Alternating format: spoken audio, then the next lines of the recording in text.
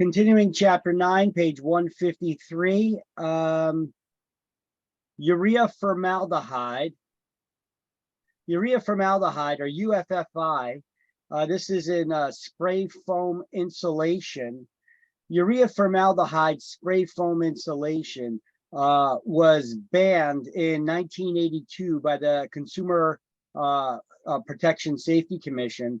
But later on, they reduced that ban to simply a warning label for those who are installing it on its packaging, because they could not prove conclusively that it causes cancer in humans, even though they do know through testing that it does cause cancer on animals.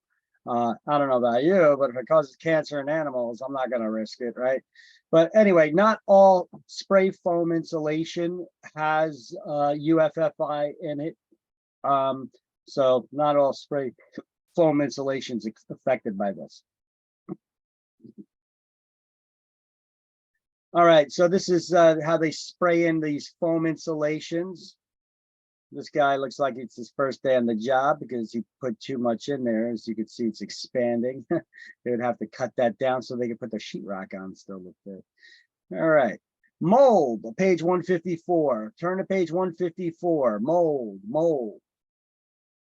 Mold can be hazardous to your health. Molds can be toxic. They can cause respiratory issues, allergies, asthma, cancer, cause rotten damage to the framing of the house.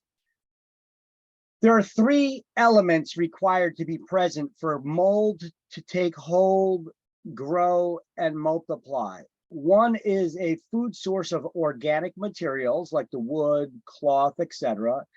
Can't remove that. Moderate temperature conditions. Mold likes to grow in the same temperature conditions that we as humans find comfortable. Not much we could do about that. However, mold will not grow in direct sunlight or in the freezing cold. Okay, it likes the same temperatures we do. And moisture. This is the only one we really have control over. Moisture. If you could prevent moisture or water intrusion into the home, and this could happen sometimes through humidity, water penetration in basements, and when you have when you're in flood zones or flood areas that have a high water table, clogged gutters, causing the water to backfill behind the walls, broken or leaky pipes, sewer backups, or if you have a bad EIFS stucco insulation job, it could form cracks and allow moisture in, and can it's a breeding ground then for it to grow. So what are the 3 elements for mold to take hold and grow? Food, temperature, moisture. Okay, you need to know this. I think there's a question on this, I think on a school exam even. All right, so let's highlight these things on page 154.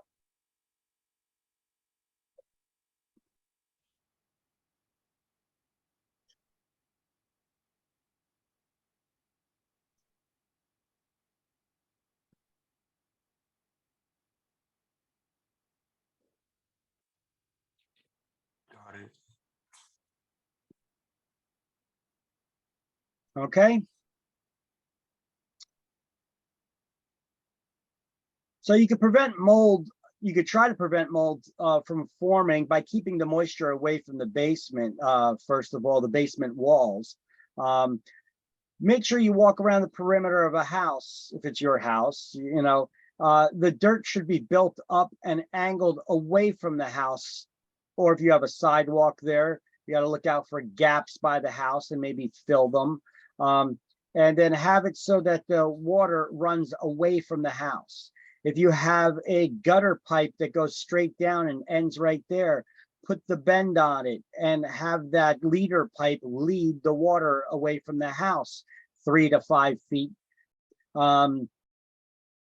In this instance, they built up the dirt, and they put a layer of plastic or rubber there, and then they put some decorative stone or whatever around that to ensure that water doesn't sink in the ground and keep the ground moist by the basement walls.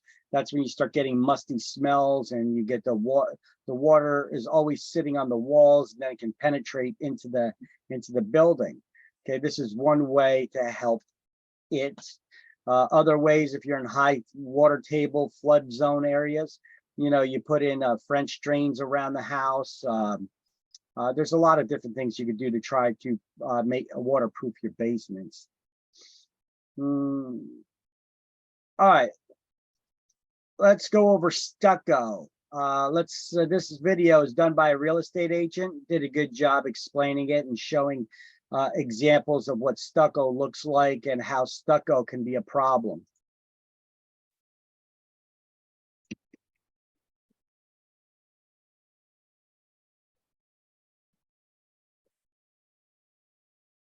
Hello, I'm Jim McElroy. I'm a licensed real estate agent in Knoxville, Tennessee, and I'm going to show you what happens behind the scenes when this beautiful stucco facade fails, to show you how we decided to repair this home's exterior. I will try to address your concerns about stucco and also provide tips on what to look for if you currently own a stucco home or considering buying a home that has a stucco exterior. Exterior Insulating Finishing System, EIFS for short, also known as stucco, is a gorgeous facade for both residential and commercial construction. It has superior insulating qualities, it is flexible, and it holds paint well. While it can add to your home's curb appeal, it is anything but maintenance-free. This is a cutaway piece of EIFS siding. It is essentially a thick styrofoam material applied to your home's wooden exterior. It receives a base coat of synthetic material fortified by a fiberglass mesh, and then receives a final coat of synthetic material, and finally a coat of exterior paint. When the application of stucco was gaining popularity in the 1980s, it was common for the installation to be faulty or substandard, later requiring extensive remediation. After remediation, it is a must that the stucco be inspected on a periodic basis and maintained routinely. The problem with EIFS usually occurs at points where the EIFS meets roof lines, windows, doors, and of course, the ground. If not properly sealed or waterproof, moisture can wick in behind the styrofoam and soak into the home's exterior wood sheathing.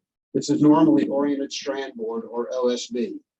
OSB soaks up moisture like a sponge and will deteriorate rapidly when exposed to moisture. As you see here, once the wood exterior is wet, it becomes attractive for infestation from wood-destroying insects such as carpenter ants or termites. Anywhere there is space for water to pass the waterproof barrier of the stucco, at windows, doors, cracks, or holes, you can count on problems. A small crack in a caulk joint will allow enough moisture to pass to cause this kind of damage. Most of the damage is hidden, but you can watch for discoloration, surface cracking, and bulging in the stucco caused by swelling of the underlying substrate. Once the stucco is removed, you can see that the main damage to this house was from water seeping in at this window behind the EIFS. You have extensive damage and deterioration to the OSB sheathing, the header of this door, and to the rim joist that supports that wall, as well as the framing inside the wall itself. Over here, closer to the ground, water has seeped in at the corners of this window and has deteriorated the OSB sheathing, also allowed infestation by either carpenter ants or termites, and there is extensive moisture damage to the framing of this wall. This is 4 2x6s sandwiched together that are roughly eaten away, and the OSB is just flaking away as well. I recommend for my clients that wish to sell or buy a stucco home to have an inspection by an EDI certified inspector. This will involve a visual inspection as well as a moisture probe to identify problem areas. Areas showing excess moisture levels will almost certainly have associated rot or deterioration. This will necessitate the removal of all of the OSB sheathing from this wall, the repair of all the affected framing members, then the installation of a new facade, which in this case will be vinyl siding. I guess the owners had enough of stucco there, instead decided to switch to the vinyl. All right, what else we got here? Carbon monoxide. It's the silent killer. Carbon monoxide. Everything in this universe is carbon based, and anything that burns, therefore, has a byproduct that is carbon monoxide, or its element is CO. So, and it's an invisible, odorless, tasteless gas that'll kill you. It's a byproduct, once again, of any product, anything that burns, it's a byproduct, because usually things do not burn or combust completely and fully. So it's a byproduct from that. It's odorless, tasteless, you can't see it, you can't smell it. And it's known as the silent killer because it just makes you very drowsy. It removes the oxygen from the air, makes you very drowsy, depletes you of oxygen. And then you get sleepy, you go to bed, you don't wake up. So state law in New Jersey requires buildings with 3 or more units to have at least 1 working CO detector installed. Most municipalities require this as well. And they require, many municipalities require a detector on each level of the house. Some require hardwired detectors to have battery backups. The New Jersey law, the new law in New Jersey requires CO and fire smoke detectors to use 10-year sealed batteries that cannot be replaced, that you cannot pull in, pull out, and tamper with. Because sometimes people pull the batteries out and use them for something else, or batteries start to die, they just pull them out because they don't want to hear the annoying beeping noise, which means that it still works. But that beeping noise is a reminder, hey, it's time to replace me, but I'm still working. Hey, it's time to replace me, but I'm still working. That's what that beep, beep, beep, beep is, This is to prevent people from removing the batteries to use for other things, okay? Periodically you should replace those detectors anyway. So if you have a smoke or fire or CO detector that's 10 years old anyway, you should probably replace it anyhow, especially if you're a house with smokers in it. You know how that smoke film covers windows? Well, it also covers the sensors in these detectors and makes them less efficient if they work at all. So let's highlight this. Carbon monoxide is a colorless, odorless, tasteless gas. It's a byproduct by burning such fuels as wood, oil, natural gas due to incomplete combustion. That's on page 154 as well. Under mold, you get the carbon monoxide. Okay. Yeah, got it. Good to go. So this law went into effect in January 1st, 2019. So it is a fairly new law still. All right, here's a video from my town where showing carbon monoxide, is dangerous. Linden fire officials inspecting the home where a 9-year-old boy died and his 10-year-old sister was critically injured. Investigators believe a basement furnace malfunctioned, flooding the home with carbon monoxide, an odorless, colorless, and deadly gas. The alarm on the carbon monoxide detector should have gone off, but the batteries were dead. It's a horrible tragedy. A lot of people don't know the problems with carbon monoxide. Just 2 weeks ago, Linden firefighters and the Red Cross went door to door here on Passaic Avenue in Linden. Volunteers offered free batteries or new detectors, but firefighters say it appears the mother here never called to claim hers. That's a very good mother, very good mother. Arlene Carolina lives across the street. She used to babysit for the 9 and 10-year-old children when their mother went to work as a nurse. Carolina could barely speak when she learned the boy had died. Said that the brother had passed away. So. Investigators say the brother and sister were sleeping in a bedroom directly above the basement furnace that was spewing the toxic gas. Their mother called 911 and tried doing CPR to save her children. For her son, it was too late. He was in 3rd grade at School 4 in Linden. The superintendent says there will be grief counselors all week. It's unfortunate and it is preventable, but these deaths occur every year. That's why it's so very important to replace and make sure that you have a carbon monoxide detector, number one, and then replace it. Well, where should you install carbon monoxide detectors? You should have one on every level of the house. But where do you install them?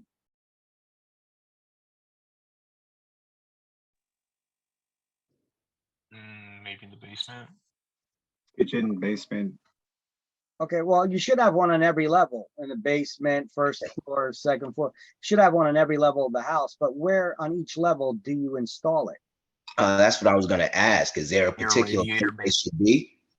See, smoke detectors, smoke detectors, fire detectors, they should be installed on the ceiling and within 10 feet of any sleeping quarters, any bedroom.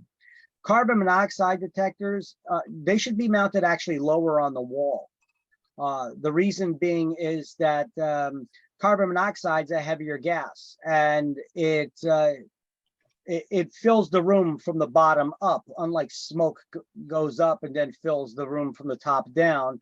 Carbon monoxide fills the room from the bottom up. So by the time that it reaches the ceiling for that detector to go off, that room is already filled with carbon monoxide.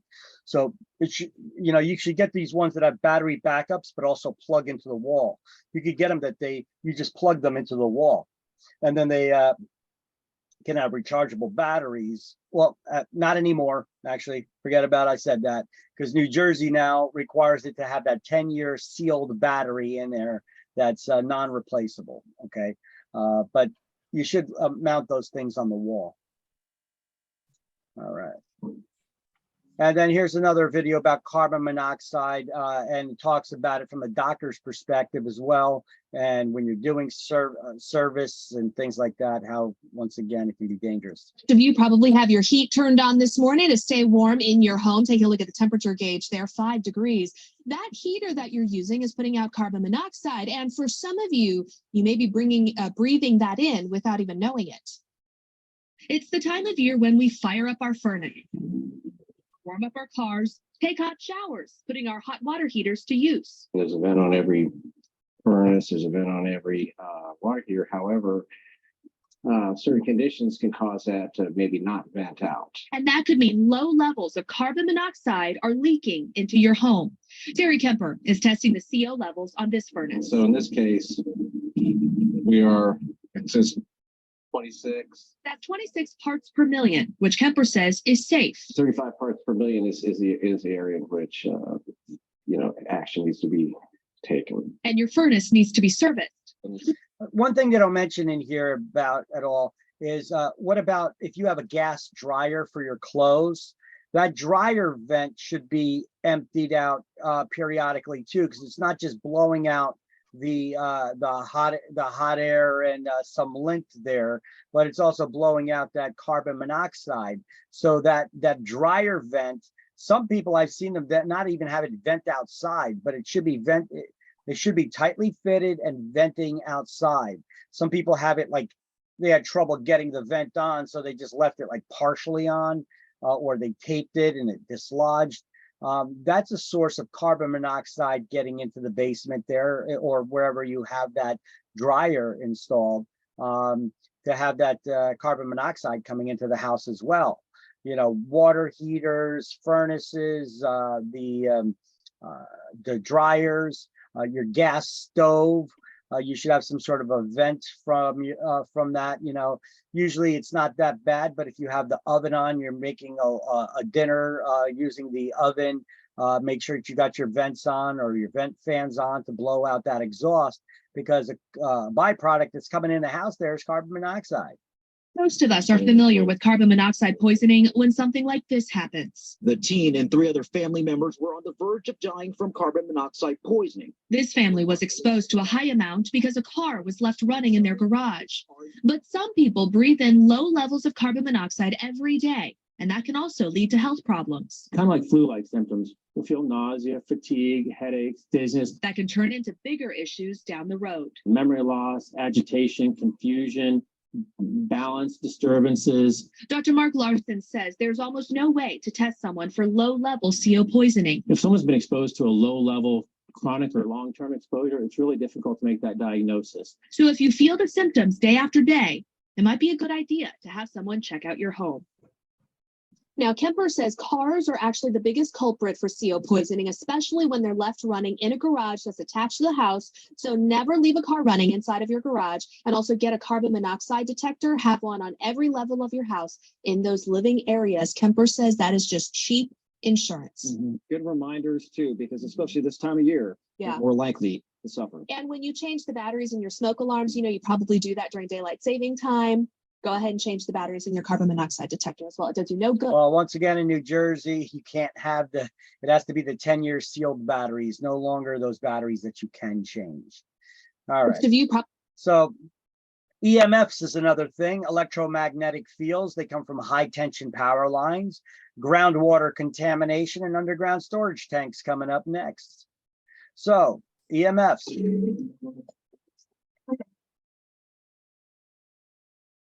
Hello, I'm Dr. Manny, and I'm here to answer your questions. Scientists and doctors make medical advances in cancer treatment every day, but we still don't know exactly why one person develops the disease and the other doesn't. We got this question from a viewer.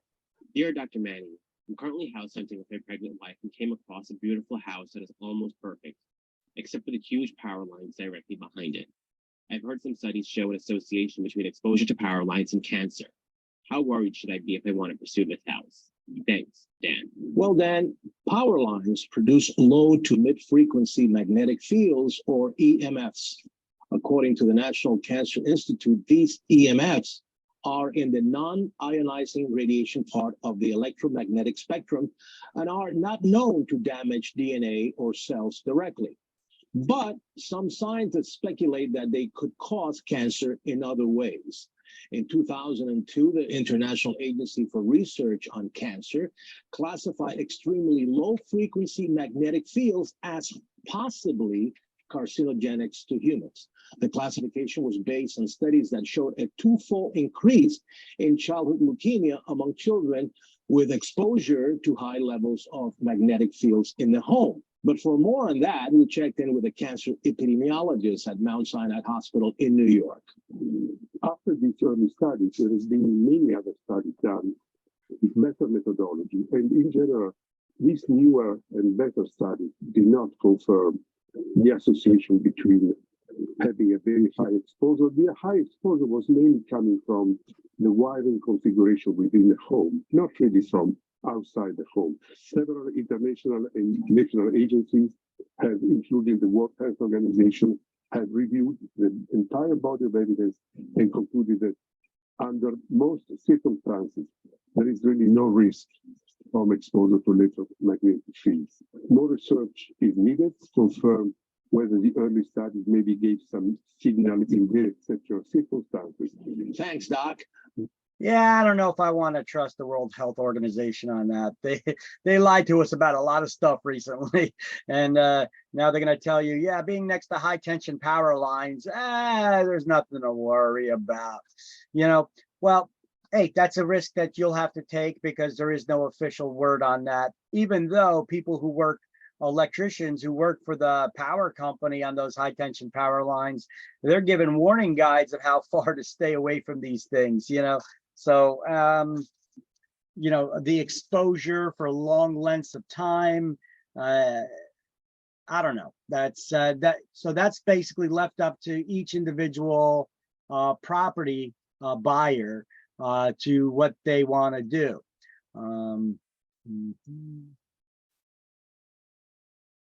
One second here.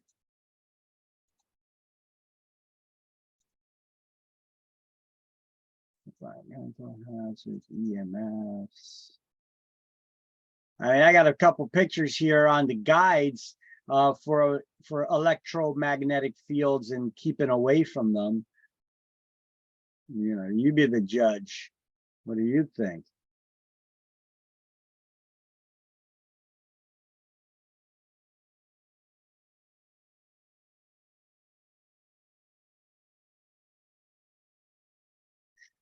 So the guide is, first of all, power companies have an obligation now. There's laws in place that require them to trim bushes back from the high tension power lines and trees as well. I'm not talking about telephone poles. Those are not, even though they have a lot of electricity and amperage going through them, nowhere near as much as these high tension power lines, those big poles that run alongside like Route 1 and 9, or the major thoroughwares that they're the thoroughfares, that they're the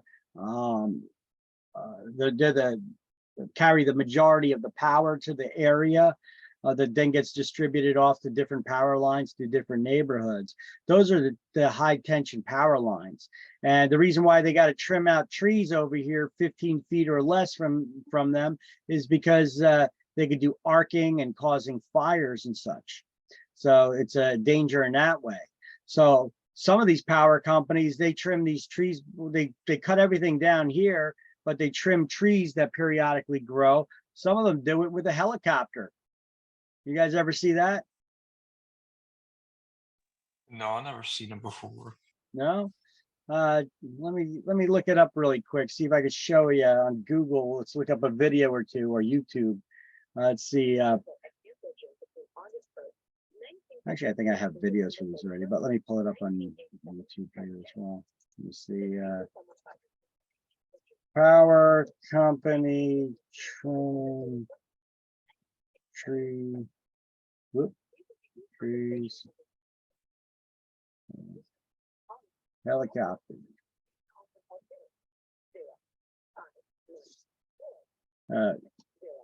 Check out some of these. Here's a short one. Let me play this one.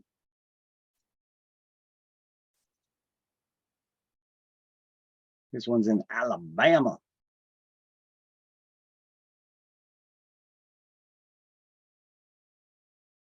All right, maybe not use that one. No. Okay.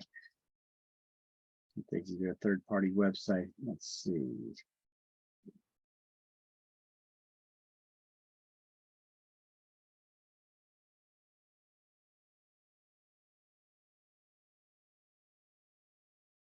It's interesting if you've never seen it. They do this in New Jersey too. It's just that it's an interesting sight to see when you come across it.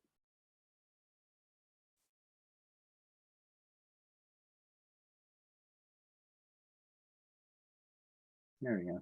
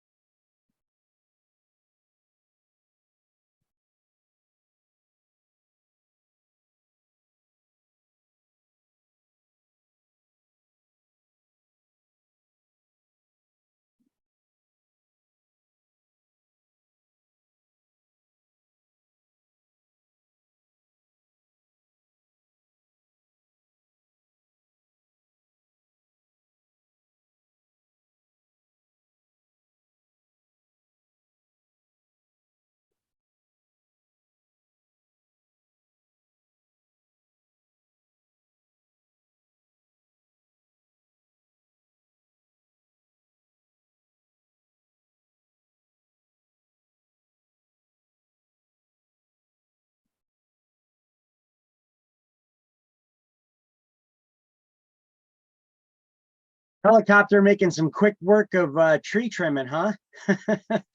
Yeah.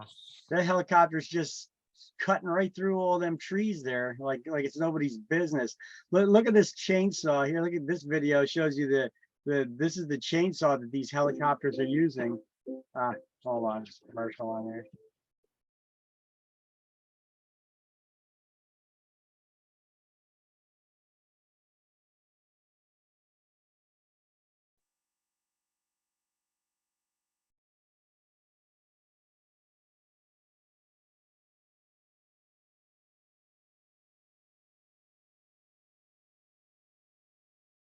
Yeah, when you got a lot of trees to trim like that, I guess that's a good solution. Get it done quick.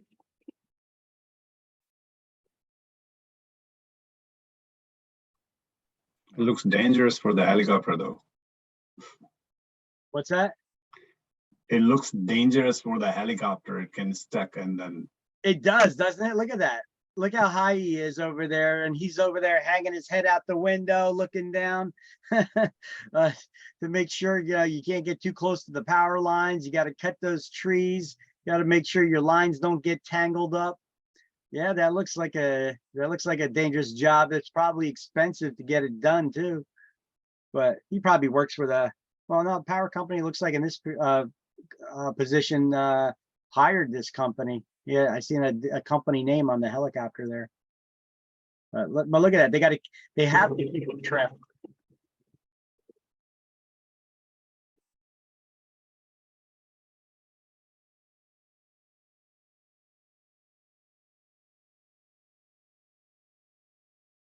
Guess you got to be a good pilot too. Look at that. Look how close it is to those lines there. They got to trim those trees back.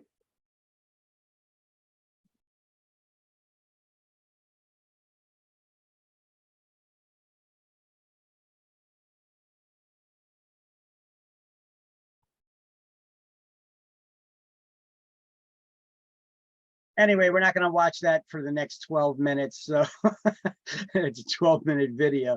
So we're not going to watch that for the next 12 minutes. But, you know, let's look at these other pictures here. We have, all right, so these are not high tension power lines, the regular service lines that come from the telephone poles, even though there are high amounts of power that are coming from them. These are not the high tension power lines that they're speaking of. But even when you're trimming your own bushes or trees, or you got to climb up on your roof or doing work or something, or you're raising a ladder to get up on your roof, be careful around watching around those service lines that come off these poles. You have a lot of electricity and amperage that are coming through there, and people have died with this. I had a girl in one of my classes recently who told me that someone in her family got electrocuted this way.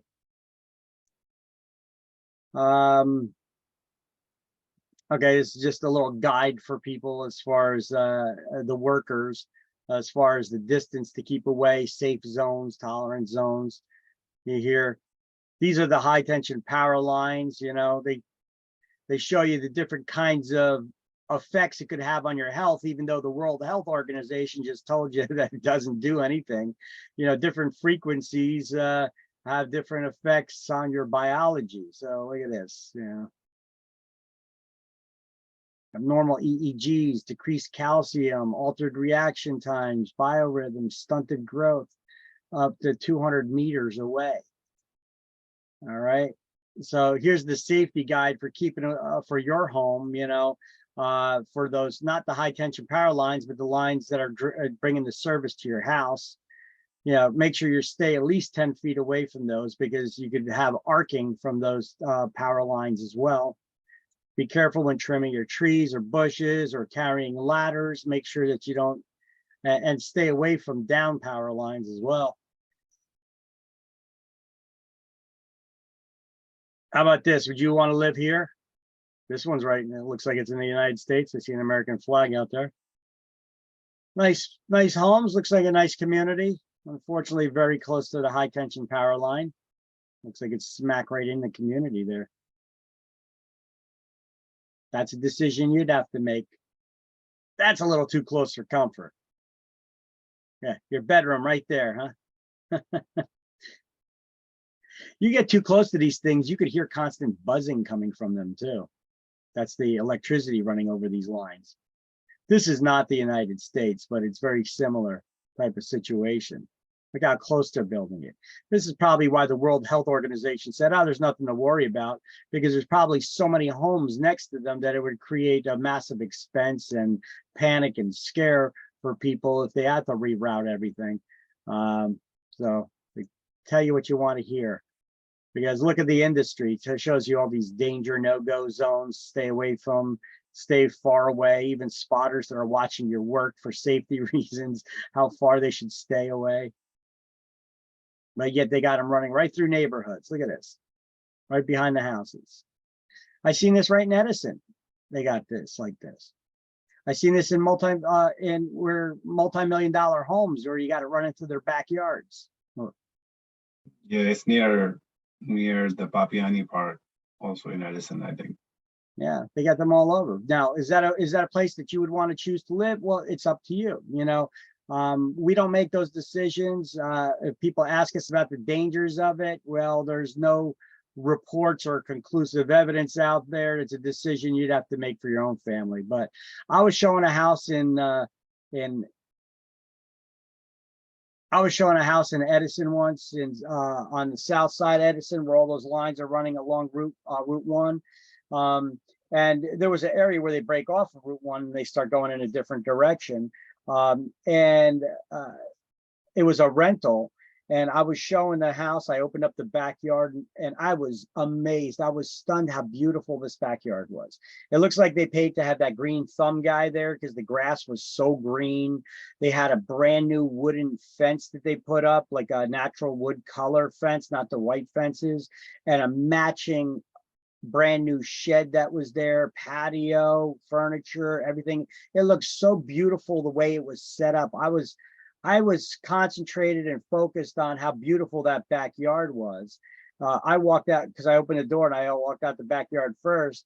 And then the lady, when she stepped out, she was like, no, absolutely not.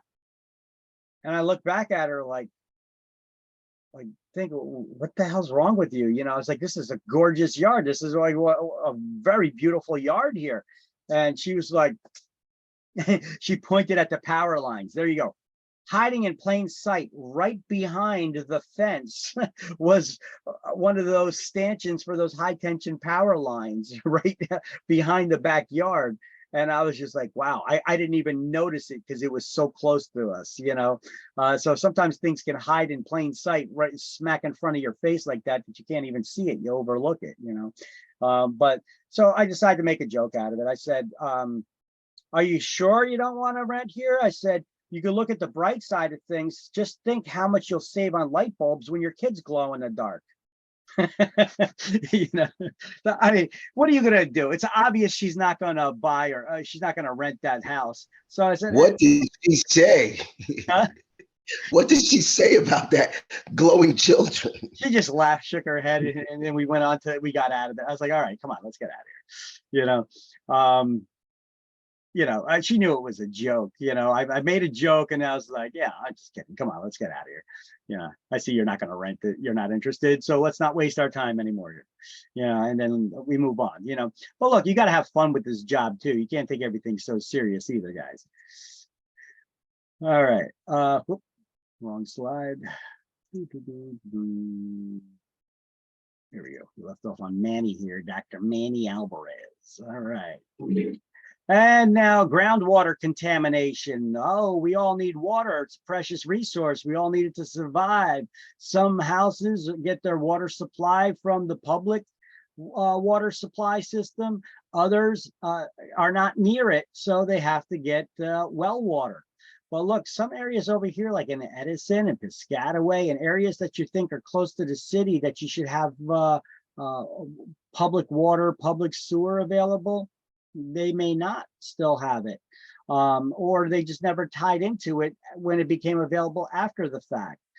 So the New Jersey Private Well Testing Act, it states that sales or leases of all property, whether it's residential or commercial, where the primary source of potable water is coming from an on-site private well, or in some cases an off-site well, if there's something like at least 12 branches or 15 branches going to different houses, that well, requires that those well water be tested by the owner and both parties sign off that they receive the copy of the test results.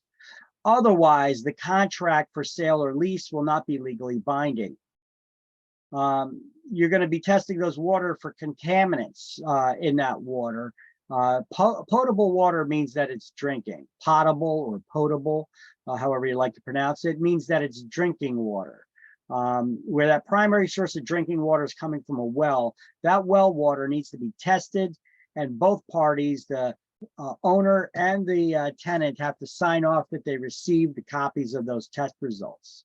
So here's some resources of where you can get information, or where I got some information about this. But here's some possible contaminants in water from private wells. They could contain arsenic, radon, microorganisms, nitrates, heavy metals, organic chemicals, other radionuclides like radon, fluoride, etc.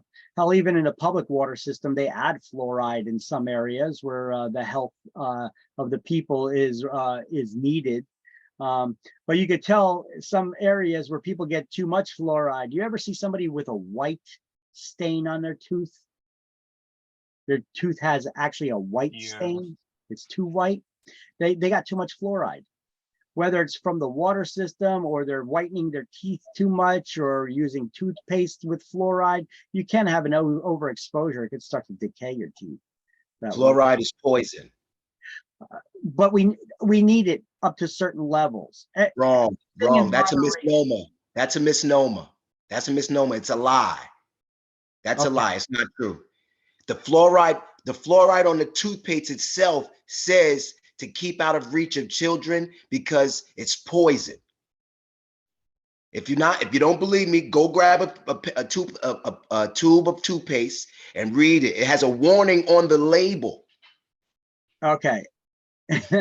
So let's highlight this on page 155, the New Jersey Private Well Testing Act.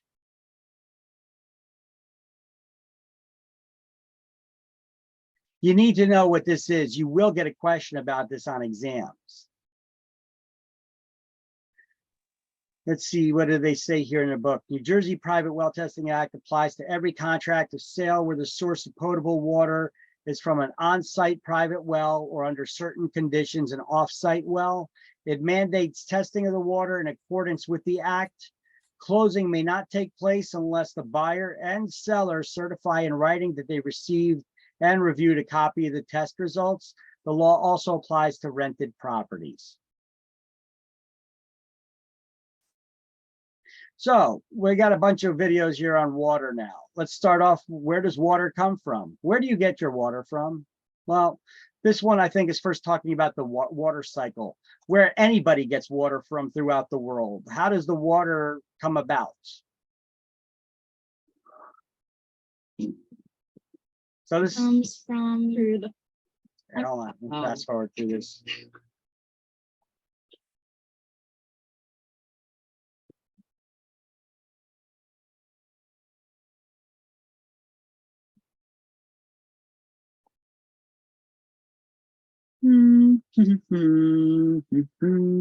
Oh, hello. You caught me singing in the rain, which is where you may have seen me starring in that famous dance scene. Wow, you've been around a long time. What can I say? I keep making comebacks. Is that your way of saying you know a thing or two about the water cycle? Absolutely. I am a bit of a water expert. Get it? Spurt, water, you know. Very funny, Splash. Hey, let's get down to business. Water is one of our most essential resources. But many people don't know where it comes from. The water cycle is the continuous movement of water on, above, and below the surface of the earth. Surface water is all of the water we see: lakes, rivers, streams, and of course the ocean. Heat and wind cause surface water to evaporate, forming water vapor, which rises into the atmosphere. Now you see me, now you don't. The higher the vapor rises in the sky, the colder it gets. The vapor freezes in tiny crystals and forms a cloud. This is called condensation. I'm flying. Water falls back to the earth as rain or snow. My precipitation skills make a big splash as the water returns to the surface. Now, things get interesting depending on where I land. That's right. If you land in the ocean, you will eventually evaporate and return to the clouds. True, but if I land on a high mountain, I'll freeze. When snow and ice melt, the water either runs off into a stream or is absorbed into the ground. That water collects far beneath the surface. We call that layer of groundwater an aquifer.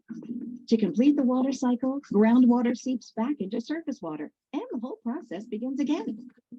To review, evaporated surface water rises as vapor, collects in a cloud, and falls to earth as rain or snow.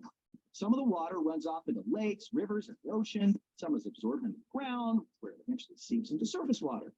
Simple. Thank you, Splash. No problem. All right, let's see now. How does the water what is this one? Water treatment. How does the water treatment process go? Where do we get our water from? How does this water get treated? How does drinking water get to your home? Wow. I'm not really sure. Probably through a series of pipes, Pipes. pipes, And all? through pipes. I have no clue. I assume it comes up through the pump in the ground. Through a filter? Gets to a house with a pump, water pump.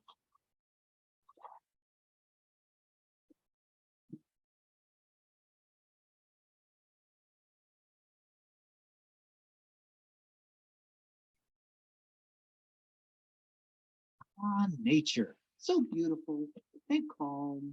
Hey, Splash, did you know that reservoirs like this are one of the places where we get our drinking water?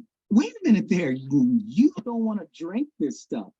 I'm telling you, I've been in a lot of water, including this reservoir. You know what's in there? Fish. You know what they do, right? They Oh, Splash, don't even go there. You know, a lot happens to this water before we can drink it. You're telling me, hey, I've been cleaned up a few times. New Jersey American Water's experts work round the clock, removing bacteria, viruses, micropollutants, and other harmful particles from the water you drink. They do such a good job that American Water often provides water service that is better than what the government requires. The treatment process begins here at the pumping station. Pumps draw raw water from reservoirs, lakes, rivers, streams, wells, or underground aquifers. Water travels by pipeline from the pumping station to the treatment facility. The first step in the cleaning process removes sediment and particles from the water with the help of coagulants. What? Coagulants are chemicals that act like magnets. They cause particles in the water to stick together. These groups of particles are called flock.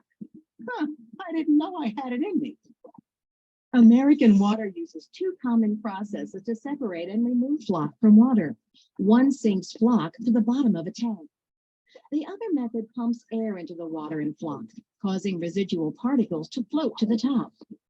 The separation of water and flock is called clarification. With either method, the clarification process removes most of the flock from the water. The next step, filtration. Whoa! Hey, watch it! Oh, can a droplet get a bruise? Wow! I just got pushed through layers of activated carbon, sand, and gravel.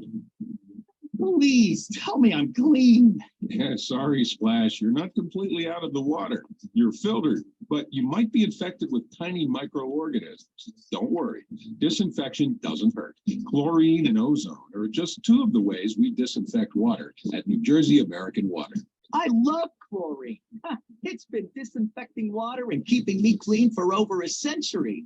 But what's ozone? Ozone is supercharged oxygen. These bubbles scrub and disinfect. Viruses, germs, and fungi don't stand a chance.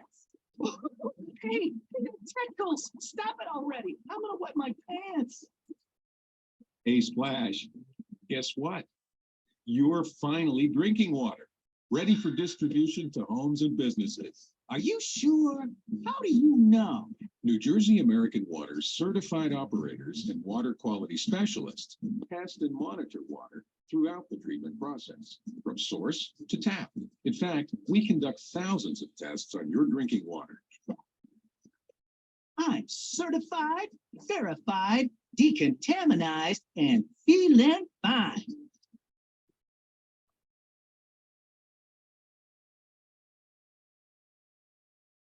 All righty, continuing on.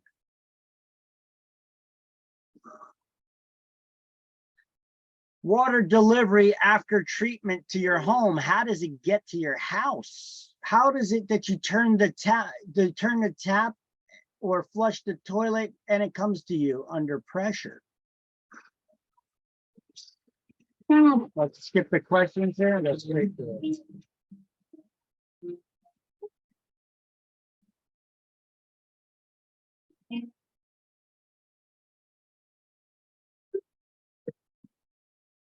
Splash. Splash. Splash, wake up.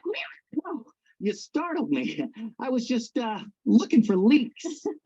Oh, Splash, it's okay to be tired. Traveling from the water plant to the tap is a long journey. You're telling me. New Jersey American Water maintains almost 9,000 miles of pipes. Not to mention tanks, pump stations, hydrants, valves. Ooh, I get exhausted just thinking about it. That's right, and each one has a big role to play. First, pumps move the water from the plant out to thousands of homes and businesses. Statewide, New Jersey American Water delivers about 330 million gallons of water to 2.5 million people each day. That's no small task. Each gallon weighs more than 8 pounds. That's right, Splash. Along the way, water towers hold thousands or millions of gallons of water. These towers help to provide reliable service when demand is high and during emergencies like power outages and fires. They also help to improve water pressure. That's good. Sometimes I need a little help. Up hills, though. You're in luck, Splash. Pump stations help deliver water to customers at higher elevations. Thanks for the boost. Like the water towers, these pumps also improve water pressure for homes, businesses, and emergency services. New Jersey American Water also maintains 45,000 fire hydrants across the state. Wow, there must be a lot of happy dogs in the Garden States. There is more. Valves located throughout the pipelines reduce the number of customers impacted when repairs are needed or breaks occur. That's really important. Not to be a wet blanket, but some of those pipes are getting pretty old. How old are New Jersey's water pipes? Probably old, hundreds of years old. 300 years. 600-700 years old. I have no idea. 20 years old? A lot older than me. Hopefully they're not that old. They're not as old as George Washington. New Jersey American Water's pipes range from less than 1 month to over 100 years old. Here we have the historic district. These pipes were installed in the early 1900s and are still serving customers today. Yeah, some pipes like this still work, but they're getting old and they won't last forever. You're right, Splash. That's why New Jersey American Water has invested more than $150 million each year to improve its systems. Of that, $40 million is spent each year on replacing and fixing old pipes and equipment. But even that's not enough to keep up. At that rate, it will take hundreds of years to get to them all. Hundreds? That's a long time. Won't the pipe start to break before then? Yes. And fixing breaks can cost 10 times more than replacing pipes. Wow, so investing in our water systems is more important than ever. That's good. I could use a raise. Don't get too excited, Splash. New Jersey American Water still costs less than a penny a gallon. But if we want to replace these pipelines and upgrade facilities at a faster pace, we'll need to invest more. That's okay. We can all benefit from new pipes, tanks, pump stations, fire hydrants. What are you still doing here? Your break was over 10 minutes ago and I need you at pump 6. Uh-oh, I'm in hot water. Okay, so obviously, water is still fairly cheap, and they do a lot of water treatment there for us.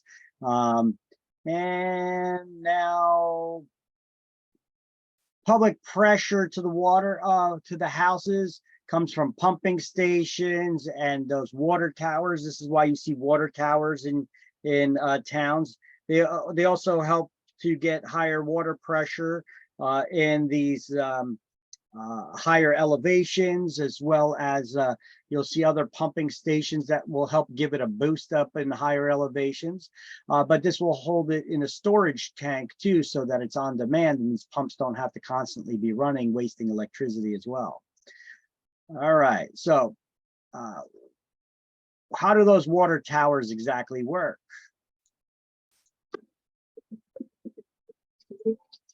At New Jersey American Water, we work hard to keep your life flowing. One question we're sometimes asked is, what do water towers do? We have nearly 200 water towers across the state, and they provide water pressure throughout our system. Each foot of height provides almost half a pound per square inch of water pressure, so they must be tall enough to supply the needed pressure to customers in the area. The tanks themselves are quite large and can hold upwards of 10 million gallons of water. That's over 300 times the amount of water in an average swimming pool. Water towers are also used as storage to help supply extra water when a lot of people are using water at the same time, like in the morning and evening when people are taking showers, using the bathroom, and cooking. During the middle of the day and overnight, when less water is being used, we restore levels in the water towers so they are ready to be tapped again. Or for emergency purposes when the fire departments are pumping waters to put out fires as well. One more way we keep life flowing.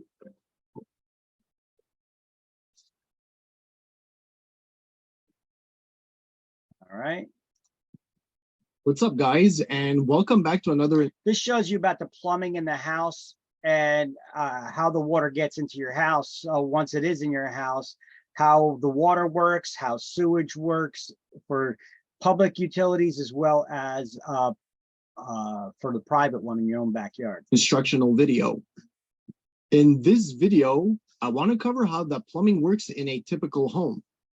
Everything we do pretty much relies on plumbing when you think of it for a second. Whether it's washing your car or brushing your teeth before going to bed, you're using your home's plumbing system. A home's plumbing system is composed of 4 things: waste drains, waste vents, potable water, and rainwater management. So let's go through each process one by one and talk about what they do. Let's start off with the drains. Most homes have either ABS, PVC, or cast iron drain pipes and vents. These pipes are connected to all the fixtures in the home, such as toilets, sinks, bathtubs, and showers. When the fixture is used, the waste is carried inside these drain pipes that have a slight slope to them down the main drain, up until it reaches the municipal drain under the street. I'll also show where this waste goes later in the video. Every here and there, you'll find cleanouts like this. These are what give you access to the inside of the pipes in case there's a blockage.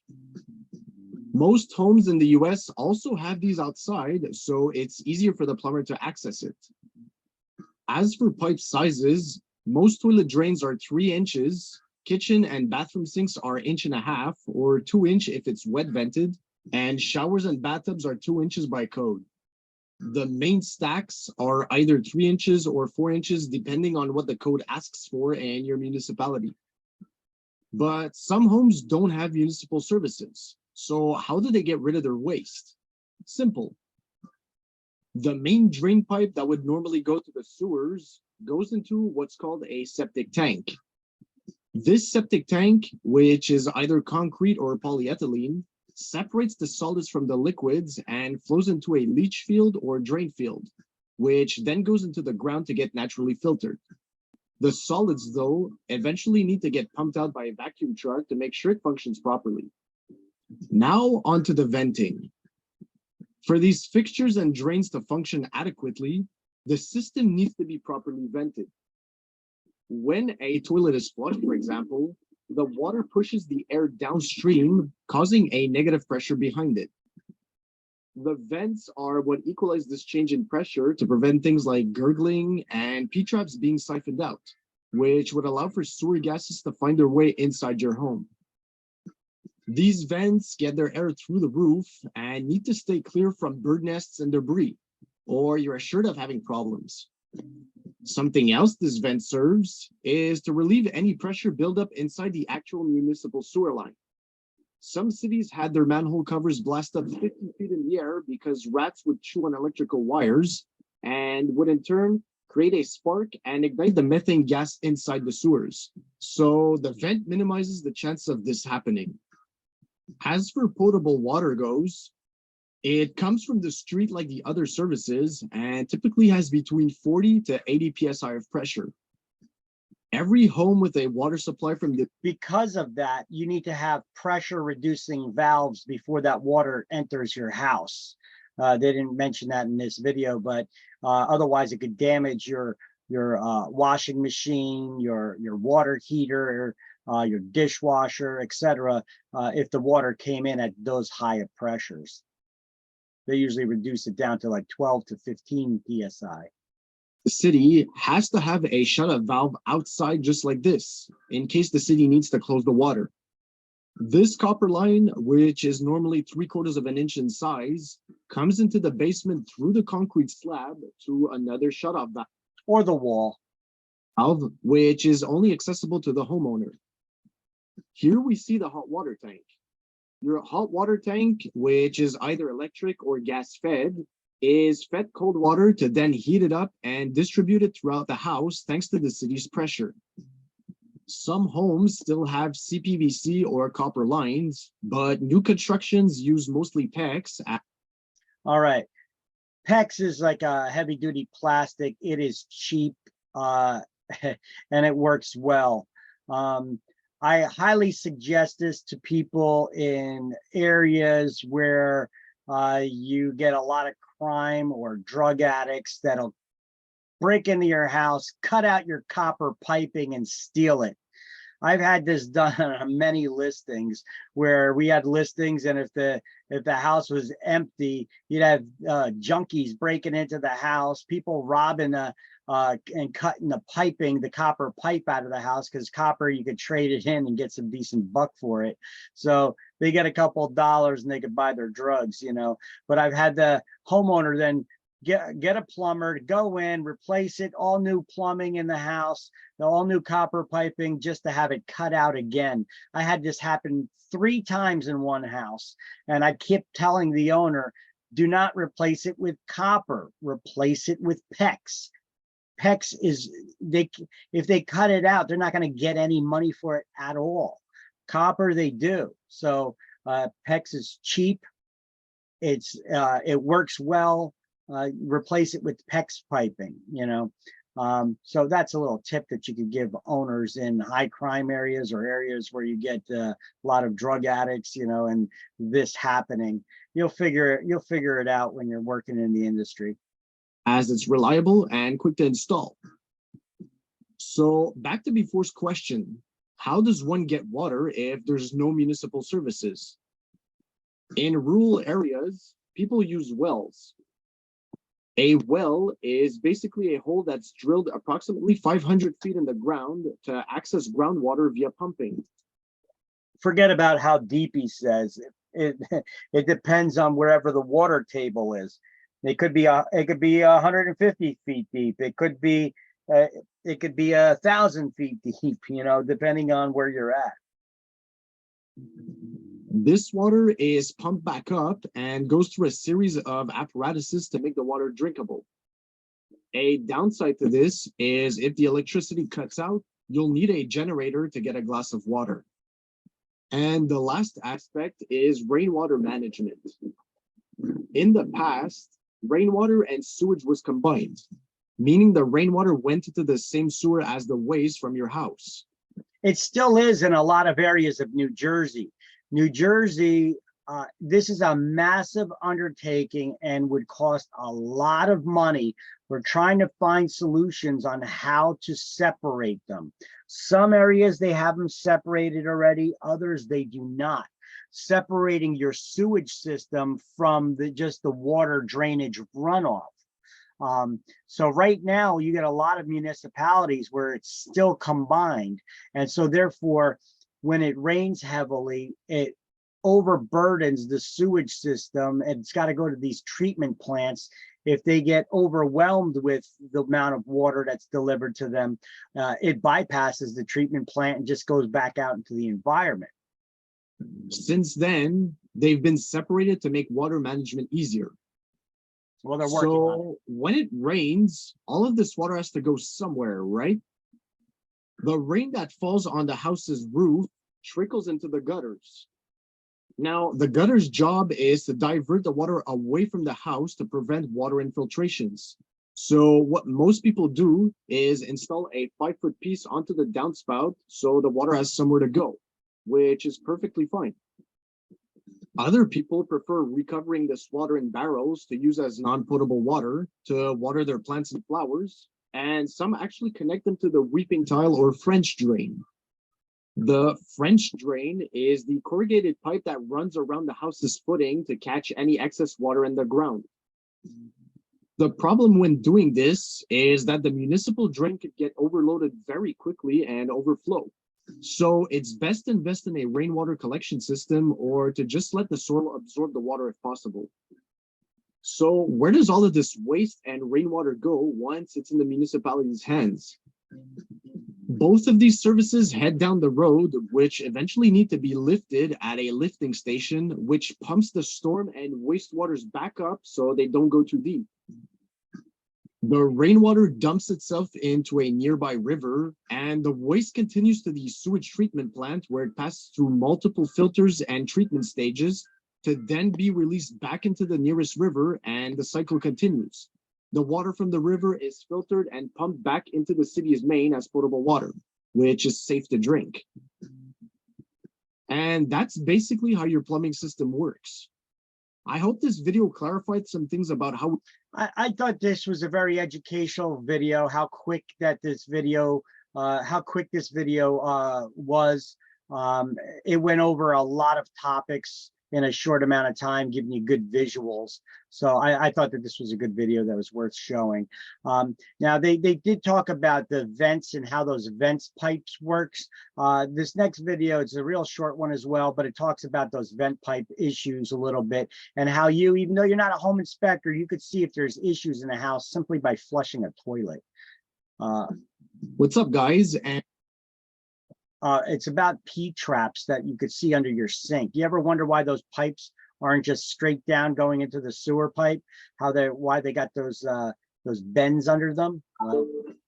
There you go.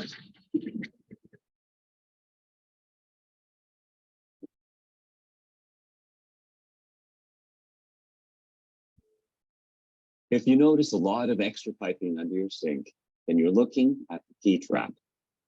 P-traps are named after their shape. They use a small bend in the pipe to trap water, creating a seal. This trap seal prevents sewer gases and odors from leaking into your home. As water drains through the P-trap, air is pulled from an outside vent to equalize the pressure.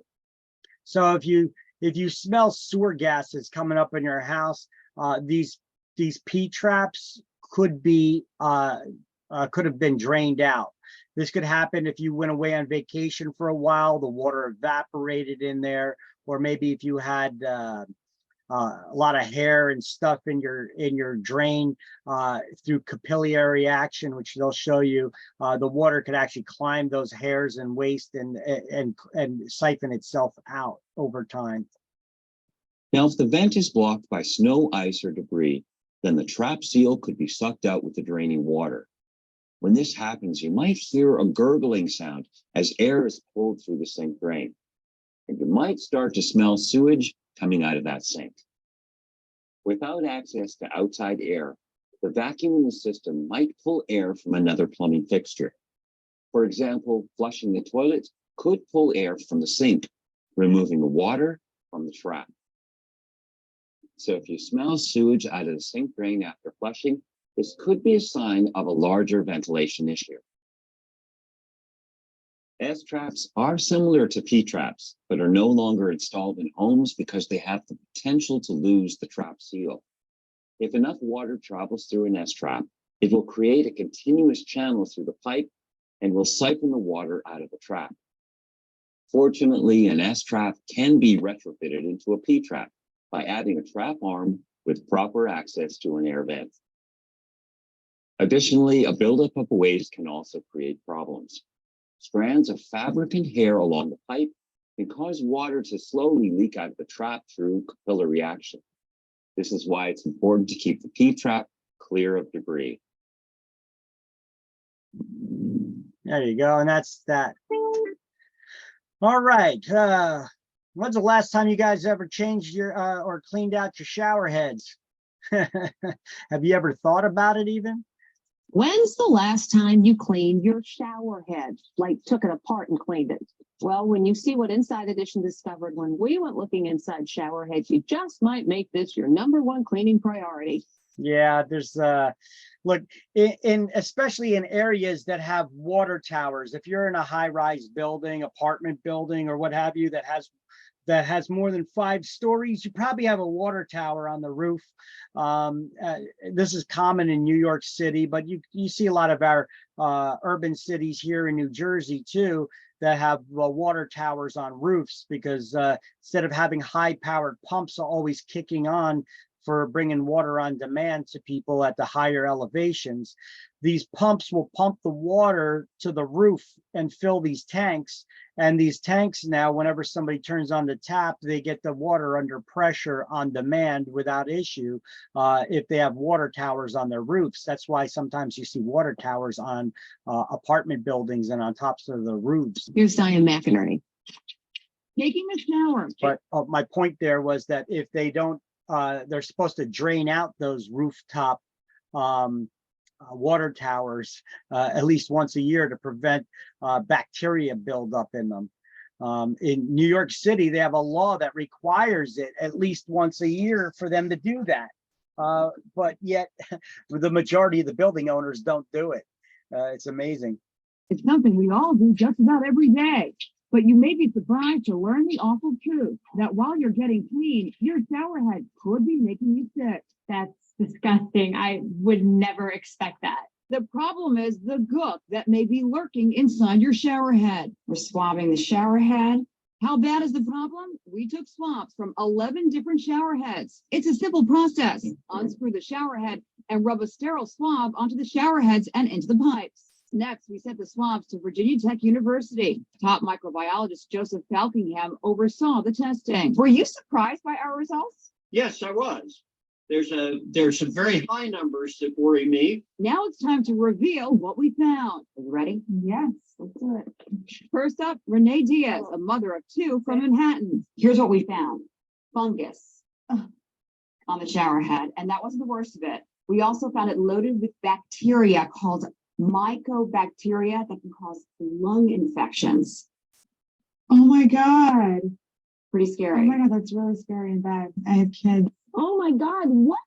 This mom, Lara Alcantara, had the same reaction when she was informed her shower head had fungus and was loaded with mycobacteria. I mean, I'm a pretty clean person. I would have never thought that there would be fungus or any other crazy bacteria in my shower head. Both moms wanted to know what to do next. How do you fix it? Like, how do you get rid of that? That is gross. So how do we clean it? Here's what you can do. Soak your shower head in undiluted bleach for 30 minutes once a month, and then thoroughly rinse it off. And if you do that once a month, the number of mycobacteria are very low. Ugh. About 30,000 mycobacteria infections are diagnosed every year. When's the Interesting little factoid there. All right. How do wells work? Where do people get their water when they have well water in their house? See, things like this, you know, you're not going to get questions on this on exam, but this is important stuff to know if you're going to be in the real estate business. It's basic stuff. For many people in the world, they get their water supplied to them through a central supply system that feeds to their pipes in their house or apartment. However, for the rest of the world not hooked up to centralized water, they get their water through private or public wells. Wells are some of the most essential components to developing a sustainable society. They provide a clean and reliable supply of water for drinking, bathing, and irrigation, even in locations where water on the surface is scarce. Wells are essentially just holes in the ground filled with water, but they have more complexities than meets the eye. Let's take a closer look at how wells work. Wells historically have been dug by hand. They essentially are just holes in the ground whose depth goes below the water table. The water table is the level of groundwater below the surface. Nearly everywhere on Earth has a water table below the surface, but in some places it's a few feet, and in others it's a few hundred or even thousands of feet. The water table isn't just an underground open lake, though. It's dirt and rock like everywhere else, except the groundwater fills the space in between the particles. In days of old, workers would just dig a hole until the hole started filling up with water. As long as the hole depth stayed below the water table depth, the hole would continuously fill with water. Many wells in remote places are still dug by hand, but now most are dug by drilling machines that can create much more uniform and far deeper wells. All of that said, let's dive into the few different types of wells in a little bit more detail.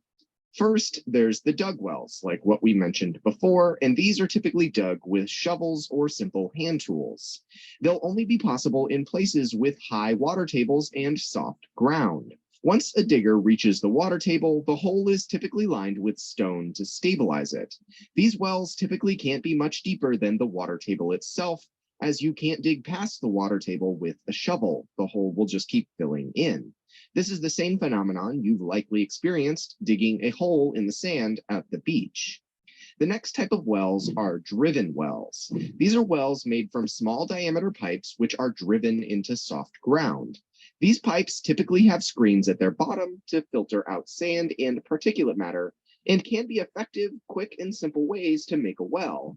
However, they do have some drawbacks. They can really only reach shallow water, and contamination from the surface can easily occur.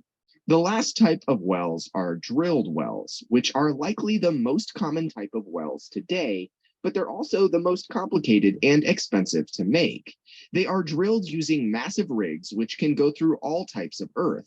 These wells are typically very deep, upwards of 1,000 feet, and are used to reach very deep water reserves. Now that we've gone through the different types of wells, let's learn a little bit more about how they actually function.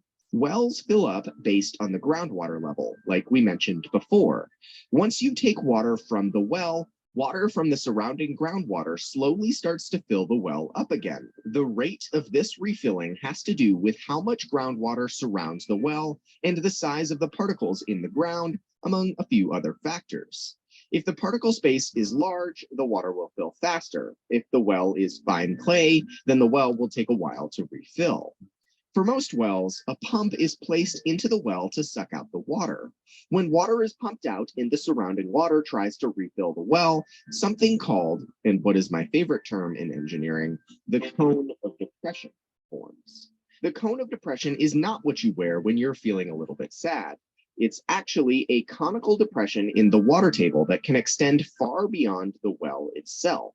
In fact, if a high flow rate well is installed too close to another well, the first well's cone of depression can draw the surrounding water table down so far that the neighboring well no longer works. There are formulas engineers use to calculate and model cones of depression when designing wells, which is crucial to make sure your well doesn't adversely affect anything else in the surrounding region. It's also crucial to make sure that your well doesn't overpump the water table. If you suck too much water from the ground, eventually the ground can compact and the water table will drop permanently. This settling can cause the ground elevation at the surface to go down. You hear that? Overpumping wells can actually cause the ground level to go down. And the funny part is, once again, this is in areas where people are complaining that the sea levels are rising. So is it that just the sea levels are rising, or is it also that the ground level is sinking, or a combination of both, you know? So remember, I told you that the earth is not perfect sphere. It's not perfectly round. We have our mountains, we got our valleys. We have, in some places, the water level rises, in some places it goes down. Some places the water level comes back, some where it goes down, some places it doesn't. And in this instance, if you're over pumping wells, they're showing you an image here in California, where in, what is this, 1925, the water, the ground level used to be up here. But because of the pumping of the wells, the ground level has actually sunk. This is in 1977 down here. Some cases, many hundreds of feet over years of well pumping. This has occurred in regions of the US, like in California and towards the West Coast. While there are a plethora of public wells that supply water for entire cities, let's focus on private wells to understand a bit more about what goes into them. Many people across the world supply their own water through private wells. These wells will be drilled near their dwelling and will have a screen at the bottom to filter out grit, a submersible pump placed at the bottom of the well, along with electrical wiring to power the pump. There will typically be a tank above ground that pressurizes the water, giving your house pressurized water to use in sinks, faucets, toilets, and showers. It's really as simple as that.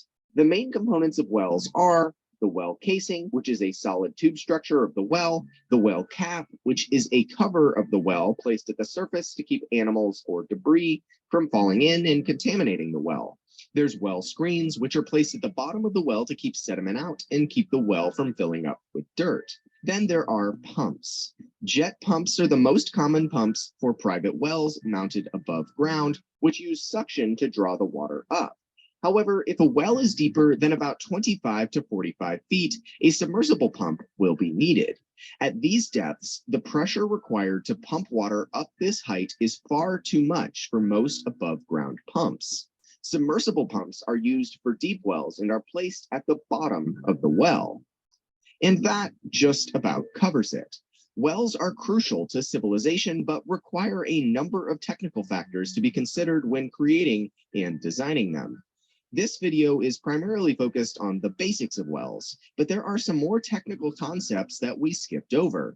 Things like aquifers, waterhead, calculating flow rates, water volume, and other uses for wells beyond purely water collection, to name a few. Hopefully, though, this was enough to give you a good introduction to the science and engineering of water wells. They're interesting videos, to educate you a little bit on it. I'm not assuming everybody knows everything about the sources of the water and how they're coming to the houses. So it's interesting to understand some of the basics when getting in the real estate industry. Now we all heard about contamination in the ground, arsenic as one example. Arsenic, once again, this is another element that is not man-made. It's abundant in the environment. Water pollution is a common environmental problem in the world today. Often we think of water pollution as caused by human activities, as was the case for the recent water crisis in Flint, Michigan. But is all water pollution caused by humans? Not always. For example, groundwater contamination by arsenic is a natural occurring process and is becoming a worldwide environmental issue.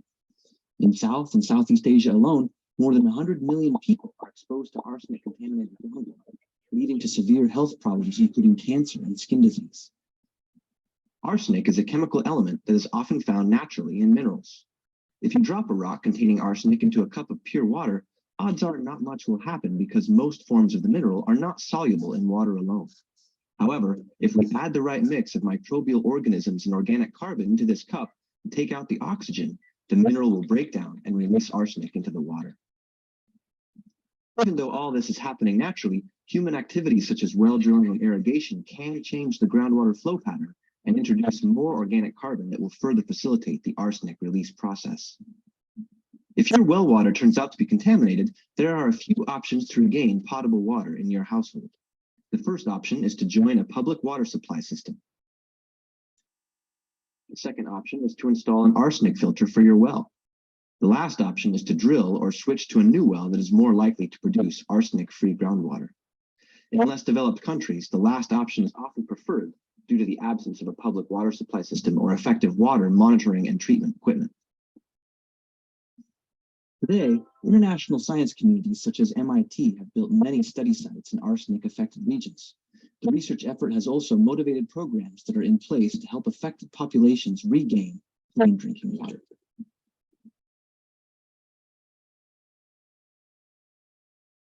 All right, now New Jersey specifically, I cut back on some of these videos that I showed. I used to have a lot more than these about this stuff, but here's one. New Jersey actually has the New Jersey Housing Mortgage and Finance Agency, and they could give interest-free loans up to $10,000 for homeowners who their primary source of water is coming from a private well, where they could get water filtration systems installed in their homes.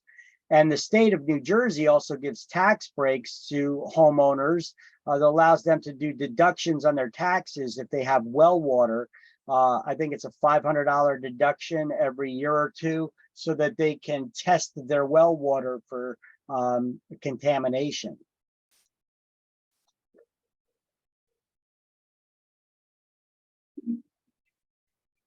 So you found out you have unhealthy levels of naturally occurring arsenic in your well water.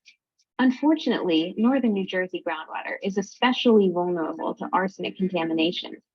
There are two types of arsenic to watch out for, arsenic 3 and arsenic 5. The most effective treatment methods remove both types of arsenic. Installing any of these systems into your home can be an easy and affordable investment in the health of your family and the value of your home. In this video, we will explain 2 effective treatment systems and how to maintain them in order to keep this toxin out of your home. Whichever system you choose, be sure to test annually to help determine if treatment units need replacement. The point of entry system treats high levels of arsenic in your water through a tank system. All right, see this right here?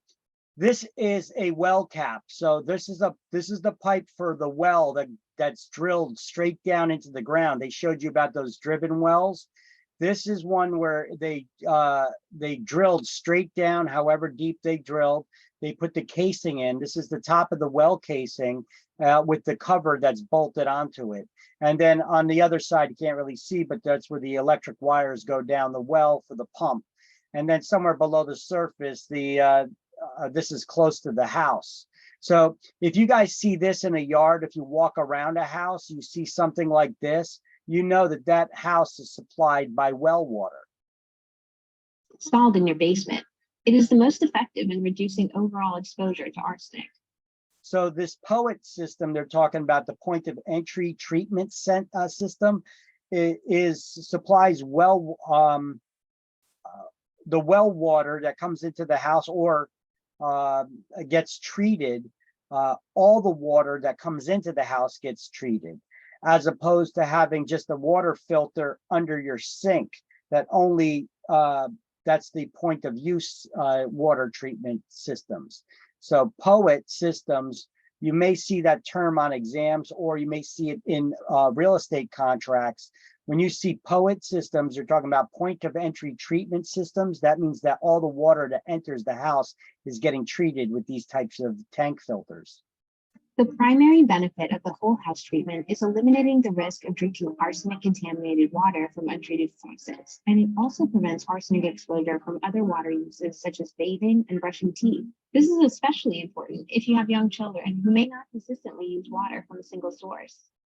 And in this case, you're looking at a larger filter, several feet in height, and it's traditional to the same type of tanks that are used for people to use in their house for softening the water. So we're using the same type of apparatus, and we put the media into those tanks. And then there's a valve that is placed on top of that tank that operates the system and makes sure that the homeowner has the easiest operation to handle. The system is comprised of 2 tanks, each that contain ferric oxide media, granular ferric oxide. The first is the inverter tank that takes care of the majority of the arsenic as it comes in. And the second is the safety tank, where we're gathering the arsenic that may make it. This does the primary job. And again, this is The installation process takes only a few hours, and maintenance is simple. Though the installation cost for the point of entry system is the most expensive, the New Jersey Housing and Mortgage Finance Agency offers interest-free loans to help you cover the cost. The media inside of the tanks only needs to be replaced every few years, leaving the average maintenance cost to be less than $1 a day. Point of use systems use under sink cartridges to remove arsenic. The system provides treated water for drinking and cooking use from one tap only, usually the kitchen sink. Maintenance is very important to ensure that the filter continues to work and generally only requires changing the cartridge once a year. That being said, this point of use system does not protect your family when they are drinking from other taps that provide water for bathing, showering, and brushing teeth. When we found out that the water in our home is contaminated with arsenic, we decided that the point of entry system would be the best option for us. Now, my husband and I generally drink from the kitchen tap, but we were worried with having a small child at home that she might be drinking from other faucets in the house that would be untreated. Now, the only downside to the point of entry system really is the initial cost. But luckily, there are no interest loans available from the state, so we didn't have to wait until we had that extra money available in order to start treating our home immediately. When we got the treatment system installed, we were told that both testing and maintenance are both really important. Once a year, we'll go down to the basement and we'll check the water between the 2 treatment tanks, and then we'll also check the water at the kitchen tap. We'll call up our treatment company whenever we need help changing out the sediment filters or every few years when we have to replace the tanks. So we understand that the treatment medium doesn't last forever. All in all, though, we are able to treat all of the water in our home with an average long-term maintenance cost of about $1 a day. You've already tested your water and found it to have high levels of arsenic. The next step is to find a treatment system that fits the needs of your home. Installing a system is easy, affordable, and will increase the value of your home. There are several questions you should ask your treatment professional about the system they will be installing to ensure that you get the right fit for your home. Make sure the system you are having installed treats both arsenic 3 and arsenic 5.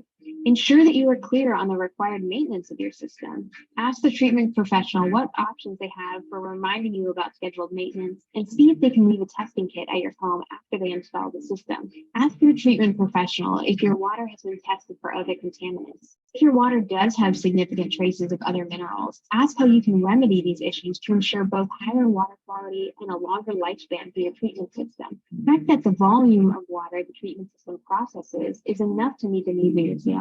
To protect yourselves and the ones you love from the harmful effects of arsenic, it's crucial to not only install a treatment system, but to maintain it as well. Be sure to test your water annually, even after you begin using your system, to make sure your system is still working. To get more information about how to have these treatment systems installed in your home, please visit our website by Googling the New Jersey Arsenic Awareness Initiative. Once there, you'll find resources you need to protect your home, including 0% interest financing options offered by the state of New Jersey. Check the treatment options page for treatment professionals near you. Use the checklist to remind you what questions to ask when considering which system to install.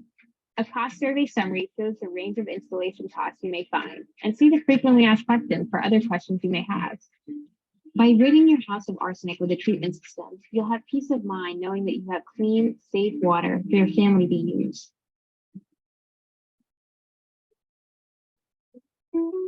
All righty.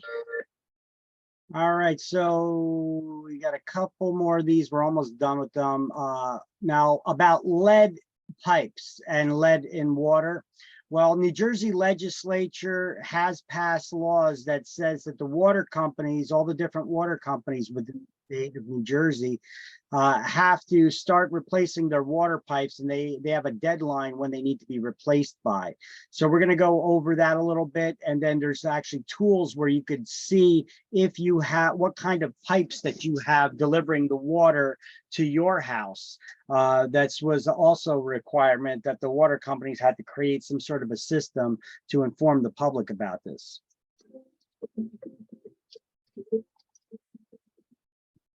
New Jersey American Water, our business is water. One question we're often asked is there lead in my drinking water? Lead is not naturally found in drinking water. However, lead is sometimes detected in water from older homes and businesses built before 1986, when the Environmental Protection Agency banned the use of lead plumbing. We treat, sample, and closely monitor our water at various points throughout the system to ensure our water complies with all state and federal regulations. While the water coming into your home does not contain lead, if you have lead pipes, your risk of potential exposure to lead increases when the water sits unused for several hours. You can also reduce your potential risk of lead exposure by letting your cold water run for 30 seconds to 2 minutes before drinking or cooking. Water quality and customer safety have always been top priorities here at New Jersey American Water. And with such high quality, strictly regulated, and safely treated water available at your tap, why waste money on bottled water? Learn more about lead and the quality of your drinking water at newjerseyamwater.com/leadfacts.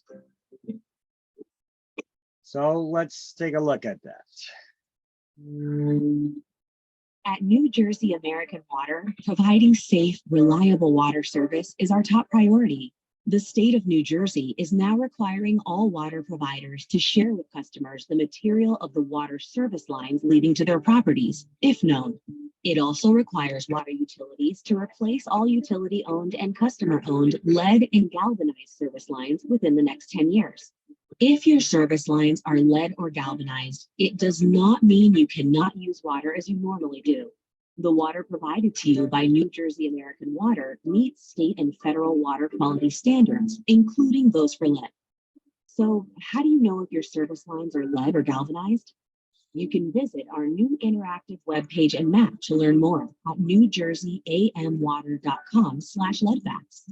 Here, customers can enter their address to learn what their service line material is. Simply click on the map, agree to the terms and conditions, and hit OK. Then click on the Find Address field and enter the address. The map will zoom in on the address and show the service line material on the utility and customer side. If your customer-owned side is identified as unknown, or you believe it is not accurately identified, we invite you to help identify it and report that information to us. Follow the directions provided, upload a photo, and submit. Below the map, you'll find more information and resources.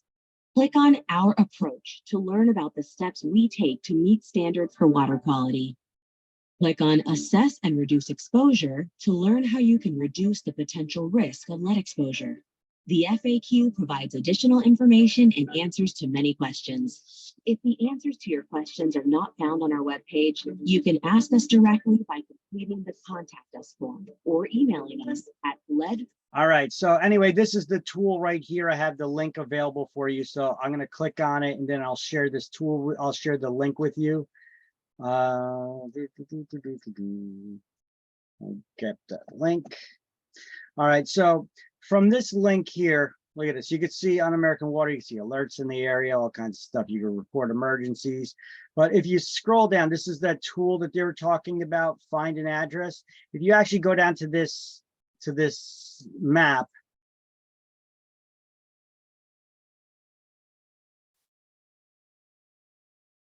you guys are all here, right? Yeah. Yes. All right. You click right here, find the address on this map. You got to wait for a second for it to load up, and then it'll be an interactive zoomable map where you could see the, you could either plug in an address in here now, after you click on agreeing to the terms, or you could just zoom in on the map to the service areas where New Jersey American Water covers. And then there's other water companies in the state as well.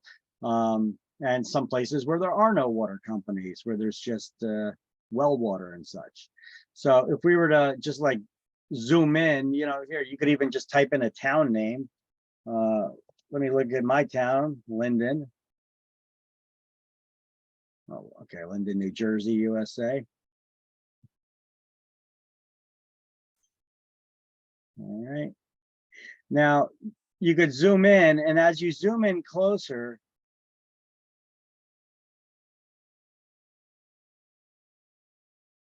you could see these round dots on with two halves to them, right? Like this one right here, the black side, the color coding, that means lead pipe. The white side means unknown. If it's light blue, that's fine. I think if it's orange, that's galvanized pipes. You zoom out a little bit, you could see, okay, see this one has galvanized pipe. Now if we were to click on any of these,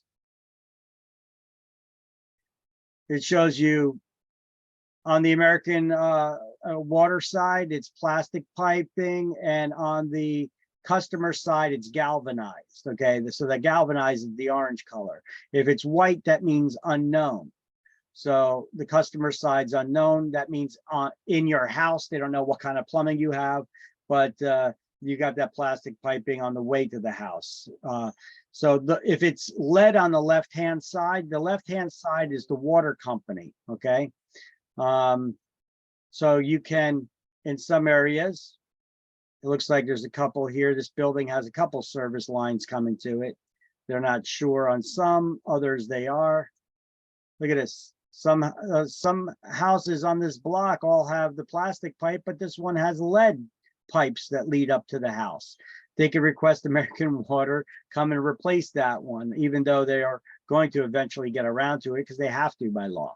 So let me share this link with you for how you could check your address, plug your address in there and find out what you have coming into your house. Okay. And that's that interactive tool. I believe I also posted this on our Facebook page for you guys to look up as well.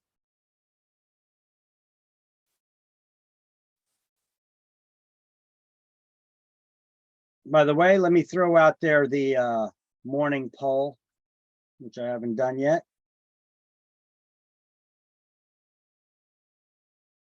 Everybody could answer that morning poll, please.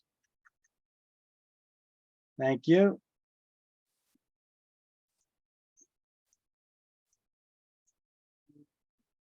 All right, USTs, these are underground storage tanks. USTs or underground storage tanks. What do we store underground in storage tanks? We all know about heating oil, right? Heating oil. What about human waste? You got septic tanks. But what about commercial properties? They have all kinds of chemicals, from dry cleaning chemicals to all kinds of manufacturing chemicals to you name it, you know. So there's a lot of different types of things that can be stored in tanks underground. But the EPA, as well as the New Jersey DEP, requires that when these tanks are no longer used, they have to be properly decommissioned. That means they have to be emptied, cleaned out, filled with an approved aggregate, if not completely removed. And the soil around them needs to be tested to ensure that they have no contaminants have leaked into the soil around them. Unfortunately, our wonderful politicians that are all about the environment. I mean, listen, don't get the wrong idea. I like a clean environment, okay? But you got to live in reality.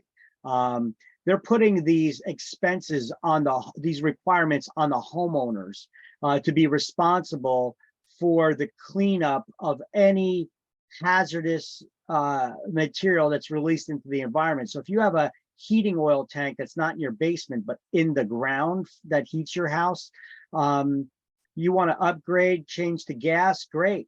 Now you got to be careful. You should consult with experts before you go take any action first.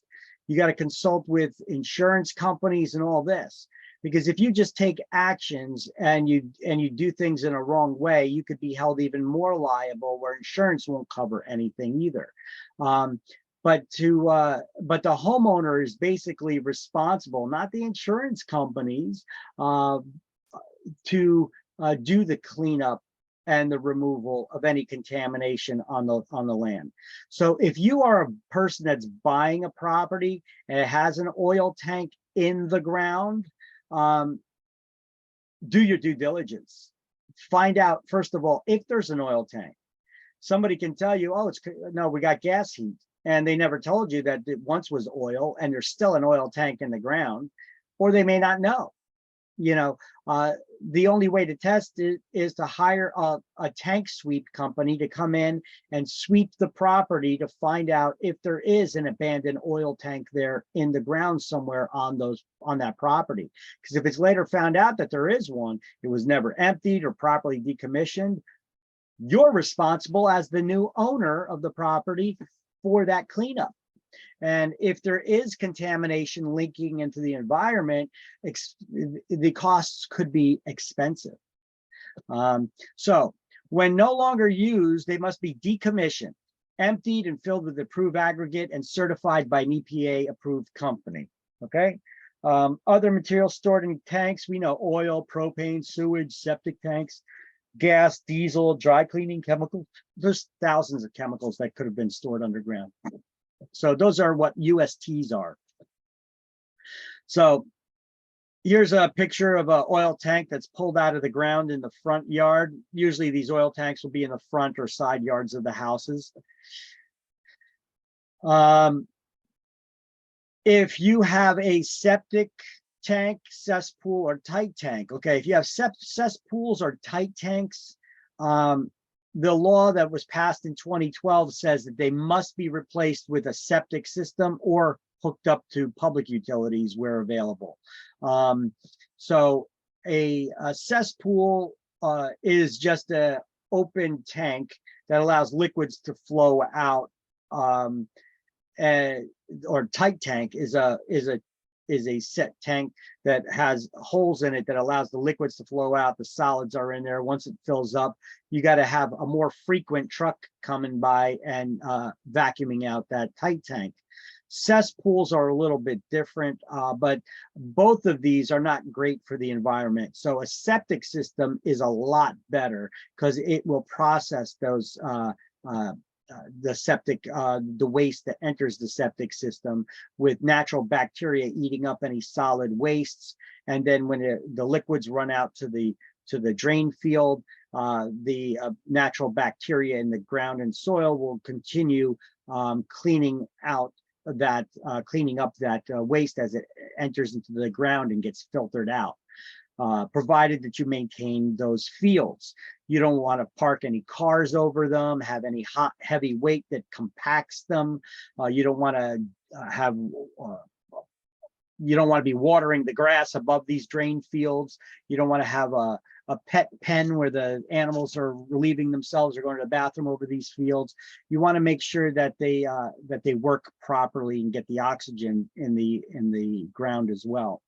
So New Jersey standard for this just basically says that it needs to be replaced if you have a cesspool or tight tank. Okay, that's just for your own edification. You're not going to get anything like this on exams having to know that yet. This is research I did. All right, this is your basic septic system. You know, it'll be close to the house.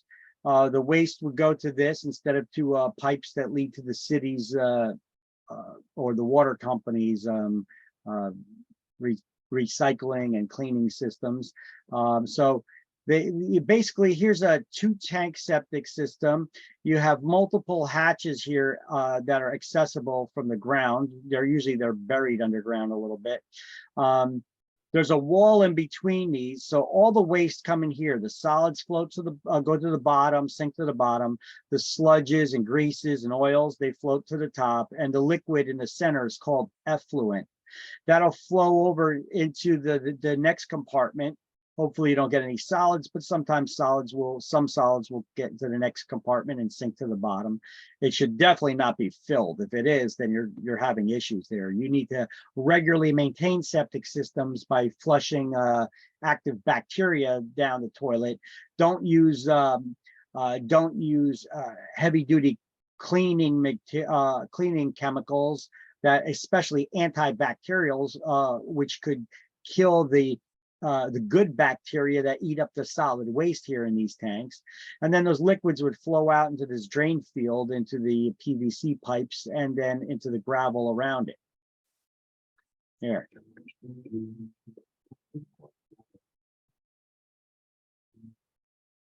This is a basic, I know this is not from New Jersey, but septic systems work the same way anywhere, so.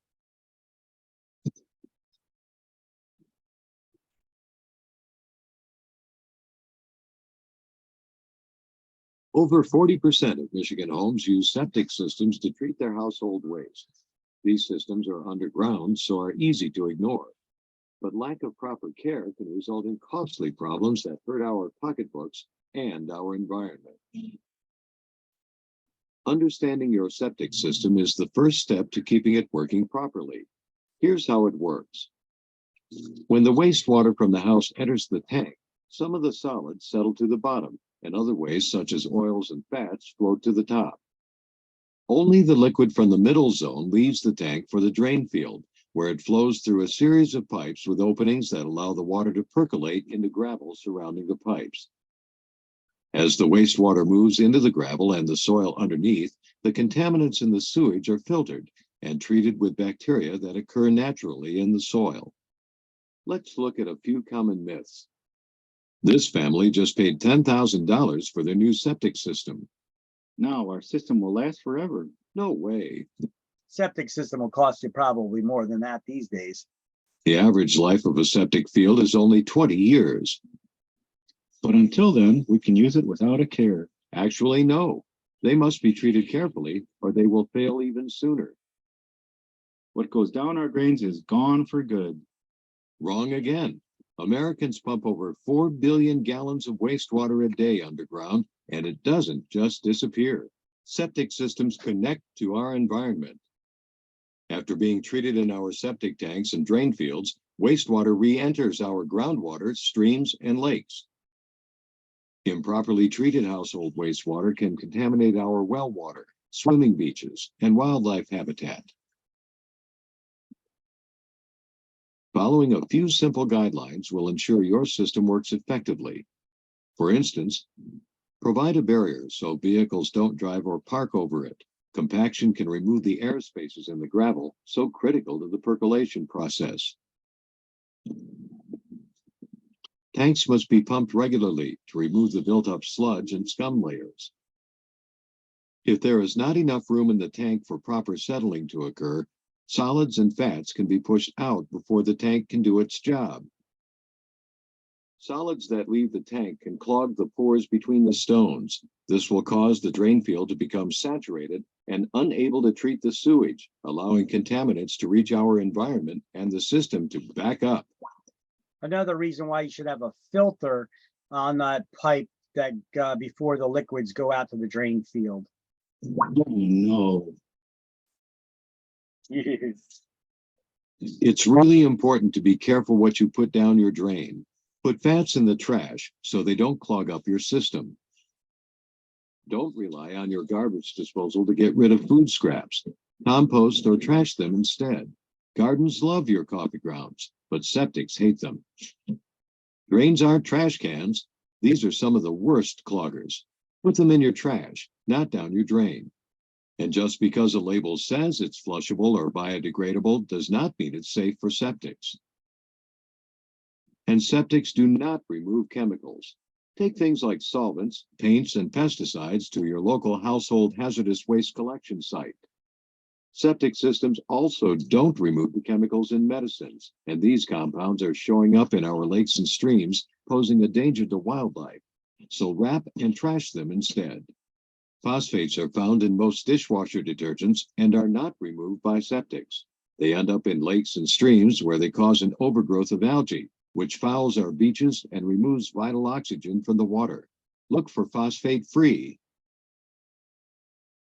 As each gallon enters the tank, an equal amount is pushed out. The tank needs time to do its job properly.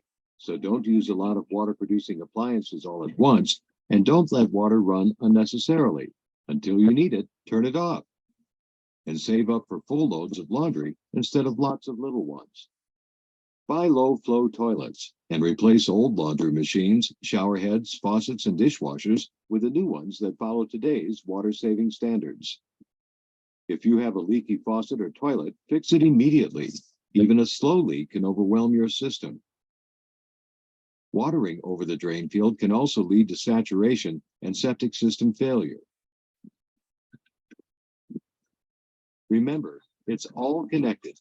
For yourself and for future generations, please take good care of your septic system.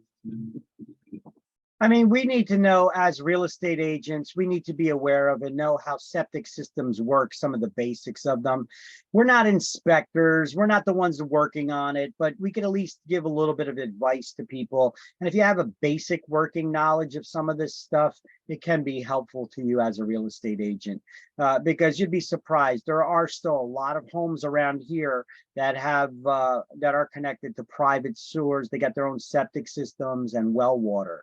And if you're working in rural areas, places where homes are not that close to each other, far away from each other, out in the country, in the mountains, what have you, you may not be on public utilities. It could be septic and well water as well. All right, let's look at Comprehensive Environmental Response Compensation and Liability Act, or CERCLA for short. CERCLA created something called the Superfund. That it's a fund of $9 billion that the EPA is put in charge of to respond to hazardous waste sites and respond to spills and do the cleanups when property owners don't do them. They could take the action, the cleanup action, and then bill the property owner for that work to get their money back. But $9 billion is the fund that was set aside by Congress. You know, the people who always preach to us about the environment and green energy and saving our planet, they're all full of you know what. You know why I say that? How much money have they given to the Ukraine in the last year? Maybe 100 million. Millions and millions and millions. How much do they give to all these different countries, or hundreds of millions and equipment and all kinds of other stuff? This is a fund of only $9 billion. These days, they're coming up with these, just in the last year or two, trillions of dollars have been spent in all kinds of nonsense that they call social infrastructure. You know, that's not creating bridges or paving roads or modernizing our systems or anything like that. It's a lot of nonsense. If they were actually serious about environment, they would put a lot more money towards this super fund, because the EPA has a priority list of these sites that they'll clean up first. There are so many of them. $9 billion isn't enough to clean up all the sites in New Jersey alone, let alone the entire country. Think about it in that regard. You know, this is not just for New Jersey, this is for the entire country, $9 billion. So this was created in 1980 to clean up uncontrolled hazardous waste sites and respond to spills. Now, in 1980, $9 billion was a lot of money. You know, it was a ridiculous amount of money. These days, they're writing bills for all kinds of stuff. Hey, now it starts with a T, a trillion here, a trillion there, you know, like it's no big deal. This money is administered by the EPA, but when when states have their own environmental agencies, the EPA shares some of that authority with those states, allows them to control it. So New Jersey, we do have our own environmental agency called the DEP. So EPA is federal government, DEP is New Jersey environmental agency. The liability is on the landowner. So if there's any release or threat of release of a hazardous chemical into the environment, who is responsible for that cleanup and all those costs associated with that? The property owner. So before you buy a property, you want to sweep the ground, make sure that there's no tanks that are buried under the ground, and then test the soil, go through all of that before you ever buy the property.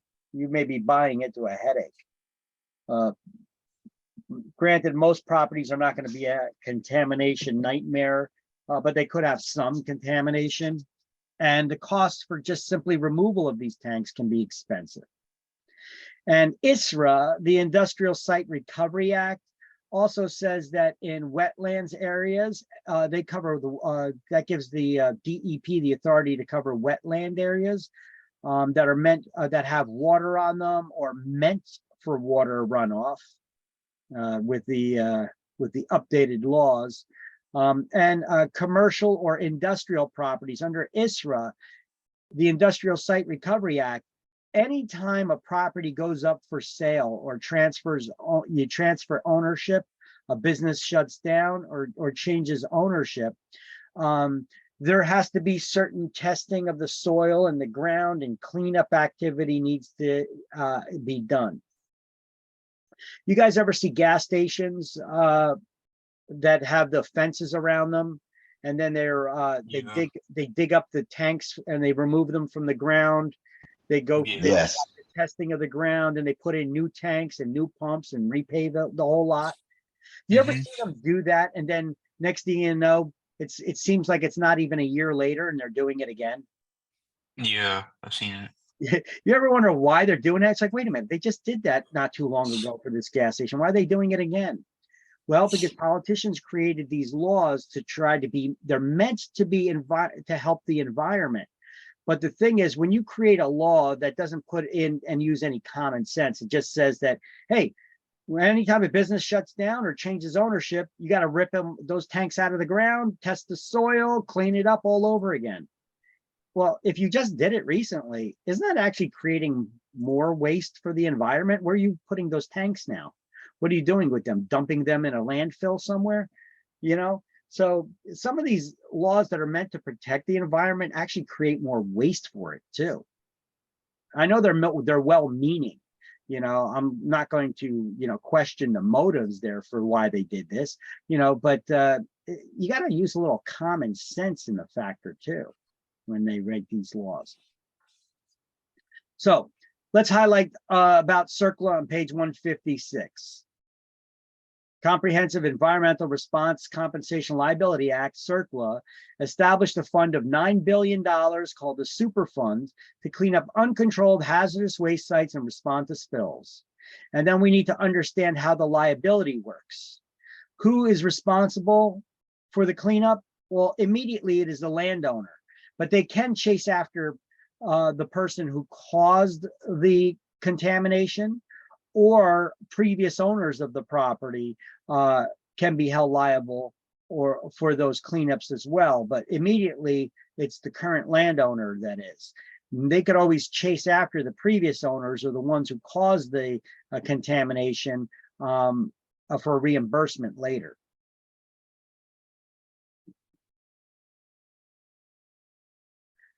ISRA, this is on page 157, New Jersey legislature enacted the Wetlands Act of 1970.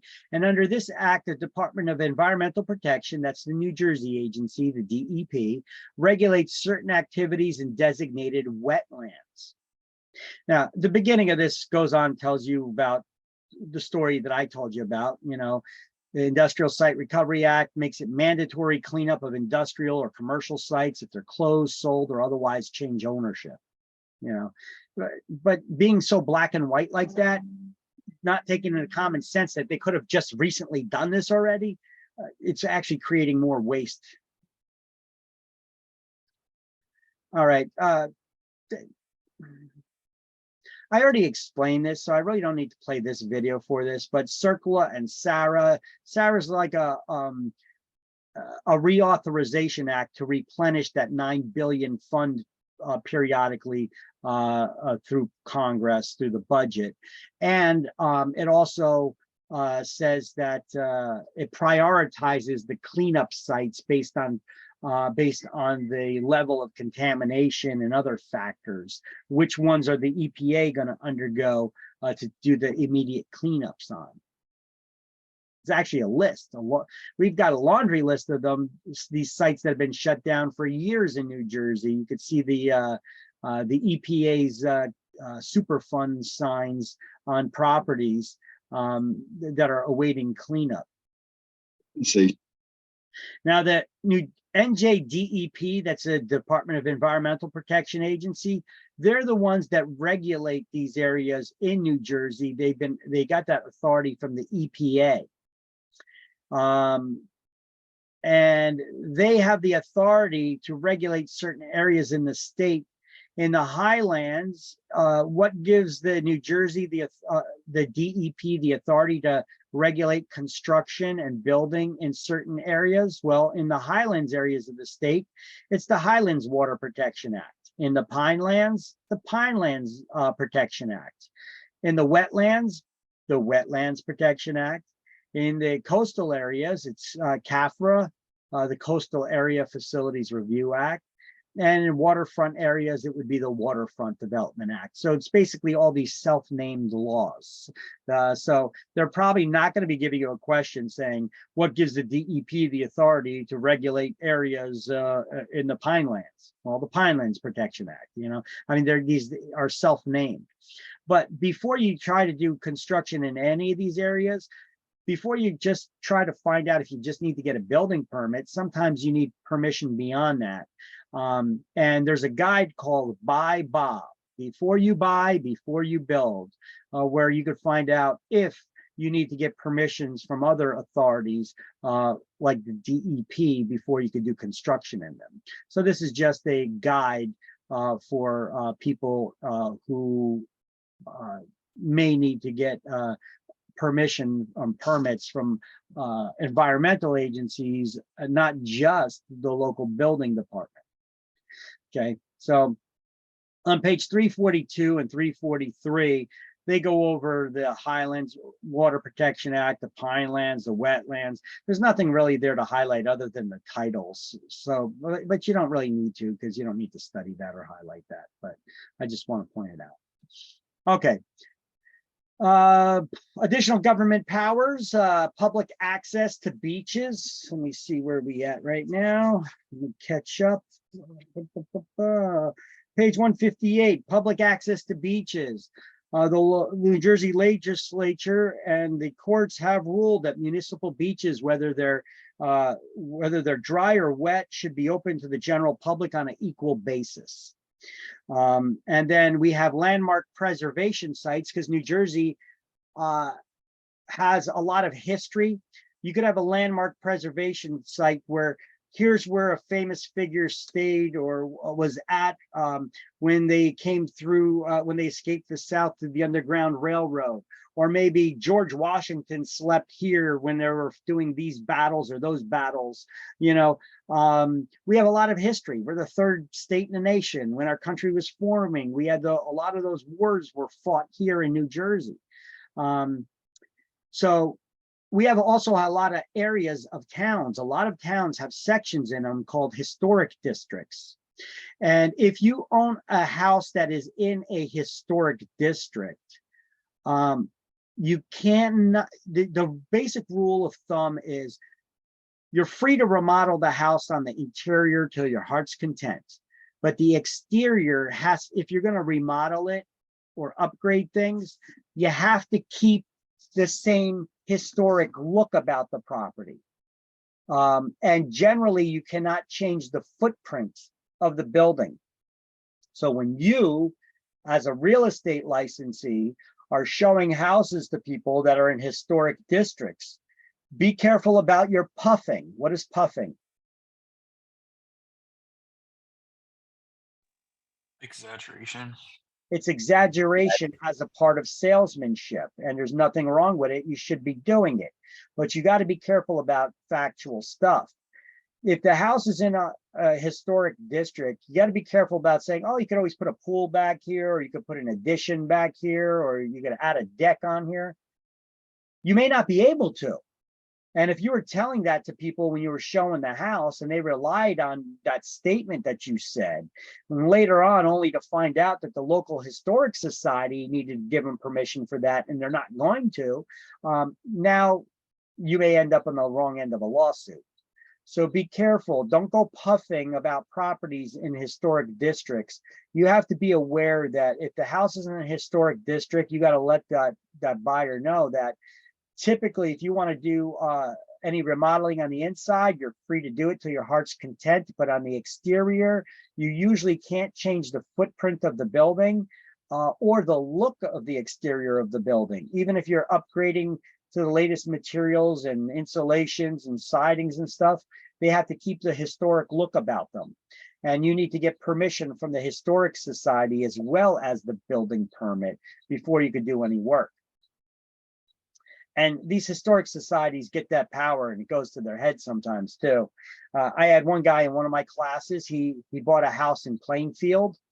It was in a historic area, historic district there, but his house was not historic. It was built in 1970, you know, and he needed to replace the roof, you know, so he went out there with a couple of his buddies. They were going to do some work replacing the roof. Somebody from the Historic Society drove by, asked them about having a permit for it, you know, and they said, well, we don't have any permission where you ask for permission from the Historic Society for this. And he's like, well, my house isn't historic. It's 1970. And they're like, it doesn't matter. It's in a historic district. And they actually fined him a couple grand for that. It's ridiculous. The power goes to the head, you know. That's not what the Historic Society is meant to be regulating. But anyway, be aware of historic districts. All right, and then public ownership of land is a means of land control as well. All right, and so let's highlight these public access to beaches, and that regulations set up local historic areas. Landmark preservation districts may restrict the owner's right to alter certain old buildings on the exterior. This is under landmark preservation.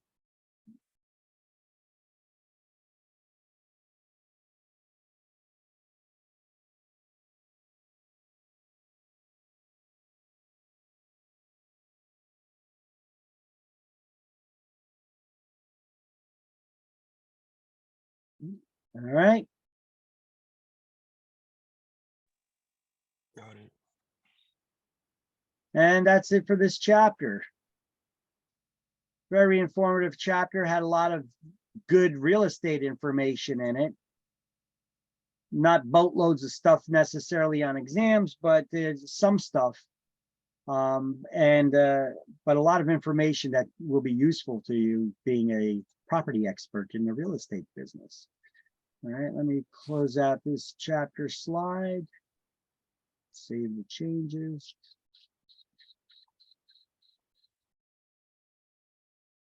There you go. And let's do the key terms to review. There is one of them for chapter 9. Limit on the use of property set by the seller. Limit of use of property that is set by the seller.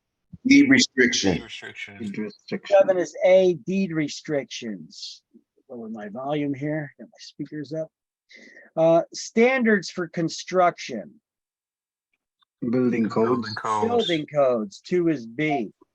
The government's power to take property for public use. Eminent domain.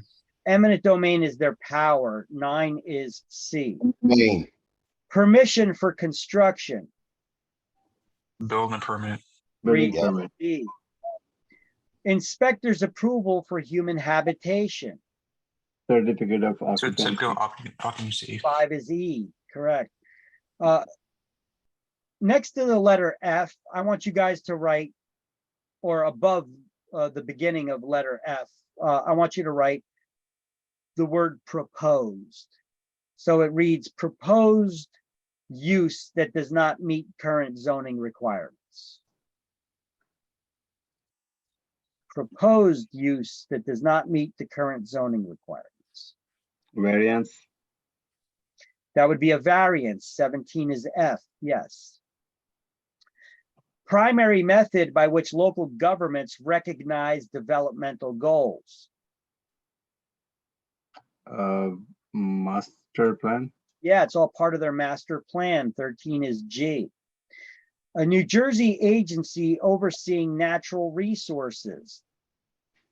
Department of Environmental Protection. Yep, 8 is H. 4 is I. They're just looking for the acronym for the CERCLA. CERCLA. 4 is I. Reversion of property to the state when intestate owner dies without heirs. Escheat. Escheat, the property reverts to the state. 10 is J. Discriminatory local regulations.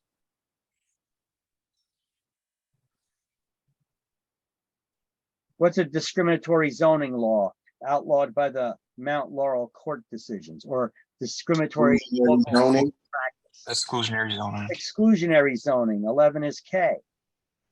Court action by which government takes property. Domination. Condemnation. 6 Condemnation. L, yes. Municipal restriction on use of real estate in various areas. Zoning ordinance. That's the zoning ordinances. 18 is M. Existing use that does not meet the current zoning standard. Non-conforming use. Non-conforming use. 14 is N. Once widely used wall covering containing a now banned metal. Asbestos. Asbestos. Metal. Lead. Lead-based paints. 12 yeah. is O. A naturally occurring radioactive gas. Radon. Radon. 16 is P. And what are considered dangerous levels of radon that require remediation? More than 4 Over 4 piece. Yeah. PCI. More than 4 PCI. You may want to write that next to the word radon, write 4 PCI, because that you need to know that level, or PCI/L. That stands for picoliter per picocurie per liter. PCI or PCI/L, capital L. All right. Government's right to regulate for health and safety. Police power. That's all part of their police power. 15 is Q. And a now banned hazardous mineral once used for insulation. Asbestos. That's asbestos. 1 is R. All right.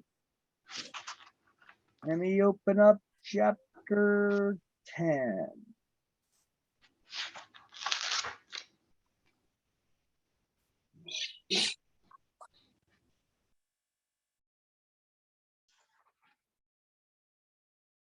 Do.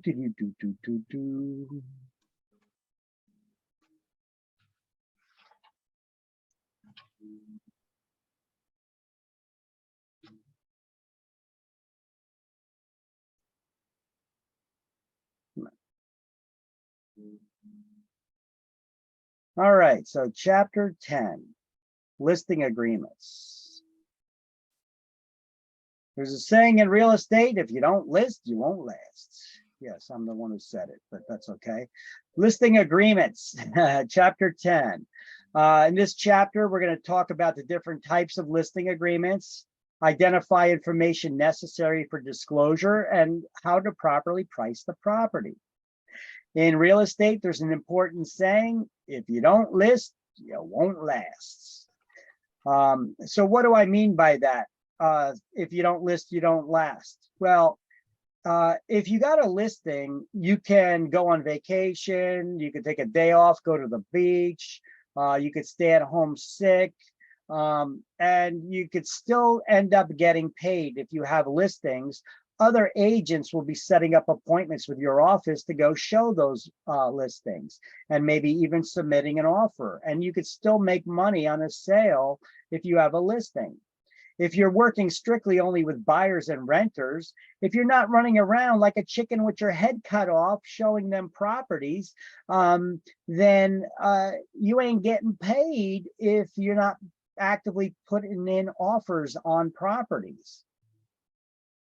Plus, if you have a listing, you get the added bonus that you can make twice the money on one transaction by getting both sides of the listing, the seller's side and the buyer's side, right? So agents should spend about 70% of their time trying to get listings. This is my suggestion. And don't forget to reinvest in your business to get more business. When you get that fat commission check, don't just go partying and taking weeks off, and then when the money's out, come back to the office crying about how you're broke and how the business sucks. Okay, you got to keep working, you know, and keep that pipeline working, and keep trying to get more business. You know, this field is great. The real estate business is a great field to work in. Problem is, a lot of people don't know how to manage themselves. The time management's a big deal. You got to know when to cut the world off so that you can concentrate on your family. Otherwise, you'll burn out. You got to have time to take off for yourself. There's certain times you don't want people calling you at 2 o'clock in the morning for information on properties. You need to shut off that phone. You know, there's you got to treat it like a business. You got to put money back into your business to get more business. You have to cultivate clients. Don't just write them off because they're not ready to buy now. You got to have your follow-up systems in place. Don't just show up at work in a late afternoon. You know, early bird gets the word and all.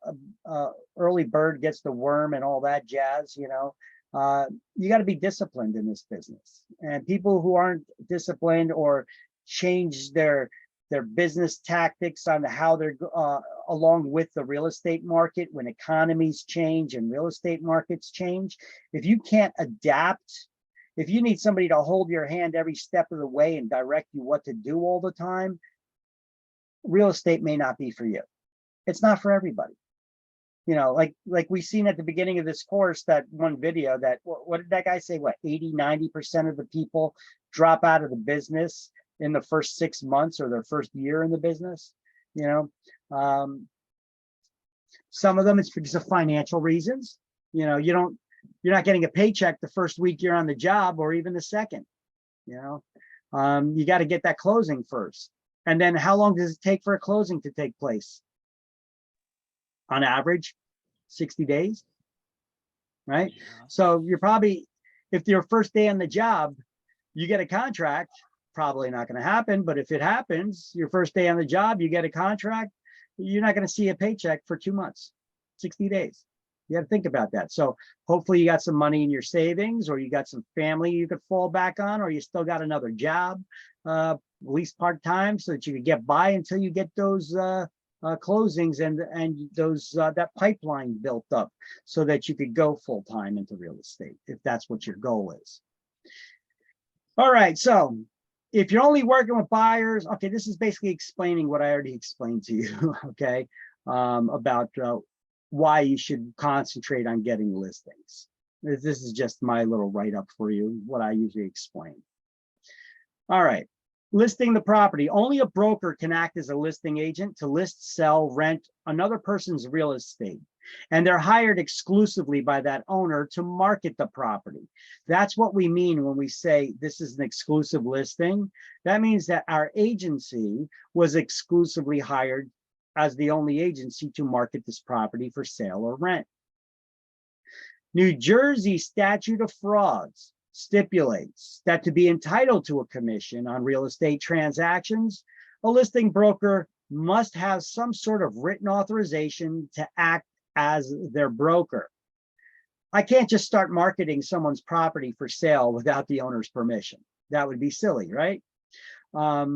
We can't, let's see, authorization has to be in writing if we're to be earning a commission. We can't just list your property for sale and say, hey, listen, I found you a buyer. Now you got to pay me a commission. They're like, wait, I never hired you. You know, you got to have some sort of authorization and agreement in place. And listing agreements have to be supplied to the owner. You got to give them a duplicate original, right? But what if you took a verbal listing? You know, the law says verbal listings are allowed. We could have a verbal agreement to take a listing, provided that we follow up with putting it in writing and supplying an owner with a copy of that within 5 days. Okay. It is not advised that you take verbal listings, though. First of all, if you take a verbal listing and then you go putting it in the MLS and then worry about getting the paperwork filled out later, owners can change their mind. You know, and when you put a listing in the MLS wants that paperwork within 48 hours, as well as the listing put into the system within 48 hours. Otherwise, the MLS can fine you according to their rules. That's the rule for just about every MLS I know. So let's do these highlights about what we just went over.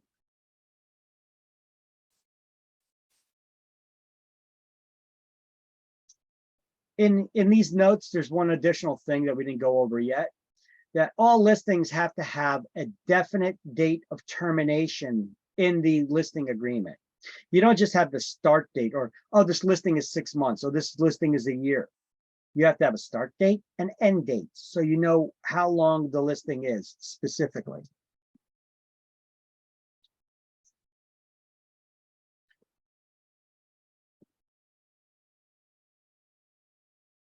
Everybody get this? Yeah. So listing agreements have to state the rate or exact amount of commission that's to be earned by the broker. In New Jersey, listing agreements cannot have the commission pre-typed in, because then when exactly did you negotiate? The commission must be written in wet ink. And the commission has to be expressed as a percentage or a dollar amount. Percentage of the sales price, or the lease term, or a fixed dollar amount. Okay. There are no prescribed fee schedules allowed in New Jersey. Remember, we went over this stuff in chapter 2, I think it was as well. It's way back when. And you must specify a definite termination date in the agreement. These are things you need to know for exam. Commissions must be handwritten in, percentage or dollar amount.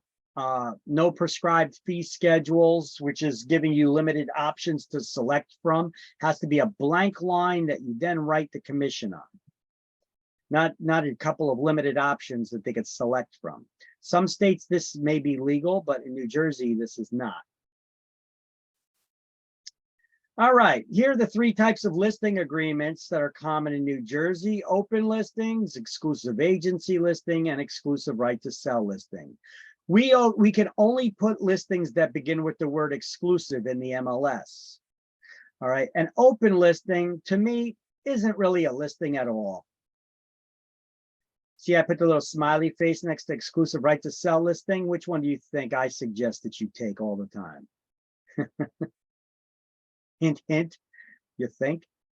Get that smiley face.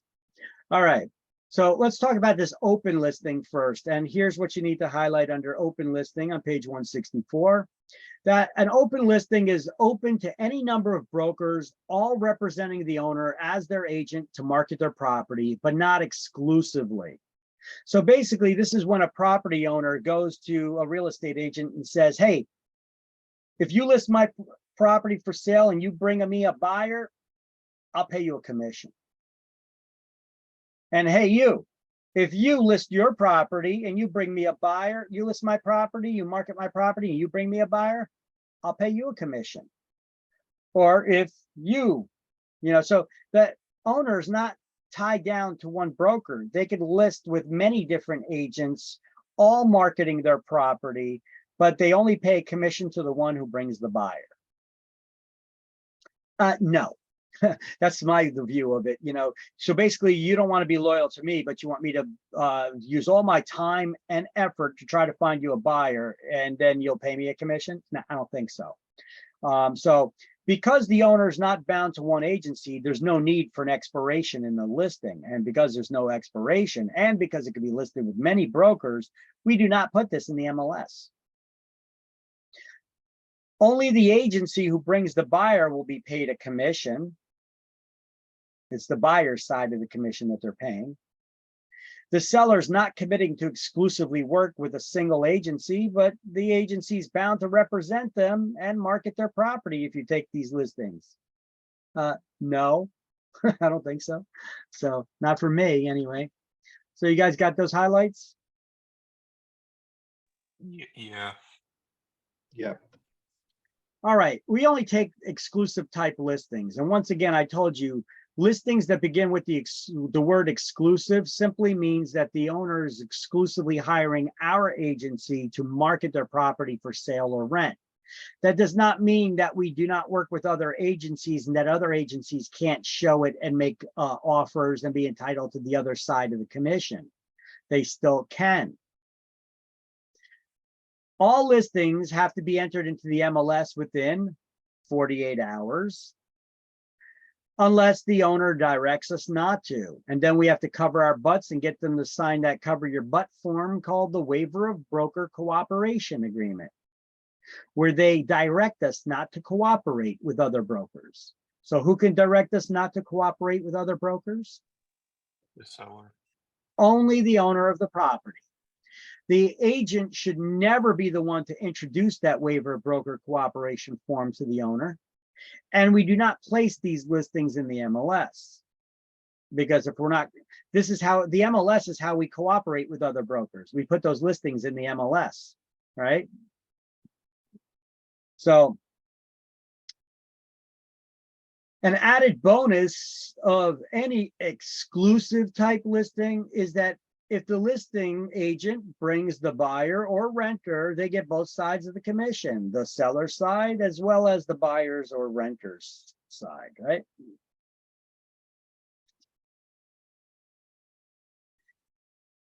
Make sure that if you do get an owner to sign a waiver of broker cooperation, you don't enter the property in the MLS. This person, I believe, did this. Does property be entered in the MLS after the owner signed a waiver of broker cooperation telling them that they should not cooperate? I don't know what happened behind the scenes with that. I'd have to read this whole consent order to find out about it. But a $3,500 fine was imposed on that agent. All right, exclusive agency listings. This is, once again, begins with the word exclusive. So only one agency is hired to market that owner's property for sale, but the seller reserves the right to find their own buyer and not pay us a commission in the event they do that. So basically, they're going to allow us to market their property for sale. If we find a buyer, they'll pay us a commission. If another agency brings in the buyer, they pay us a commission, but not if the owner brings the buyer. So the owner reserves the right not to pay us a commission if they find their own buyer in this type of listing agreement. That's called exclusive agency agreement. There are certain scenarios where this may play out. You may find this useful, but generally speaking, once again, I don't take exclusive agency listings because I've had a couple instances where the owners are looking for any opportunity to screw you out of your commission because they'll claim that they found the buyer. For example, sometimes I'm working with a buyer and then I give them properties and I say, here's the address, drive by it, see if you like the neighborhood, do a little of your own recon first. If you like the way the house looks on the outside, let me know. We'll set up an appointment and I'll show you the inside. And if the owner's like standing outside doing lawn work or something like that, or just sitting on their front porch and they see someone pulling up, checking out the property, they'll be like, hey, you're interested? You want to see it? Come on in, I'll show it to you. And now they think that they found that buyer. In the meantime, I'm the one that sent them over there.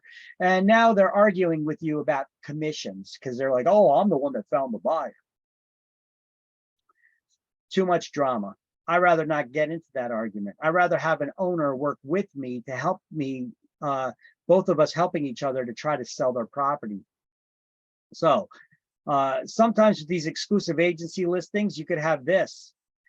You got this real estate broker sign here, and then you have all these for sale by owner signs around it. As a buyer, which one would you call? Probably the homeowner directly there, right? So they're trying to screw you out of your commission. I've seen homeowners do this, but let me ask you, what's your first impression when you see this? Something seems off. Oh, I got to raise the volume here. I can't hear you. What? Something seems off. Okay. But if you're interested in this property, what's the vibe you're getting other than something seems off? The vibe is there's a conflict of interest with the homeowner and the person that they have hired to help them sell their property. Well, that's from our perspective. We're realizing that, but from any buyer's perspective, when they're in the street and they're seeing this, what I'm seeing is, oh, I don't have to. There's going to be no commission being paid out, so I'm going to be able to talk to the homeowner and get it at probably a cheaper price. I'm seeing the impression I'm getting out of this. If you're truly looking as a home buyer, I'm looking at this like the seller is desperate. Do you get that air of desperation here that they really want to sell? Yeah. Yeah. So many signs, be desperate. Come, somebody take this house. So I mean, that's the vibe I'm getting out of this, So you think that I could save money on this? You think that they're kind of desperate to sell, that I could get a better price on it? Sure, the commission may be one thing, but I think this person's desperate to sell either way. Look at all them signs on that property. Damn. Now from the real estate agent's perspective, I'm looking at this like cheap homeowner trying to screw us out of our commission. I've seen this happen, and I've seen it. I've seen a homeowner take it a step further, and they took the for sale by owner sign and they stood it up. They stuck it on top of the broker sign, so it stood up that much higher. I've seen them take it another step and they put masking tape over the phone number on the sign and they wrote their own phone number. What the hell is that? Would you want to work with somebody like that? I would. No.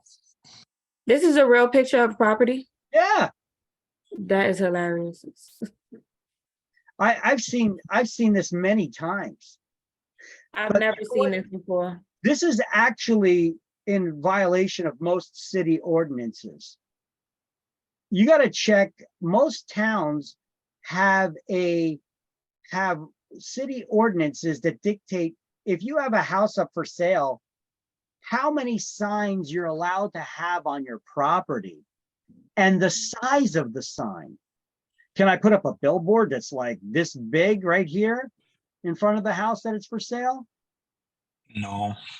You may not be able to do that without applying for a permit and paying for a permit for something like that, you know, but so usually no.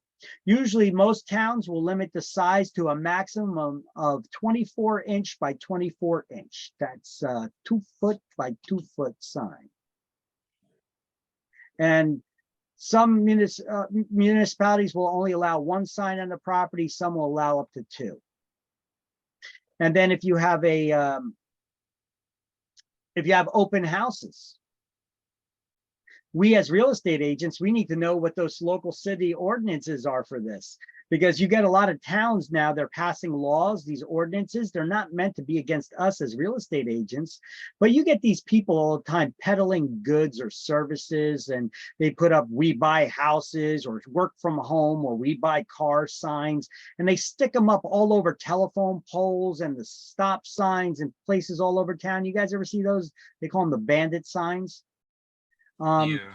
A lot of municipalities are pass ordinances against them. And if there's a phone number on them and they try to reach out to them, figure out who the people are, or they'll take these big giant circle hole punches and screw up those signs and they'll put them in there and leave it up there. Hopefully they could find out who the people are that are posting these signs. And then they fine them thousands of dollars for this. One example, this is why we as real estate agents, we need to have people that are going to our city town hall meetings and things like that involved in your community.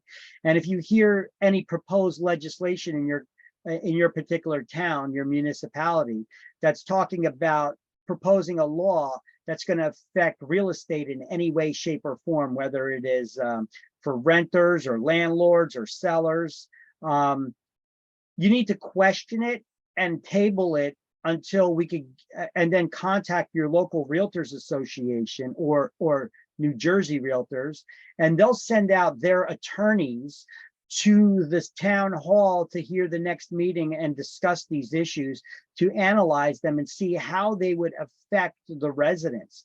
We actually have our own legal action committee as part of being Association of Realtors. We're out there protecting the homeowners and buyers and renters and legislation that politicians are trying to pass all the time to get more money out of your pockets. For whatever reason it is that they're passing it, it's usually either to get more money or putting restrictions that are unreasonable every time you transfer the ownership of the property.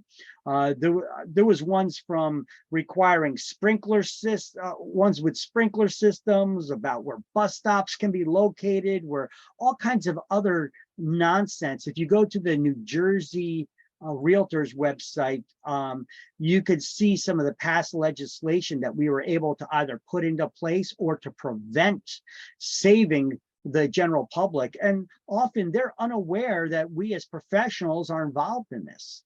But anyway, one was passed in Edison. Nobody was there, all the realtors in Edison, and nobody was at those town hall meetings. And Edison passed a local ordinance about those bandit signs. And it basically says that anybody with those bandit signs that are put up without a permit, it's like a $1,500 fine. And there was no exception carved out for anybody to speak up and say, whoa, what about realtors? What about, we do open houses, we put up those signs temporarily and we take them down. And we put up a bunch of them with balloons and arrows directing the way to the house. So because nobody was aware of this legislation that got passed in the town. One day we're doing the Sunday open houses.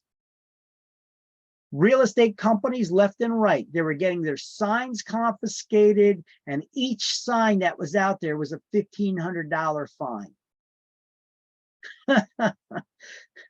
Thousands and thousands of dollars in one weekend. All these real estate companies were like, what the hell is going on?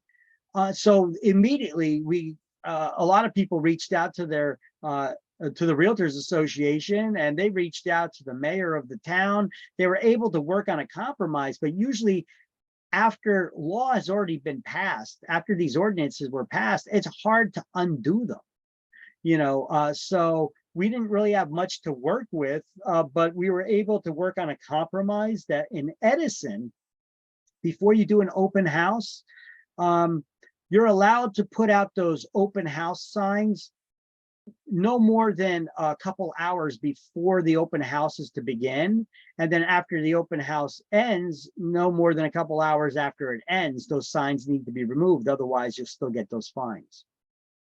It used to be real estate agents would often the evening before start putting out those signs for the next day. This way in the morning time and everything, people will see the signs out there. They know that that open house is going to happen that day. But now you can't do that anymore. It's like no more than 2 hours before the open house begins, no more than 2 hours after it ends. You got to pick up all them signs. You better make a notation of which corner and where you put those signs to make sure you collect them all too. Otherwise, a $1,500 fine.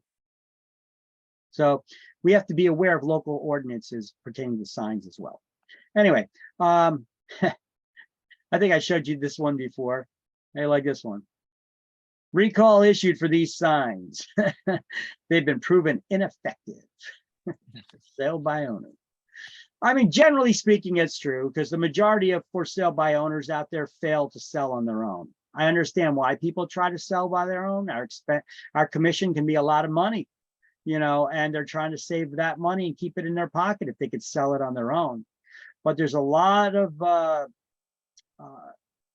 resources that the agent brings to the table that they may be unaware of. It's not just our marketing and advertising, but also our knowledge and our guidance. We could help filter out these buyers, making sure that they're actually approved and legitimate buyers, make sure that they're not just thieves scoping out the house looking to rob you. There's a lot of protections that are put in place this way, making sure people are legitimate buyers as well. There's a lot of pros to hiring a real estate professional and not doing everything on your own. Here's a broker that's not very confident. I seen this actually in Rahway. Here was a sign. It says for sale broker owner. So this is a broker who owns this property. He's got that little confidence in his own company that he doesn't even list it with his own company. He does this is basically a for sale sign by owner. And he's admitting that he's a real estate broker. Doesn't exactly scream confidence in your brokerage services, does it? All right. When it comes to exclusive right to sell now, look at the smiley face there. You think I like these listings? Look, we look alike. All right. So only one agency is exclusively representing the owner to market their property, like any listing that begins with the word exclusive. Other agencies can still show the property. The seller pays a commission no matter who brings the buyer to the table while the listing is in effect, or even for that matter, if the owner finds a buyer or a renter themselves. So whether it's our agency, an outside agency, or the owner themselves finds the buyer or renter, they still owe us a commission while that listing is in effect. And we're even owed a commission if anybody was introduced to the property while the listing was valid and in effect. If they come after the listing expires, often it's usually no more than 6 months after the listing expires, and as long as they didn't relist the property with another broker. we're still entitled to a commission for anybody who saw that property and then brings the listing, brings it to contract afterwards. And as with any exclusive listing type, we have the possibility of getting twice the commission, both the seller side and the buyer side. All right, do these highlights, exclusive right to sell listing, put the smiley face there. And you need to know the different types of listings. So you guys let me know when you got the highlights down here. Got it. Got it? Yeah. So I put together, okay, so here's the broker protection clause that states that even after the listing expires, we may be entitled to a commission even if one of those people who were introduced to the property while the listing was in effect, later bring that buyer. So sometimes you see if it's near the end of the listing, the owner sometimes they may go to these buyers and say, hey, listen, don't submit your offer. The listing is going to expire soon, you know, and we could work just amongst each other, and you know, I don't have to pay a broker a commission then. And the owner agrees to pay a listing broker a commission if the owner, acting on the owner's own behalf within 180 days after the expiration date, conveys or agrees to convey to the property to any buyer shown the property by the listing broker or any person during the term of the listing agreement. This clause shall not apply if the property has been relisted by the owner with another broker in a written agency agreement. Okay, this is actually a section from our listing agreements. Okay, it says that on there.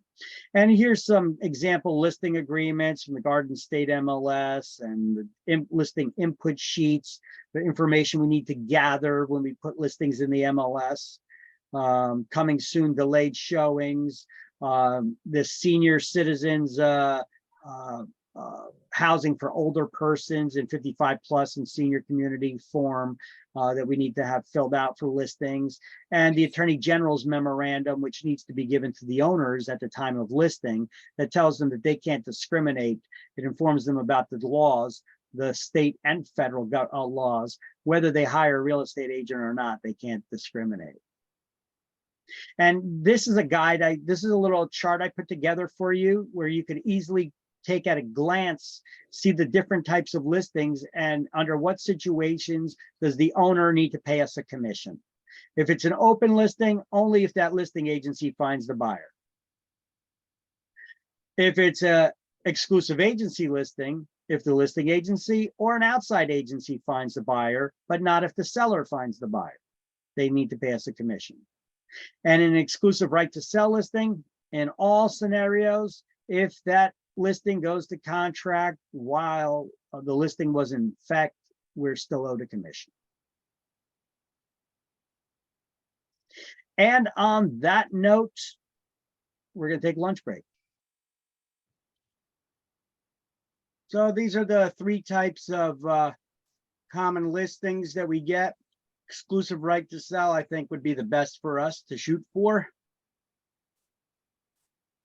Then we have, okay, net listings. These are illegal in New Jersey. This is when the seller tells you how much money they want to net from the sale. The agent can get to keep anything, any amount they get over that amount as their commission. Well, how exactly would you write that in a listing agreement? What's your commission? Some states, this is legal. New Jersey, net listings are not. The seller tells you how much they want to net from the sale, and the agent gets to keep everything above that as their commission. This is an open invite to misleading clients and having all kinds of hanky-panky going on, because as it is, we tell people what their property's worth and they want more than that. So it's in the agent's best interest to then deceive their client, otherwise they're not going to get paid. So they just make these illegal altogether. We need to discuss the commission, and that needs to be spelled out how much it's going to be.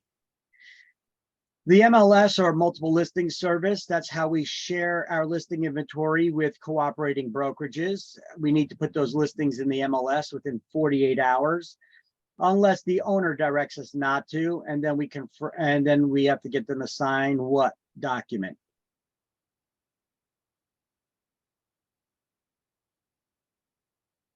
Hello? Yeah, got it. We got to get them to sign the waiver of broker cooperation agreement. All right, sub-agency is usually when there's two different agencies involved, but an agent of an agent is also a sub-agent. A sub-agency used to be common in the 90s. It was popular, but yeah, not so much anymore. Opens up the seller and the listing agency to risk needlessly, where another agent that may be working with a buyer, where the buyer was not actually the buyer's agent was not actually hired to work and represent the buyer as their agent, but they're showing them properties. Well, to represent somebody in the transaction, they would then represent the seller. So both the listing agency as well as the guy that's working with the buyers, both representing the seller in the transaction. That's sub-agency. All right. This is how the owner sees the value of their home. The appraiser sees your house at this, looking like this, the real estate agent like this, and the seller like this at the time of listing anyway, in the real estate transactions. Actually, the appraiser is not that bad. But I don't think there was an option for a shack just below this.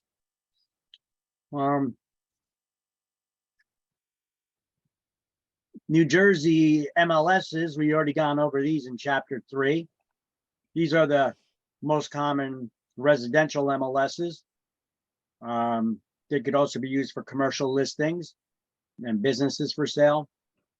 They're only open to licensees who are members of the Realtor Association, and they're completed their code of ethics training every 3 years.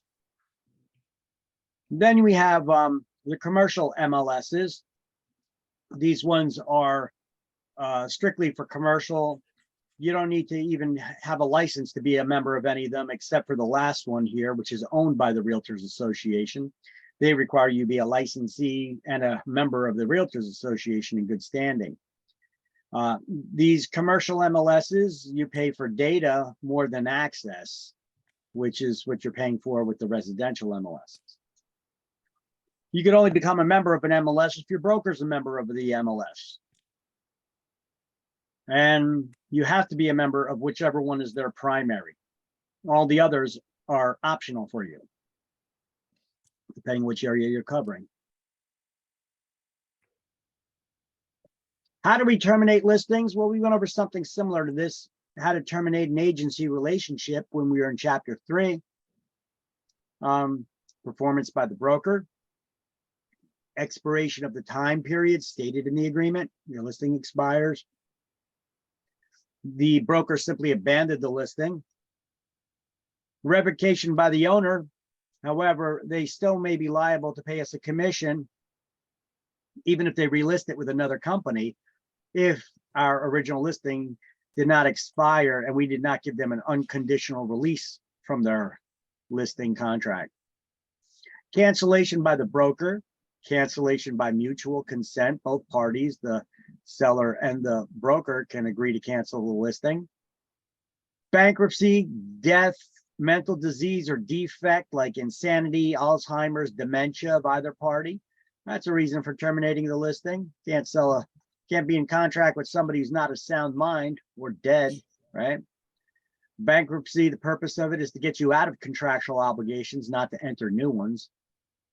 And you generally can't sell a property that's in bankruptcy unless it's been discharged as an asset of the bankruptcy by the judge, by the court.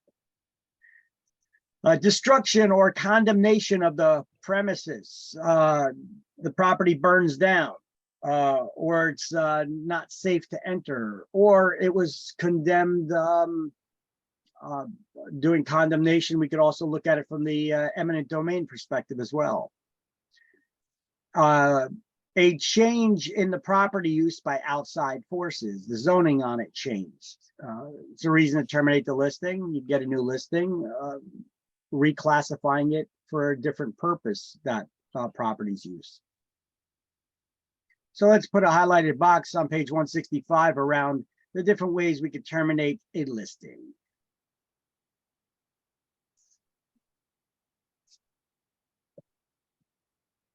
Got it. And now obtaining listings just beneath that.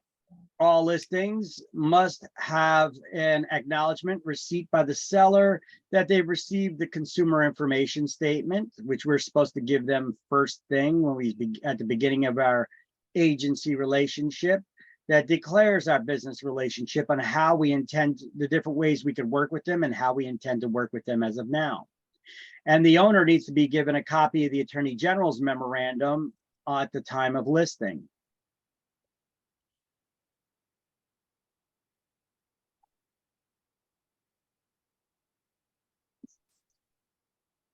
Turn the page, turn the page, turn the page, turn the page. Okay, go to page 175. A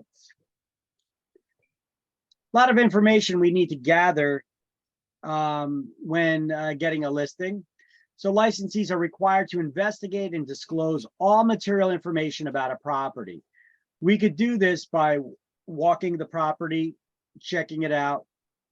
We could do this by having the seller fill out that seller property condition disclosure report. Finding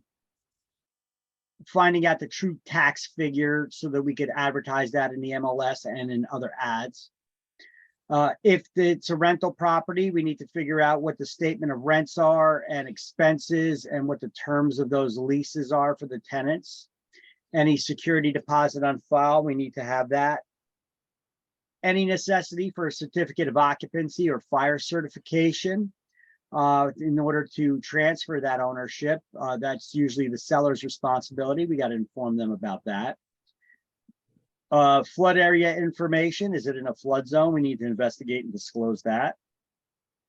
Are there any restrictive covenants in the deed on how the property can be used? That's important information we need to gather at the time we get the listing. We could also ask the owner for a copy of the survey of the property, right?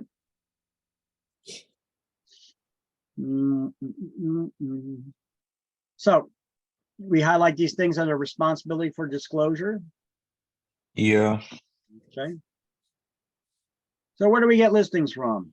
Well, where do you get listings from? How do you plan on getting listings? Where are you going to get them from? Well, you could get referred from them from other agents. Okay. Be waiting a long time to get referrals, but okay. How else? How can we be proactive in trying to get business? To get our You business can also scope out your area, maybe. Okay. How so? Just visit. I don't know. I mean, I want to get everybody's input on this, put in a little thought into it. I mean, it's not that easy, you know. I mean, we're expecting to get our real estate license, build it, and it'll come. No, the business will not come if you just, because you got your license. You have to, what are your plans on trying to build up your business? Relying on your broker just to give you leads, you're going to starve. They may give you a few, but there'll be far few in between. You can't live off that. You need to be able to generate some of your own business as well. And how? Who do you plan on doing business with? Well, as far as buyers go, buyers are easy. You know, you could advertise to apartment complexes, to renters. You know, you can go to, let me see, different places where people plan on relocating, or you could reach out to different governmental agencies that you assist in those activities, and they could refer you renters. You can do open houses for listings that your agency already has that other agents have. And those potential buyers will work with you and ask them, don't forget to ask them if they, where they live now. Do they have something to sell, or do they just have a lease that they need to wait to expire? Because you may be able to get a listing out of that. Now, how do we get listings? Where do we go to get listings? Well, here I compiled a list of a couple resources for that to help you out.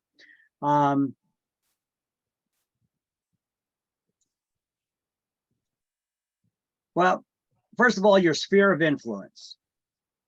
That's your friends, family, coworkers, people that are closest to you first. That is your close family members and relatives. Then your friends, your closest of friends. Then your family's friends, then your friends of friends, then your coworkers, and then acquaintances. Let them all know that you're in the business. We could do this real easy today just by advertising on Facebook, pretty much, or social media, whatever. You don't be a secret agent, is what I'm saying. You got to get out there. So let everyone you know you're in the business. Don't be that secret agent. Your friends, family, coworkers, acquaintances. You could advertise on social media, but obey the terms of services. You're going to need to create a separate page for your business and then have everybody subscribe to that page. You may want to put some kind of content on that business page of yours that will be viral, you know, like goofy things pertaining to real estate and all kinds of stuff like that, just to get attraction to that page. And then don't start bombarding people with ads when you get a listing. Here, I got an overpriced listing in this town, boom. People don't go and follow because of that. People don't want to be sold on stuff on social media. They go there to look at stupid things or things that interest them, you know. They're not looking to be sold a product or service all the time. That's when they'll click on show less of these, you know, this is annoying, or unsubscribe, and it kind of defeats the purpose of getting them to follow your page. You get them to follow your page, showing goofy real estate stuff, talk about interesting real estate stuff, sometimes give tips or tricks on real estate things, or it could even be how to decorate your house, you know, how to carve a pumpkin, you know, stuff like that.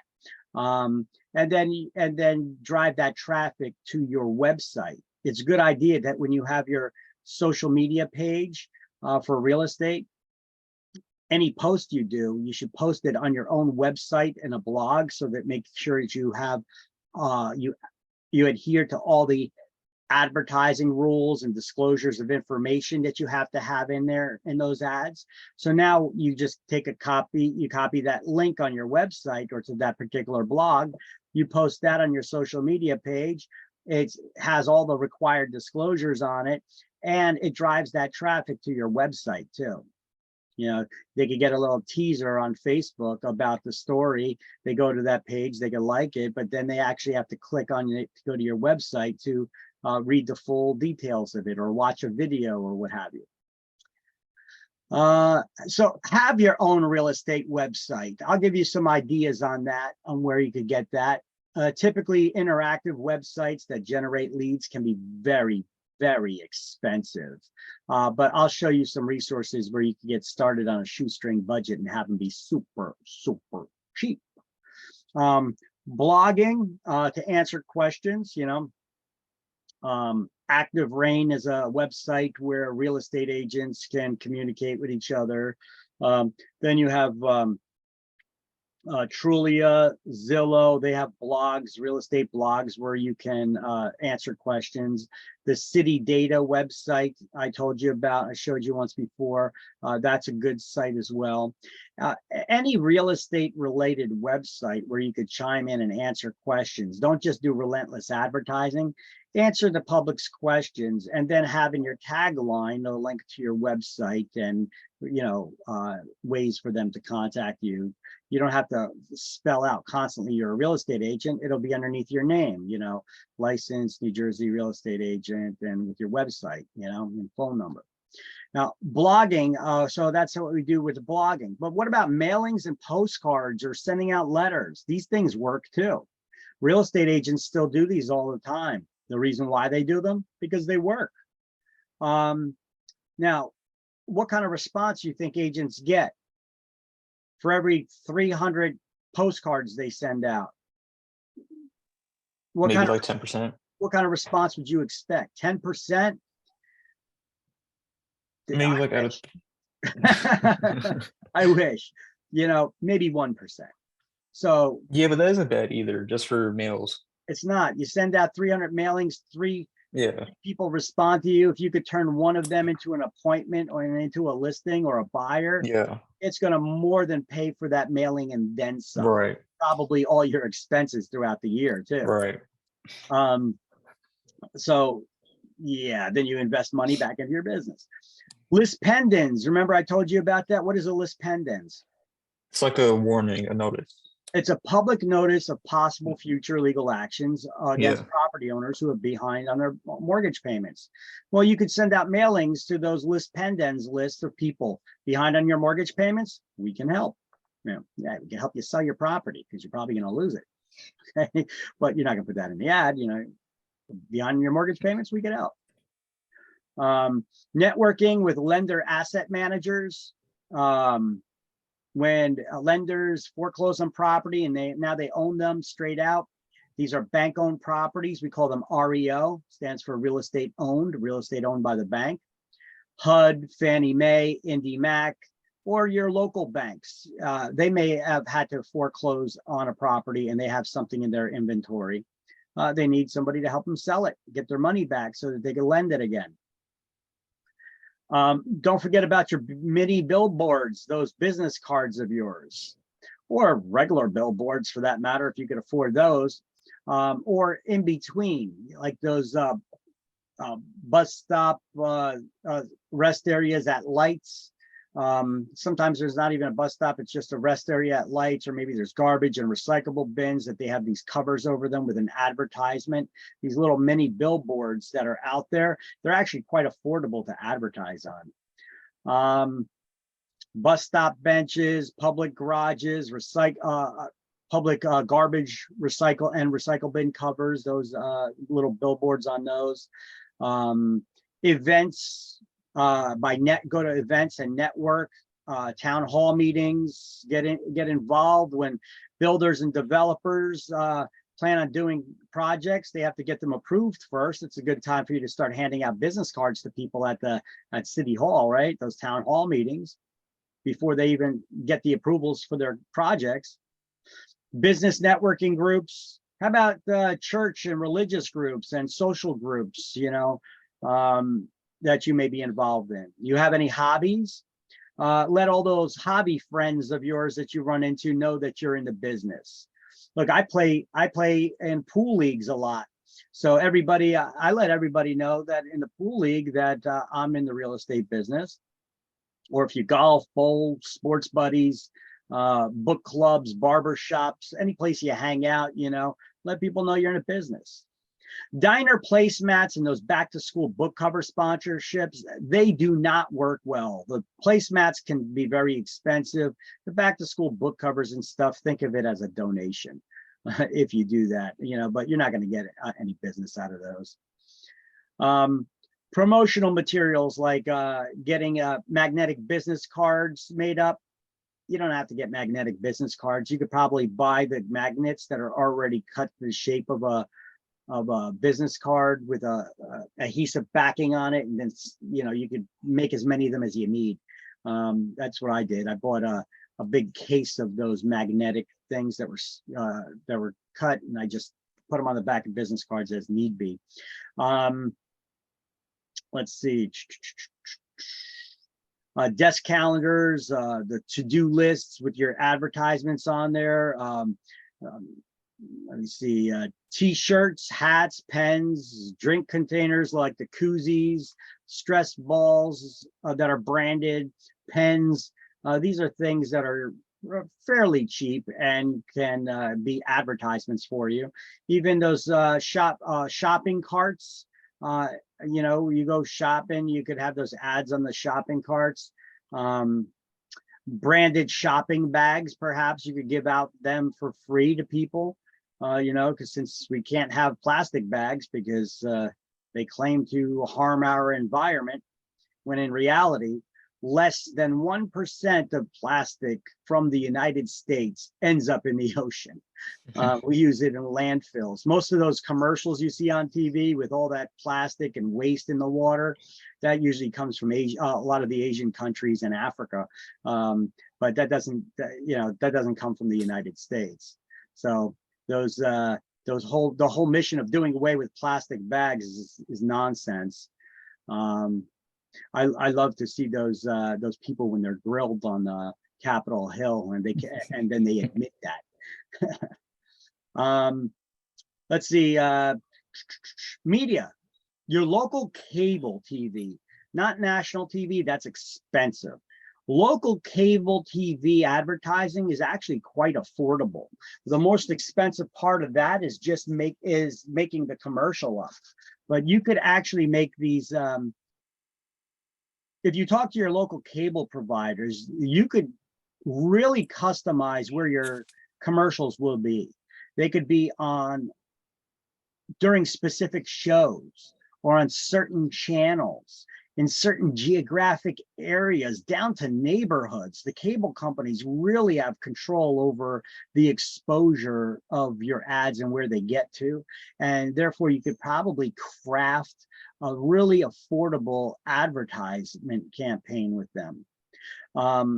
Radio, it's actually kind of expensive to advertise on, but you could try it out. Internet, it's not that expensive. Well, depending on your approach. So let me button up on that one. It really depends on if you know what you're doing, where you're advertising.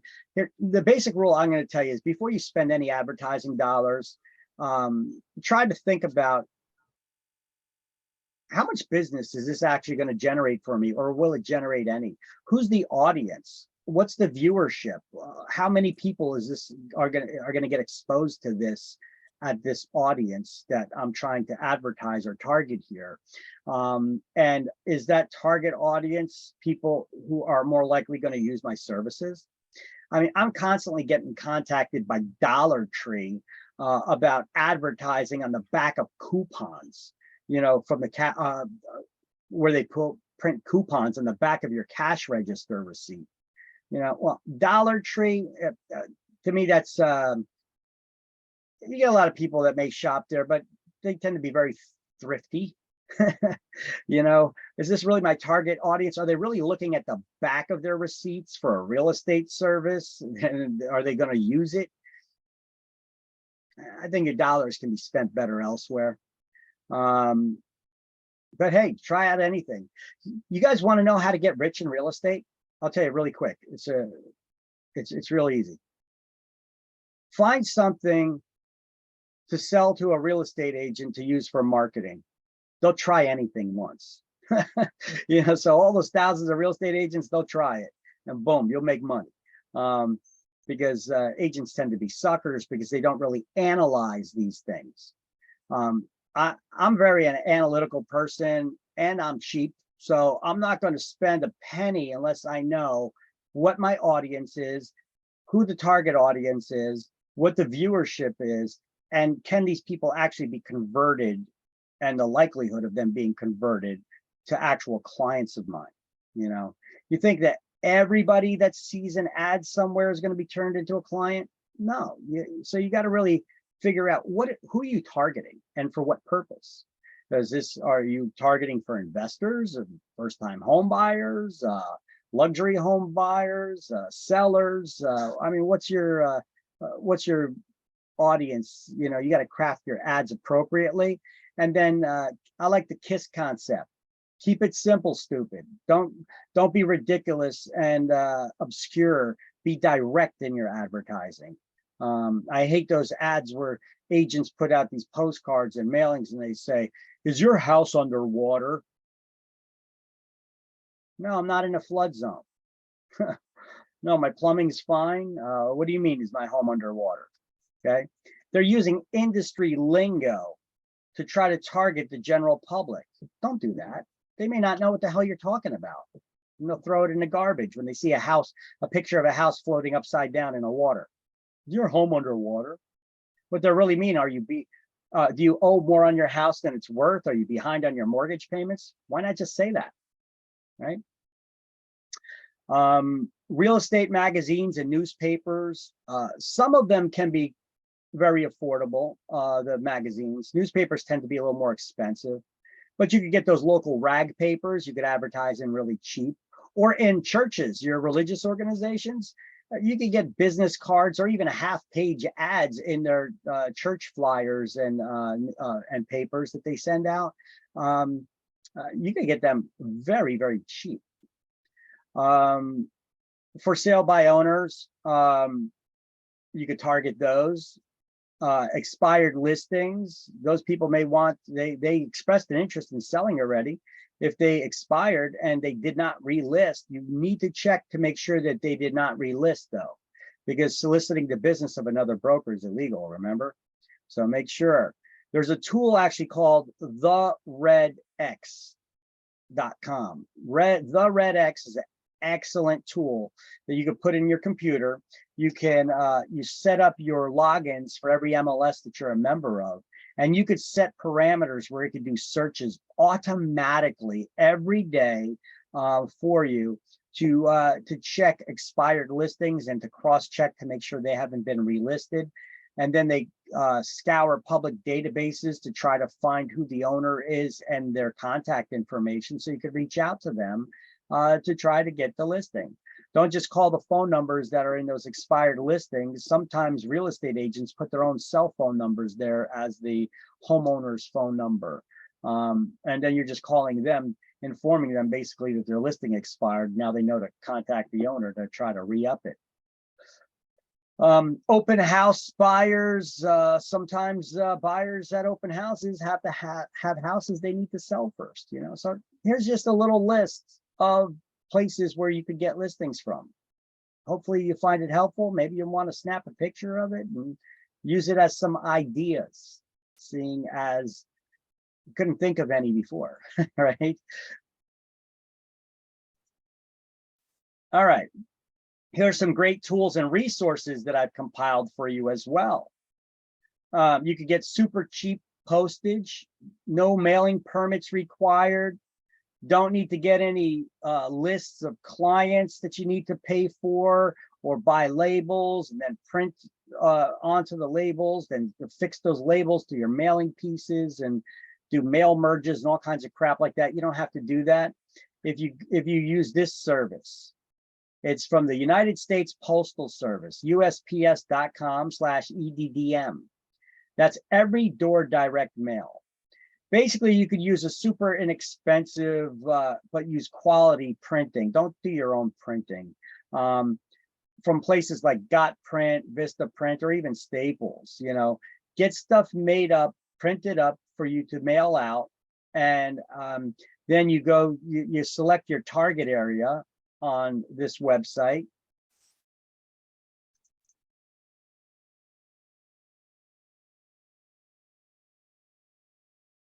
And then you don't even need to put a label on it. You basically are going to select a mail carrier's route, and you're going to put one mail piece in every mailbox around that carrier's route. You have to supply enough mailing pieces for all the mailboxes on that route. And then you could get that postage super cheap. You know how much a stamp costs, a first class stamp costs these days? I think it went up again this year. Maybe a nickel. You're looking at about maybe 50 That was fun. cents per first class stamp. You're about 55 cents right now. So let's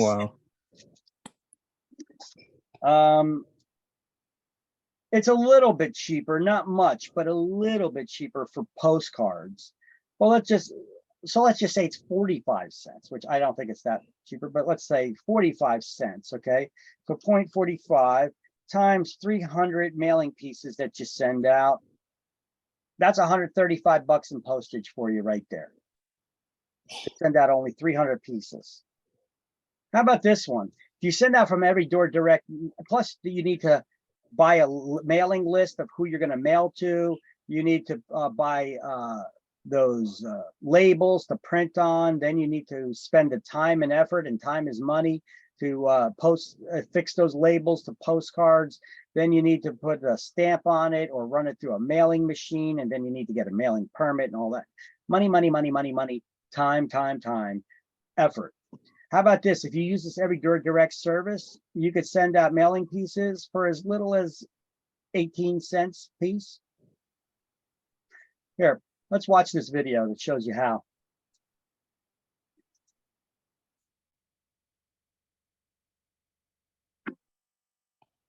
How do you get the word out to the people near your business who matter most? Do it with Every Door Direct Mail. It features an online mapping tool for finding potential customers near your business. To use the mapping tool, enter a starting point. Then select nearby postal routes where you want your mail pieces delivered. You can see demographic data based on census reports, like age range and average household size and income, and choose among available routes. When you're finished planning your mailing, you can schedule it for delivery. Each mail piece costs less than the price of a stamp to send. Creating your mailing is easy too. You can do it yourself or find a list of printers or mail service providers on USPS.com. When your mail pieces are ready, bring them to the post office and we'll deliver to every address along the routes you selected. Reach potential customers simply and cost effectively. Every Door Direct Mail from the U.S. Postal Service. Your post office anywhere. So basically, it works like that USPS Direct Mail. Basically, it pulls up what looks like kind of like a Google map, and then you hover your mouse over the streets, and it'll light up a bunch of different streets in that area. That's your postal carrier's route that they walk. You could click on it and it'll stay highlighted, and then it'll also show you how many mailboxes are on that route and how much it'll cost you to put a mailing piece in every mailbox along that route. And then you could select a route here, a route there, and then you could customize it. You could select the date when you want it mailed. It goes out first class. You don't have to put postage on it. You don't have to put a mailing label on it. So it saves you a load of time. All you got to do is supply enough for the mailing pieces. You pay for the postage online, print out that receipt, bring that receipt, which has the carrier route numbers and shows that it was paid. You drop it off at the main post office and boom, they'll do the mailing for you. That's it. That's all it's to it. Cheap, quick, effective. You're welcome. To save you guys a bunch of time and money if you use those tools. GotPrint is a great high quality place, super cheap printing. There's a bunch of places like this, but I like GotPrint. I think they're really good. If you go to your local print shop and you try to get 5,000 business cards or 5,000 postcards made up, how much do you think that's going to cost you? Maybe 300. Yeah, it's gonna be hundreds of dollars. Definitely gonna be hundreds of dollars. So if we go to GotPrint though, let's see some marketing materials. Let's see some postcards. Now let's go with the biggest postcards that you could send for Every Door Direct Mail too, for that effect, instead of just your standard postcards, but standard postcards are fine too. Let's go with the biggest ones you could send by Every Door Direct Mail. Where is that? Oh, look, they got some cool stuff too, like with raised foil. You know what you could do with something like this? If you got a postcard with raised foil like that, that makes it look really sharp. Get one of those textured cotton papers and have them put the raised foil on there and make a CMA certificate. This is this postcard is your certificate that entitles you to a free CMA, comparative market analysis, to find out how much your home is worth. Set up your appointment with your realtor today. This offer is good for And then I usually put a expiration date on it. You know, I'd write in some expiration dates, or you could stamp them on there. That makes that people make a call to action a little bit quicker versus if you don't have one. I've actually done that before, and I've had people hold on to them for a year. And then they reach out to me and saying, yeah, we got this, we've been holding on to it, but our house isn't ready to sell yet, but we just want to see if because we're not quite ready yet to put it on the market, but can we still get that free CMA from you at this time? We don't want it to expire. We know you put a year on here that it was good for. And I was like, when did you get it? I was like, yeah, I could still give you that free CMA. I'll do that for you. We do free CMAs all the time, you know, but this is the way that you get your foot in the door to try to get a listing, you know? So do use your marketing pieces wisely. Anyway, size, specialty paper, most popular, product features here. They changed this around a little bit, so product features. They did have an area we could search for ones that are specifically sized for EDDM mail. Now let's just do this. Let's just select a postcard. Most popular. It's the most popular. Let's do 5x7. I think that's still good. That's a big postcard. That's a large postcard. Oh, here we go. EDDM postcards right here.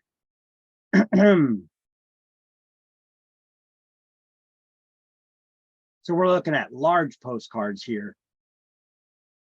That'll fit the EDDM instead of just a standard 4x6 size postcard. You let this interface. You could design your postcard here, or you could create your own design and then upload it to them. They used to only be a print shop for industry professionals. Now they opened up to the public. So you could get super cheap 4x11. That's a weird size.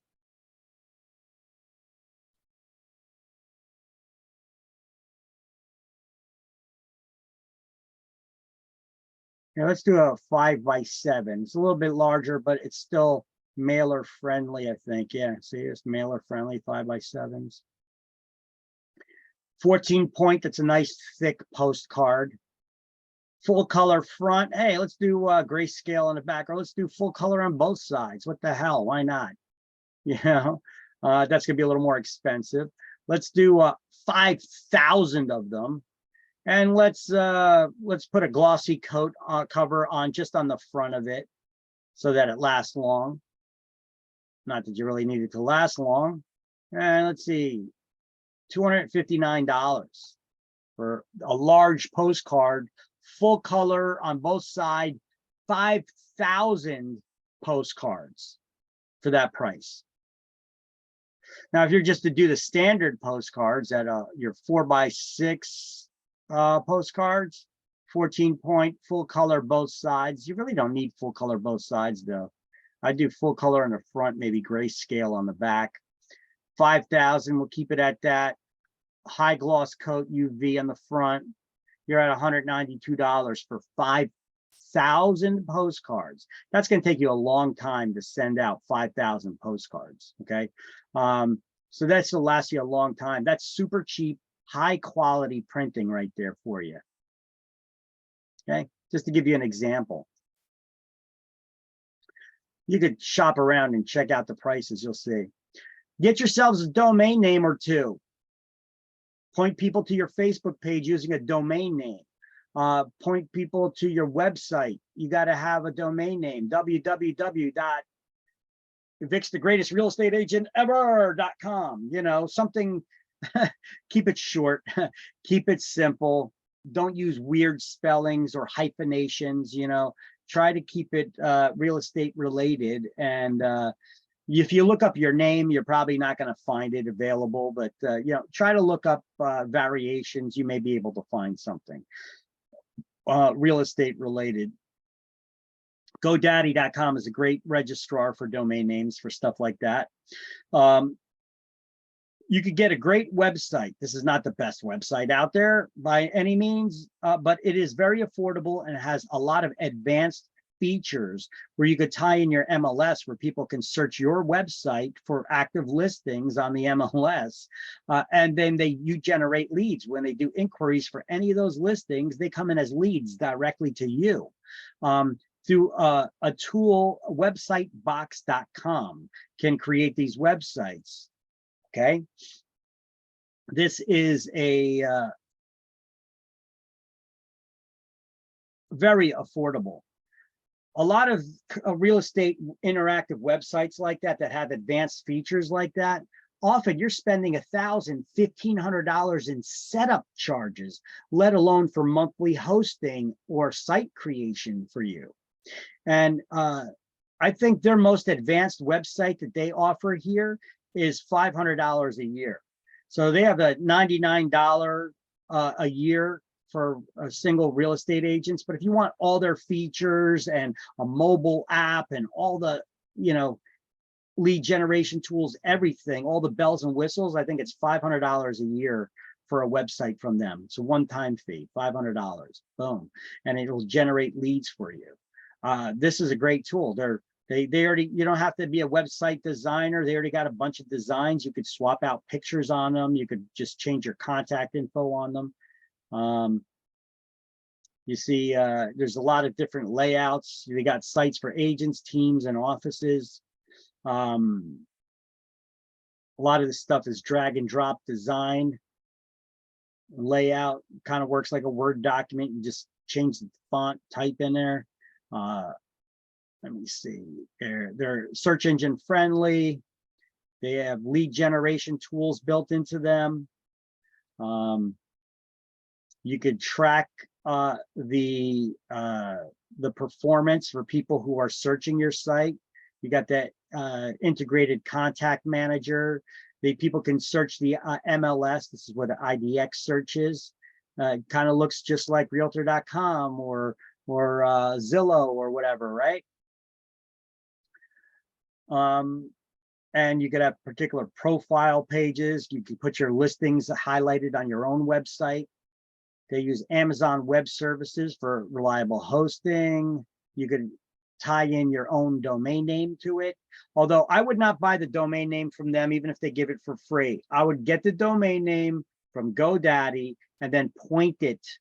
Don't transfer it, point it to their web services. This way, if you ever want to stop using them, you want to go to somebody else, you still are in possession and control of your domain name, and you just direct it somewhere else. They use secure socket layer, which is important for secure sites. It's ADA compliant for people with disabilities. Works on mobile, tablet, and desktop. So these websites are, what do you call them? I forget the term. It's stretchy. They change depending on the device that the person's viewing with. And you could tie them in on your dashboard to all kinds of different tools. They have analytics and insights, so you could see how your business is doing. You could tie in Google tools to it. Like you guys, you send me emails, victor@careerpathacademy.com. You know that my email is actually hosted by Google. So this is called Gmail for domains, or you could have the integrated Google suite of tools integrated for domains. You could have calendars and scheduling, contact managers, storage of documents, and email, all branded with your domain name. Okay. Now, this is starting at $100 a year, but their most advanced plan, which the one I would recommend, would be $500 a year. I have nothing to do with them whatsoever. I'm just trying to show you guys a cheap interactive tool, that's a way that you can have your own custom websites with all the advanced features, bells and whistles, super cheap. Okay. check it out for yourselves if you like. It's websitebox.com. I'm not going to go over all these tools in such detail, so let's just start popping through them really quick. We got Realty Juggler and Top Producer. These are contact managers. Realty Juggler also and Top Producer. They both create flyers. Contact managers can keep track of some of your expenses. Realty Juggler and Top Producer, they both have drip campaign managers. Top Producer, it's probably an additional fee. This is expensive. Realty Juggler is like less than $100 a year, but it has all kinds of features, and I think they give you a 90-day free trial if you want. Drip email campaigns to people to stay in touch with them. Prospects Plus, this is a website that'll have all kinds of professional designs, and they create new designs constantly for postcards and flyers and all kinds of stuff like that for prospecting for business. Lens Design, well, they're a designer and a postcard print shop. They got some cool designs and features where even their visualized ads are customized. The image changes based on the person it's sent to.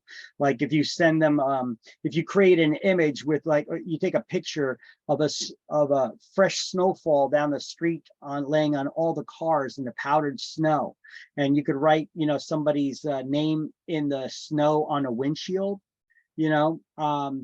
Well, that could change for that name that's written on the snow in the windshield changes to every person that you mail to through the mail merge, through their interactive tools that actually change the design, the image based on who you're sending it to. It's really advanced stuff. It's an advanced feature that you can find in softwares like Adobe and what the heck is it called? Adobe and Affinity, a Serif's tool. Okay, so we have the Red X I told you about. Excellent tool, very worth it. Great lead generator. Homes.com, good place to advertise from. They got website hosting, but I wouldn't use it because this one's better. Realtor.com, you could claim your free realtor advertisement and page and profile, set it up there. Directed to your own websites. The tools that are included in your realtor dues, narrpr.com for creating those CMAs and doing market research and such. They got a blog there as well that teaches you how to use it, and the mobile app that you could put on your cell phone. Okay, I already went over this, how you could search for properties through all the MLSs. Here, if you guys want it for your Google Play, for your Android device or for your Apple, there you go. You're gonna need to have your membership though in order to set it up fully, because this is a tool for realtors in good standing, but that, you know, those are the links. Graphic, you're going to need to do like maybe advertisements, image editing, creating flyers or flyer templates and such. You could either have a professional do it by paying them for those services, like Fiverr. You could get it done for $5 and really quick professionals will create these flyers for you. Or you could get a tool for yourself. It's kind of like Adobe's line of tools that they have. A company called Serif came up with a line called Affinity. They're great tools that you will own for a fraction of the cost of Adobe's expensive, and they're a very powerful tool on comparison with Adobe. Canva is a free image editor. It takes a minute to get used to, but Canva is a free image editor and flyer and layout tool and such. Here's a free QR code generator that you could use in your ads and maybe even on your signs. QuickBooks Self-Employed or FreshBooks is a way to track your finances. Hootsuite is a suite of tools that's used to manage all your social media in one interface. So you could create an ad or a post that you're going to make on social media. You could post it on Facebook and all the other different social media, different pages that you're a member of. and manage all the replies to it and everything in one spot without having to go log into each site and repost and make the post at every site or every tool. You could do it through this one interface, but it's a service you pay for. Tax deductible because it's a business tool. Remine, you get this for free with Central Jersey MLS. The other MLSs you'd have to check and see, but Remine is a good tool for data mining, for doing the research to trying to get clients. You could find on their website, or you could just go to YouTube and look up Remine for realtors, how to use it in your business. Here's the link directly to a video, how to set up your realtor agent profile on realtor.com.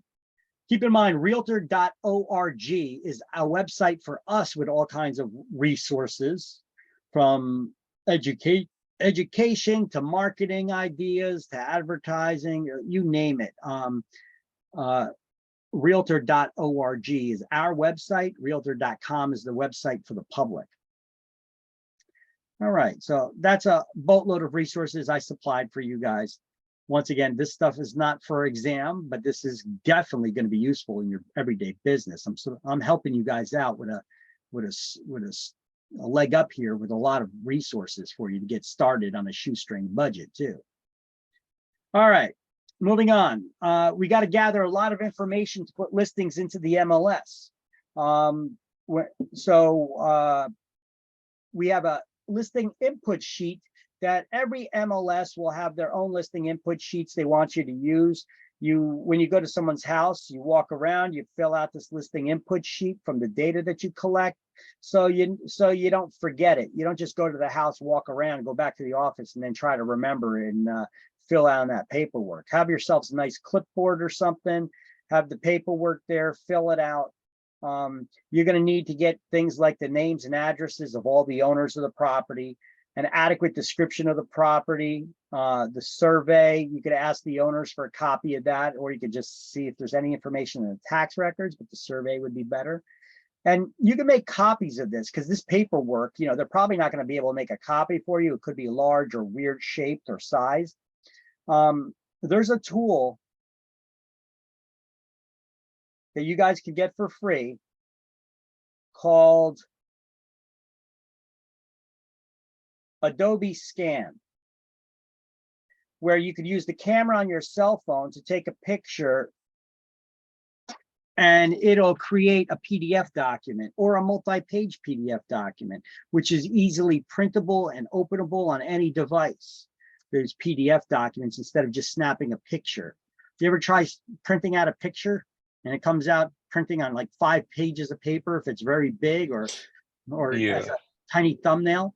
Well, if you scan it or take a picture of it as a PDF, it'll size properly and it's easy to print and share. So I would highly suggest that. Let me see. How do I have these things?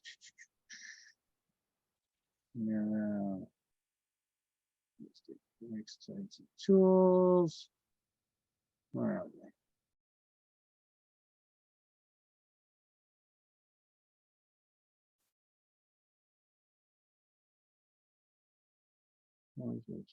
Okay.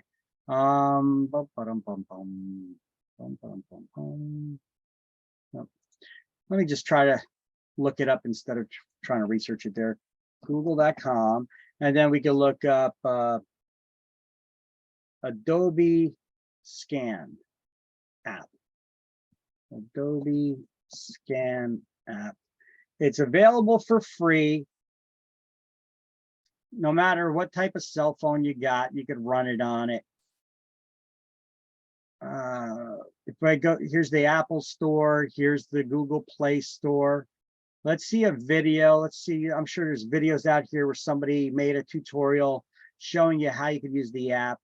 You don't need a 7-minute tutorial on this though. It is a pretty easy app to use. Here, if we can just go to their page, let's see, Google Play, I think they'll have a little demonstration video on there. So this is what the logo looks like for the Adobe Scan. It's blue. You You could scan anything to a PDF or an image. Take signatures, do all kinds of stuff with this app. You could modify them. Keep track of receipts, multi-page documents. You could edit them, all kinds of good stuff. I'm trying to find a video in here. Maybe there's a video about this app that I don't have to explain it and show you the visualization. I have this app. It's pretty easy. If you need to make a copy of your driver's license, you can just select ID card and then click a picture for the front, and then it'll ask you to take it back, and then it'll put you in one page. Put it on one page for you. Yeah. So it's pretty neat. It's a pretty neat app, and it's free. It's easy to use. You could crop it. You could have it automatically detect the corners of the document and snap the image. Let me pull up the videos for this Adobe Scan app. Let's see. Okay, here's a quick one. Shows you how to use it. It's a minute long. How to use Adobe Scan app, YouTube, 5 minutes. Physical business cards into mobile. How to use Adobe Scan, it's 7 minutes. Creating one PDF from multiple images. Okay, you know, let's use this one. Maybe they'll show you how you get an idea of how to use it. And it gives you a lot of different things. Scanning the first image, more pages. I don't know who this is, but let's take a look at this. Do you need to share your non-digital work with someone, such as a handwritten or hand-drawn item? If so, I recommend using Adobe Scan.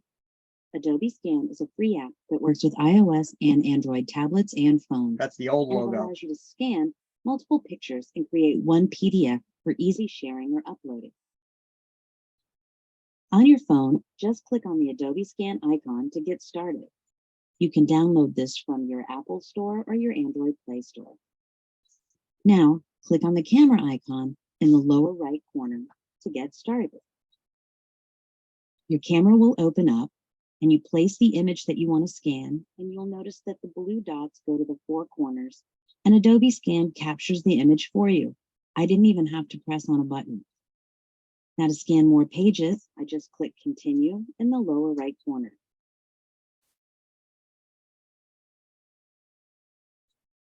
Now I lay down my next one and repeat the process. Again, Adobe finds the 4 corners and it captures it automatically. When I scan my last page, I just click on the icon in the lower right corner to open up everything I've just scanned. As I select through, you'll see that I have all 3 pages that I've scanned. Now I need to change the name of it, and I can do that by clicking on the pencil icon at the top next to Scan March 24th. And I can name it anything I'd like, whatever the assignment name is. Now at the bottom, I can have a few features that I can do. I can add more pages. I can reorder the pages by clicking on the next icon. And all I do is press, hold, and drag to the new location. I can crop it and I can rotate it if I need to. When I'm finished doing everything, then I want to click Save PDF in the upper right corner.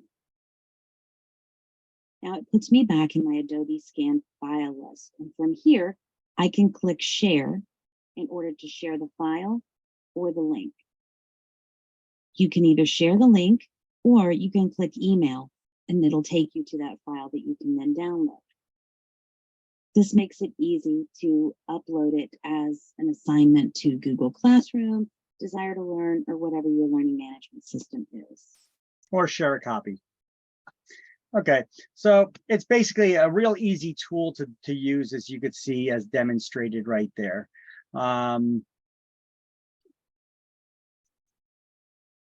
And I highly suggest it. You'll find it incredibly useful in the real estate business. All right, so here's a lot of the information we need to gather, and we put on these listing input sheets. I have a sample input sheet here from the Garden State MLS. If I were to open that up, here's the Garden State MLS listing input stuff. Here's one. Oh, it was just updated this year for, let's see, a listing for single families. Say we're getting a listing for single family, you got to bring the right input sheet there. Single family, condo, and co-op. This is the listing form for that. The fields in red are the ones that are required information we have to gather, but that doesn't mean you shouldn't gather other information as well, like the schools in the area and other kinds of information, the color of the building, you know. So we got to gather a lot of information. As you can see, the owners will initial the bottoms of each page. And then you have to submit this paperwork to the MLS after you input the listing into the MLS. Okay. So it looks like this information, these listing forms were actually updated recently. So there's a lot of information, as you could see, that we need to gather about a property before we put a listing into the MLS. Then the owner signs off on it. The broker or salesperson would sign off, and then they would submit that information to the MLS. So we got to gather a lot of information about a property, type of heating and cooling systems, fuels that's used. Are they using public sewers and water, or septic systems and well water? You know, what are the room sizes, square footage of the house? If I only put that if I have a blueprint, construction, age of building, yada, yada. All this information we need to gather when at the house. The true tax figure, any special assessments that are outstanding, are there HOA fees involved, what they are, who the management company is if it's a condo, if the property's distressed or not, meaning that's going to be a short sale, foreclosure, divorce, or bankruptcy. What are the utility companies? This could be useful information for the potential buyers, so that they could swap over the utilities instead of having to turn them back on after the seller shuts them off before they move. Any appliances or chattel that's to be included in the sale or excluded specifically. Date of occupancy and possession that it's going to be available for that buyer at close or some other time. Is there any possibility of financing or concessions the seller's making? What is the zoning of the property? Is it zone 1, 2, 3, 4 family house? Is it mixed use, etc.? Is it in a flood zone? You could find this out by going to the FEMA website or going to that NAR RPR app. But the FEMA portal website, if you were to click on this, takes you to the FEMA's website, where then you could plug in somebody's property address and find out if it's in a flood zone or not. But the most accurate way is to contact the buyer's mortgage company. They'll let you know if it's in a flood zone. Or you could get, actually even more accurate than that, is you could pay the surveyor to do an elevation report as well. But that's not really necessary unless it's in question as to whether it is actually in a flood zone or not. So you'd plug in an address here and then search, and it'll pull up a map and it'll show you if the property's in a flood zone or not. If you guys want, I could share that link with you, even though that's right there. Now there are 500-year flood zones and 300-year 500-year flood zones and 100-year flood zones. If a property's in a 100-year flood zone, it's required to have flood insurance. If it's in a 500-year flood zone, that is an option. Okay, so here's how you could check if the property's in a flood zone. I just sent everybody that link to this FEMA page. There also may be additional documents up top. If there are, then that means that the maps may not have yet been updated, but there's additional information already for that update to make sure you got the latest and greatest maps available to you. Let's see. Details of exactly what will and what will not be included in the sale. Licensees should ask for a copy of the seller's deed, survey, and title policy at the time of listing to find out if there's any deed restrictions, to find out what the true lot size is, etc. Plus, buyers may think that's useful if you share with them a copy of the survey. And even though you're invited to their homes, always check their IDs to make sure they're the actual owners. I already talked to you a little bit about checking IDs, right? All right, and here's another reason for that. Here's an example where an agent failed to check to confirm the IDs of the owner to make sure they were the actual legal owner of the property prior to taking it as a listing and marketing that property. Then they entered into a sales contract for the property. She had to pay a fine of $4,000 for this and 30-day license suspension, and had to take additional CE classes. And she's lucky if she doesn't get sued by somebody.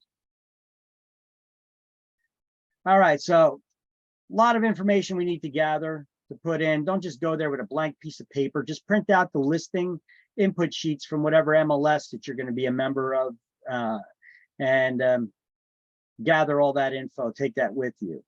So some other information is what kind of cooling is there in a house, if any? Do they have fans, ceiling fans? In what rooms? Do they have air conditioning units? Is it central air? Is it a heat pump? Is it wall units? Is it window units? Are the window units included in the sale or not? You know, is there a whole house fan? You guys know what a whole house fan is? Here, I got this video from YouTube. This lady does a great job explaining it. You could find it in older colonial houses, usually in a closet on the top floor. There's a light switch. It seems like a light switch, but it actually turns on this fan that is in the hallway in the second floor of older colonials, which this house looks like it was retrofitted with one. This is usually a huge fan that is in the attic. Sometimes those fan blades could be 4 or 5 feet in length. You better make sure that if a house has a whole house fan, though, when you go into that attic, you better make sure that they have a fan guard, a shroud that's over it. Otherwise, it's not going to pass the city inspection, because that's a danger waiting for somebody to trip into it when it's running. These are updated fans that you see that they're going to show you in this video. They're smaller in size, but they're more, but they also do a great job. These things do an awesome job in lowering temperature, clearing out smoke if you burn something in the house when you're cooking, or just to have a nice little breeze on a nice summer day. Let's see what she has to say. Okay, this is a video for people who are wondering what a whole house fan is.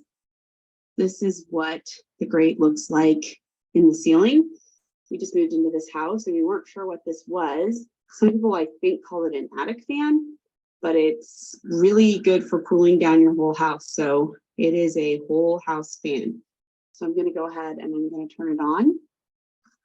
I turn it on. Oops, just trying to focus here. What's going on? There we go. All right, here we go. Turning it on. That's high. You can see fan blade is huge. It's on high, and it creates an amazing breeze throughout the whole house. You have to have all your windows open so it doesn't create weird negative pressure. Turn it down to low. There it is on low. It's still creating an amazing breeze throughout the whole house. It works extremely well. So you're looking for an alternative to air conditioning in a hot area. This thing works great. It's been about 85 to 90 degrees outside.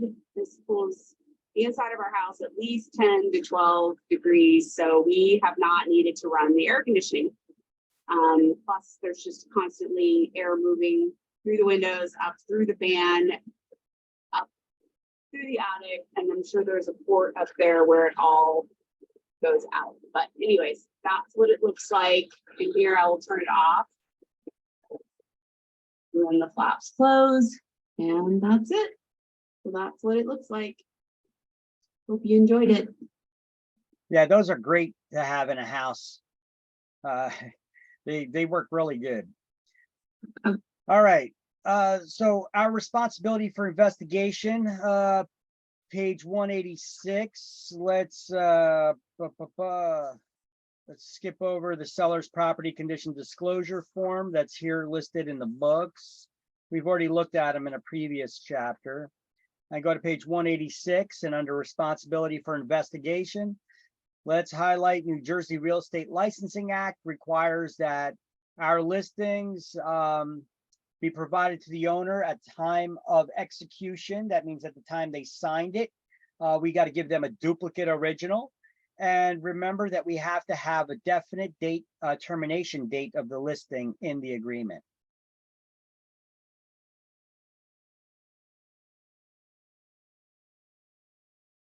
Everybody got that? Yeah. Okay.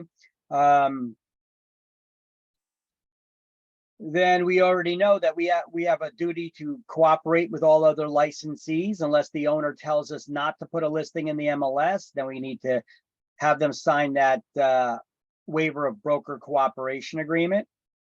Otherwise, any listing that we get has to be put in the MLS within 48 hours, and any written offer has to be forwarded to the owner within 24. So let's highlight that on page 186 under cooperation with other licensees as well. That first paragraph underneath the cooperation with other licensees.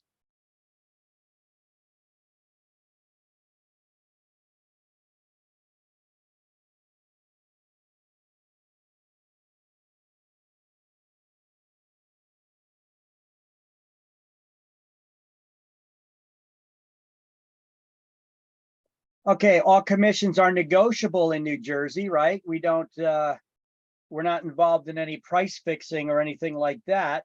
So remember, listings must specify an amount of commission that's being offered.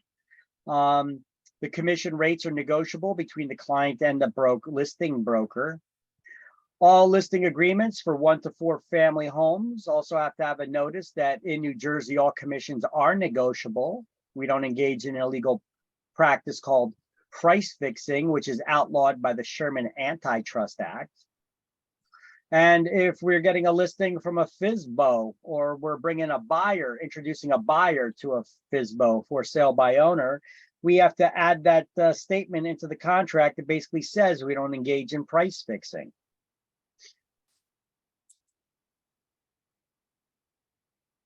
And that's the disclosure right there once again.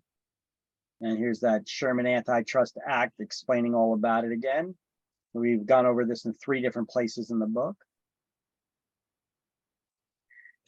Okay, listing requirements. When the seller property condition disclosure report, that's a way that we get the owners to disclose to us any issues or problems or improvements even that they may have done to the property. We could disclose them to potential buyers. And by doing this, we are limiting the seller's liability in the event of a lawsuit at a later time to actual damages rather than triple damages, which is what a court can hold a homeowner liable for if they lied about or they did not or they failed to disclose to potential buyers any known problems in a property. So that's this seller property condition disclosure report that is here in this chapter, but we also went over this, I think, in chapter 3. If I were to click on it here, it'll show you the link to the one that's in our shared Google Drive. I'm just opening it directly from the shared Google Drive. Here's the link to that seller property condition disclosure report. So you all can see it now, right? Yeah. Courtesy of the Realtors Association, New Jersey Realtors. But you could use any one. The law doesn't say you have to use this one, but sellers the law does require the sellers to disclose any known issues with the property. And we as real estate licensees have a duty and an obligation to investigate and disclose all material information that could be discovered about a property. You know, occupancy, roof, age of the house, basements, crawl space issues, structural issues, termites, wood destroying insects, any additions or remodels that were done to the house. Did they get permits for it? Plumbing, water and sewage questions, heating and air conditioning, wood burning stoves and fireplaces, electrical systems, questions about the land and boundary lines, environmental hazards, deed restrictions, miscellaneous questions, radon gas, major appliances, solar panel questions, lead plumbing, and the acknowledgement by the seller. If the seller is dead, their executor, the listing agent, buyer's agent, all sign here as well. And that's it.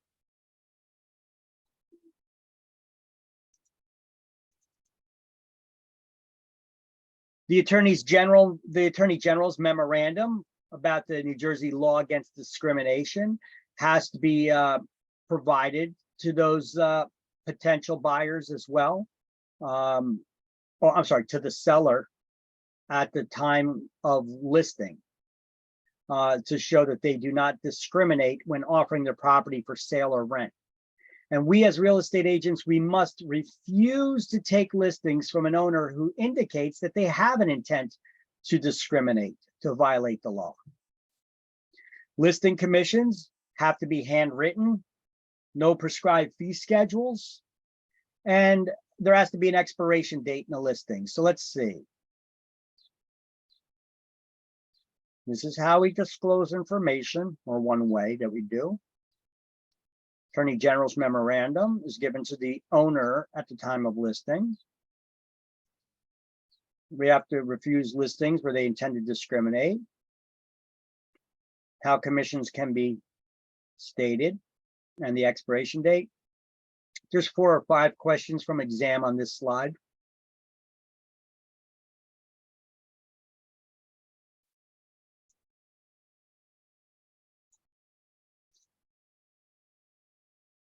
So let's highlight page 186, Attorney General's memorandum.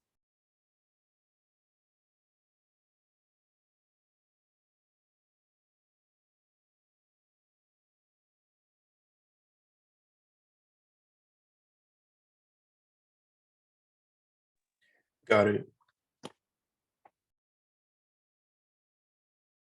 Page 186, let's highlight about the expiration of the listing. It has to have an exact termination date.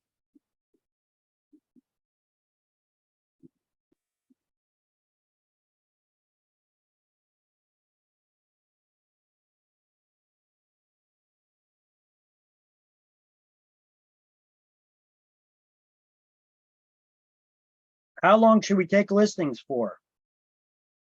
That's a common question. Well,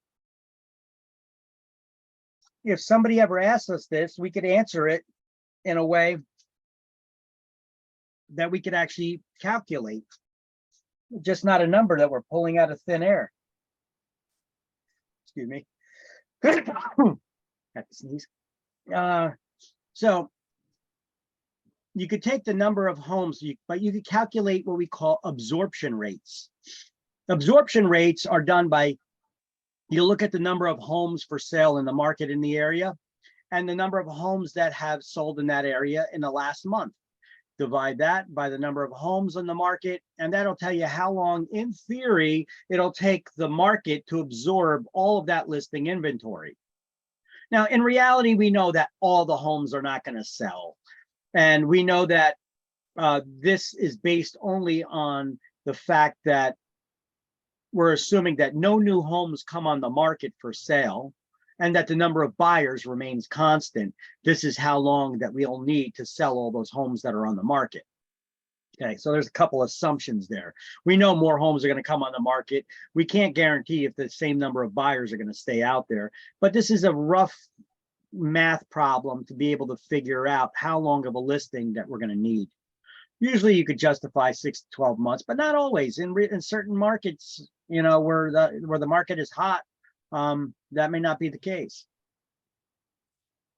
What we call these absorption rates. That's how you'd calculate it. This is a tool that I'm teaching you. You're not going to see this anywhere, even in this book.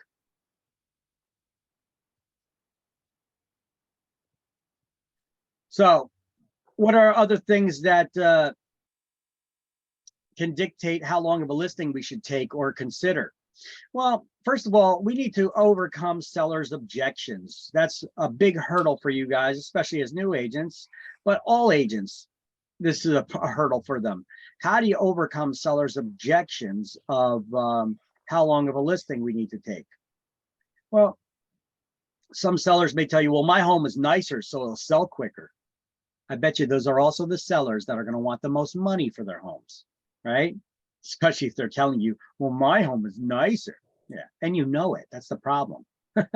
So listing, the agent should consider the listing price. Is it correct, or did the seller want to list it for a higher price, wanting to extract every last penny they possibly could out of it?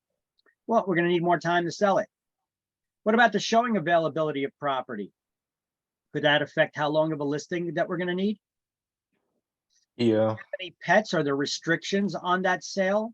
Do we need to make sure the pets are boarded up or taken out for showings? Well, you know, I don't care how friendly your dog is, if they're going to lick people to death. Some people are just deathly scared of animals. And if they should freak out and get hurt, we're responsible as well. So it doesn't matter if the animal bites or doesn't. Some people are just scared of animals too. Some people have allergies and very sensitive to odors as well. Sometimes we know that people have gone nose blind. You know what that means? You guys ever see those Febreze commercials where people have gone nose blind? Like this lady? Yeah.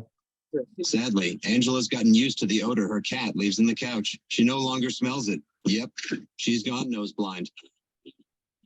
We staged an intervention to help her sister break the news. This is exactly what your house smell like. Yes. Oh, you are tripping, really? Febreze fabric refresher eliminates pet odors you've gone nose blind too.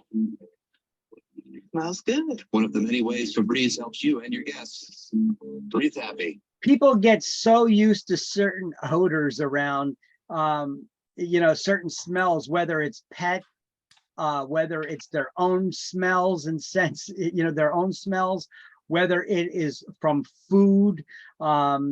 You know, some people like to cook, you know, fish has strong smells, you know, certain spices like curry and such have strong smells, and they could get into the carpet, into the drapery, into everything. You know, these odors from various things, new people enter your home, you're immune to them because you're always around them, but other people can sense them right off the bat.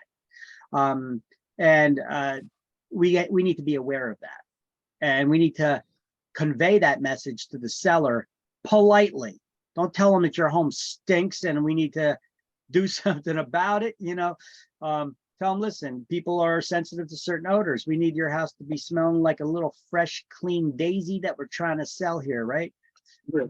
We don't want them to come across this as You get used to pet odors in your car. You think it smells fine, but your passengers smell this. Eliminate odors you've gone nose blind to for up to 30 days with the Febreze car vent clip. All right. It doesn't need to be Febreze. You know, just Febreze does a good job in their marketing here. You know, I'm not endorsing Febreze in any way, shape, or form. I had this one Italian lady one time where I was listing her property for sale, and she was helping prep. I was going to do an open house for her, and she prepped it. Oh my God, she prepped it. Her house was spotless. It was nice and clean. And we hope for people like that. Most people live in their homes, so the homes look lived in. They have stuff around still, personal belongings. But we need to tell people to declutter and depersonalize their homes. Take down family photos. Take down the kids' drawings. People need to picture this house and them living in it. And they don't need to feel like they're invading in someone else's territory here. You need to make them feel welcome, and you do that by decluttering and depersonalizing that house. And make sure you got teenage kids and they've got posters of naked women on the wall, that they take those things down. You know, you're trying to sell your house. What the hell are you thinking? You know, I know you're the parent, you should have control over your kids, right? So you got to tell these people these things. If their house is a mess, try to get them to clean it a little bit. You know, you're not going to perform miracles. Sometimes people are just hoarders too, you know, or collectors, if you want to be nice, you know, but some people are hoarders because they just collect garbage too. You get You know, I got a couple of these Febreze ones, you know. You get used to rooms smelling of sweaty odors. Yep, you've gone nose blind. You think it smells fine, but others smell this. Use new Febreze Fabric Refresher for your hard-to-wash fabrics. Its odor clear technology cleans away sweaty odors. All right, this is not meant to be a commercial for Febreze, so I'm not gonna continue with that. But anyway, you guys get the idea. We got to convey that message. And sometimes I've got listings before where I'm sitting there to get the listing. I'm sitting in the living room with somebody and I asked them if they got a dog. And the lady's daughter, who was mentally challenged and had physical disabilities and all, but she gets all excited and she's over there, she's bouncing around. Oh yeah, we got this dog and this is his name and and this is the kind of dog he is and all that. And she's going on and on. Then the mother's like, okay, calm down, calm down, calm down. They're like, yeah, we don't have him anymore. He died 5 years ago. And the reason why I was asking if they had a dog is because I saw a pile of dog poop on the floor. She just dated it, and I know how long it's been sitting there now. At least 5 years. Not every house is HGTV, guys. Prepare yourselves, okay?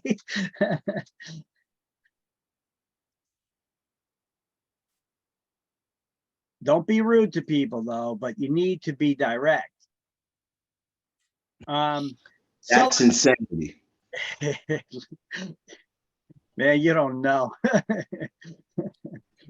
You'll learn. You'll learn. Not every house is like a brand new staged house, you know. The houses are lived in. And, you know, I've done showings where the teenage kids had the pornographic posters on the wall. And then we got to have the little kids cover their eyes as we're going through, you know.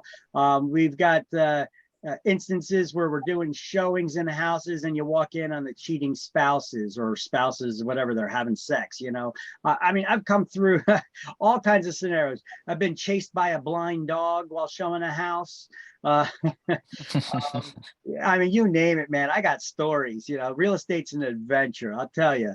You know, no two transactions are alike for sure.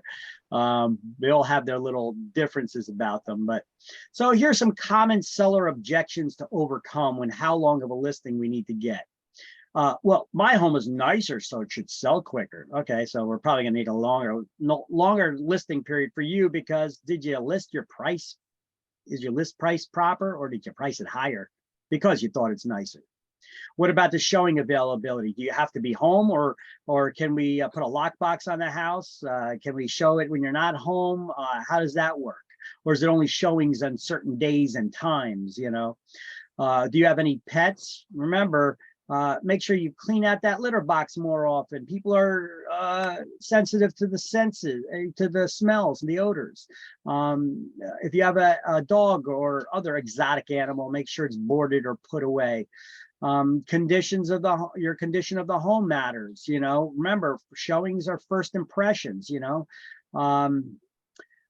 Curb appeal, have that if it's in the winter, shovel the snow. If it's in the summer, you know, cut the grass, trim the bushes. You know, you got to have that house in top tip shape when you're trying to sell it. So that showing condition, your house needs to be that shiny penny on the block. And here's a little gimmicky type thing that you could do, is have a handful of pennies in your pocket with a bunch of used older pennies and one brand new shiny penny, and toss a couple pennies on the table and say, pick one up. They're going to gravitate towards that shiny penny and say, that's exactly what every buyer is going to think. when they're looking for homes, they want that shiny penny on the block. And because there's other homes on the market, yours isn't the only one, you're going to need to have your house in that tip-top showing condition if you want your house sold quickest and at the top dollar. And if it's not, don't expect those results. I'm here, you hired me as a real estate agent. My job is to slap you with the truth, and I'm laying it on here. I'm going to be direct with you. You want me to be direct, or do you want me just to tell you what you want to hear and lie to you? You know, I don't make money by just collecting listings. I do it by selling your home, and that's how I get happy clients too. And I like my clients to work with me, help me help you sell your home. Everything from the showing availability to the condition of the property to various other things that we're going to go over. Is your property in a have high taxes, or is it in a flood zone? May take a little longer to sell. Are we allowed to use a lockbox? Are we allowed to put a for sale sign on your property, or do you not want the neighbors to know it's up for sale? Okay, it may take a little longer to sell. Will it sell quicker because you have a for sale sign? Not necessarily, but it's not going to work for you or in your favor. If people can't find a house because they can't see a for sale sign, or it could attract more attention as well. Clutter. Is there a lot of clutter in the house? Are they collectors? Are they hoarders? Is it just garbage bags and nasty stuff that's collecting throughout the house? Guys, you don't know, do you? Maybe you do. I don't know. I don't think I added any of these pictures, but let me see. I have some pictures I could show you of listings. Let me see. Some pictures, some real estate pictures I could show you. Property damage.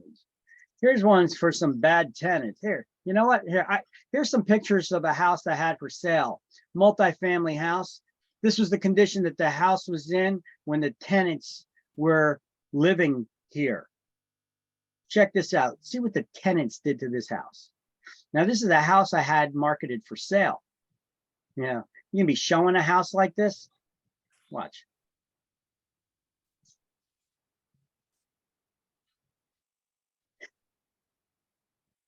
First of all, the door to the bathroom is off its hinges. The place is a mess. The toilet seats half ripped off. Holes punched in the wall.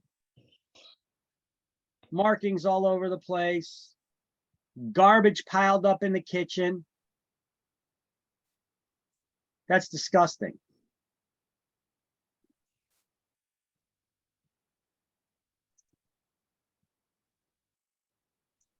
You mean to tell me you went to a house and this is how it looked?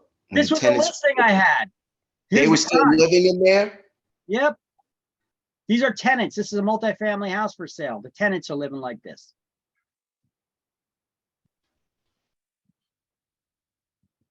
With the bong and everything sitting there on their sink in the kitchen. Come on, man. Really?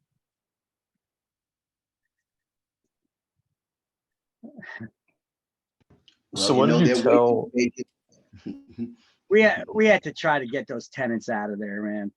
It was awful. They weren't even paying their rent.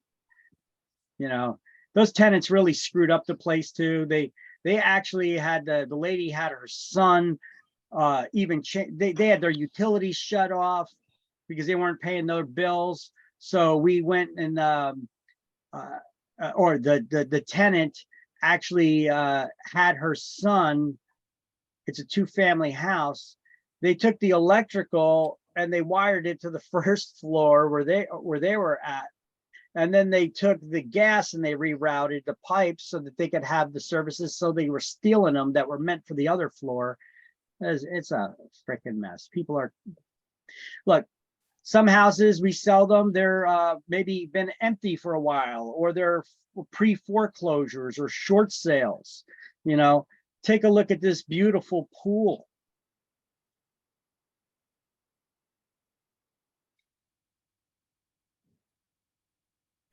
Yeah.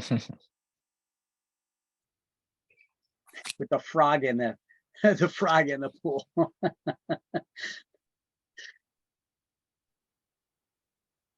But we're not done yet. I got more.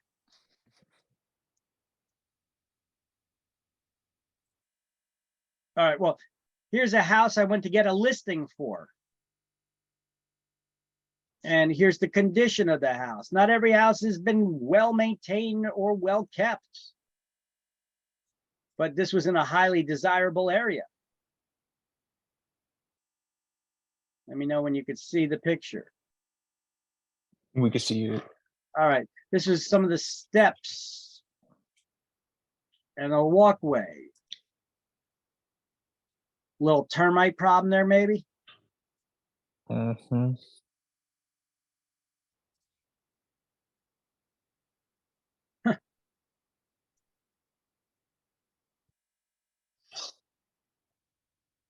This was in a very desirable area of Edison. Really? Yeah.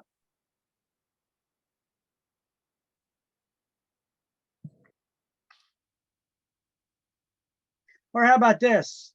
A listing I got where the owner did not turn off the water like I told them to.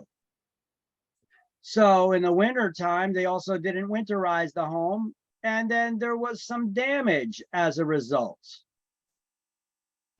Pipes froze. Yeah, they burst, and look at it. There's water sitting on the floor here in the basement. They didn't live in the house anymore. One guy lived in California. The other one, his brother, was in a state prison, I think, in Texas, you know, and trying to communicate with that.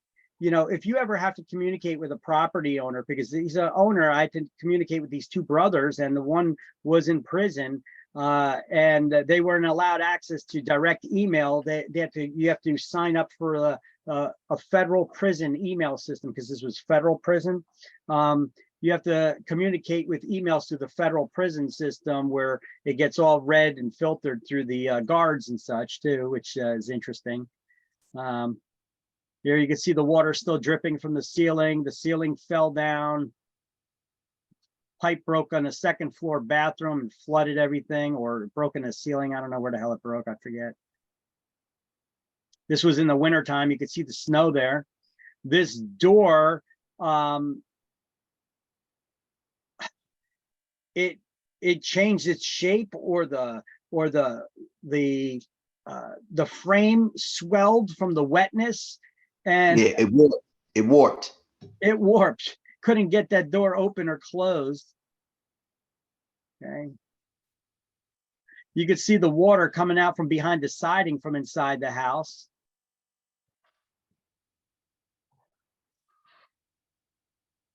Look at the water coming out from cracks. I don't know if this formed that crack in the foundation or what, but, and as that water was coming out, it's been pouring out for how long? I don't know.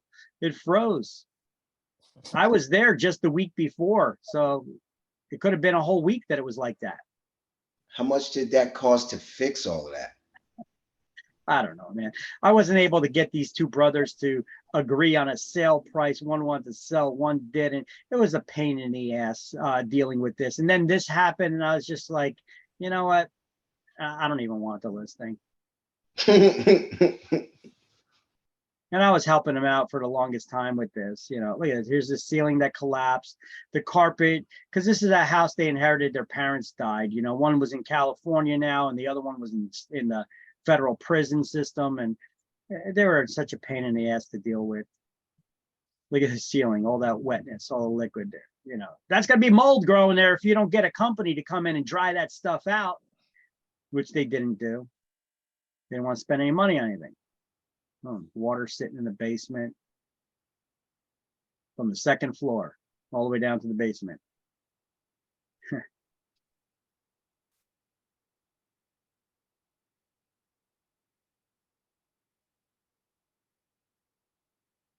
Volume on this. You know, from the beams and the dust and the dirt in the ceiling. And you can see the water still dripping, but I shut off the water main already from the inside. See the lights covered in water.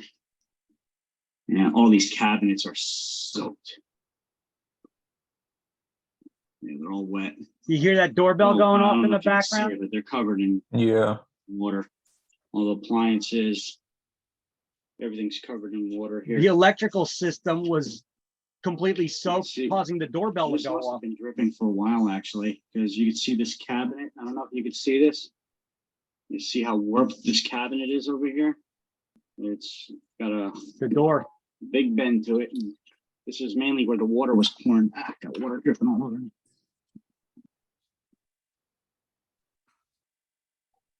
See, it's kind of bent open. Yeah, that's waterlogged. Water's been running here for a while. That pipe broke in the ceiling there for a while. Can't even open this other one. Just like the doors to get into the house. So I was making this video to The doors send. to get into the house. I was making these videos to send to the owners there so that they could see the damage to the house, that was caused there and that they got to deal with, I was worried about any electrical fires or anything because that doorbell constantly going off because of the water and the electric was still on. So fire department came in, they addressed that issue. And then they couldn't get the door closed again. So they had to nail or screw the doors shut for the front door. This place was a wreck. House were pretty more water getting. It's slimy.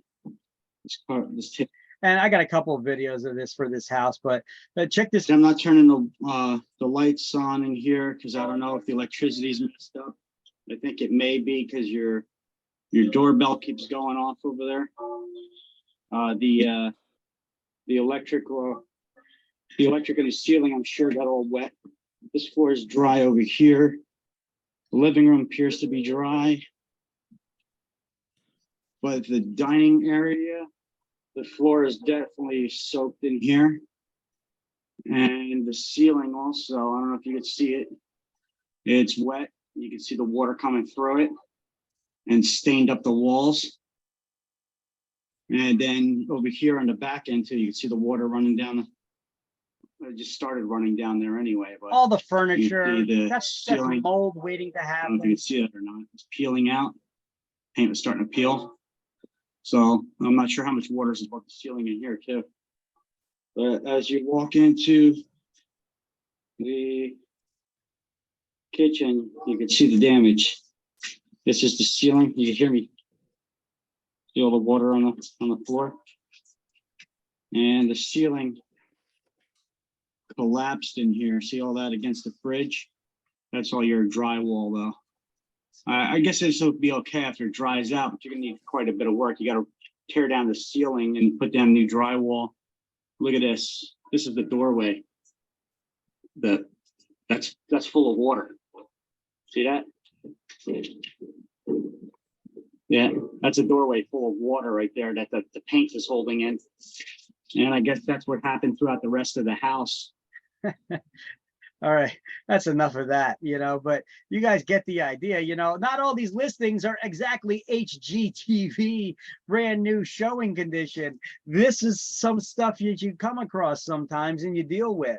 I told you stories before about, areas with gangs and somebody blew up a car in front of someone's house, I mean, these houses are not always in the best condition, and the conditions are not always the most favorable.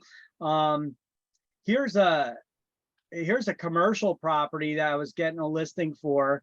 Had some issues because the guy used to have a bus station. His family had a bus depot, a private bus company out of this, and temporarily they were working for the father, the son, they were working for other bus companies, but they were still storing some of their buses there.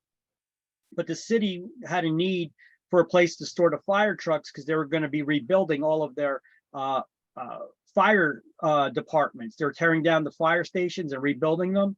And some moron opened up a ladder truck indoors and broke out a wall in the back of the building too. I don't know if I got that in here, but this was a huge property. I was even interested in it, but taxes being over $25,000 a year, not so interested anymore.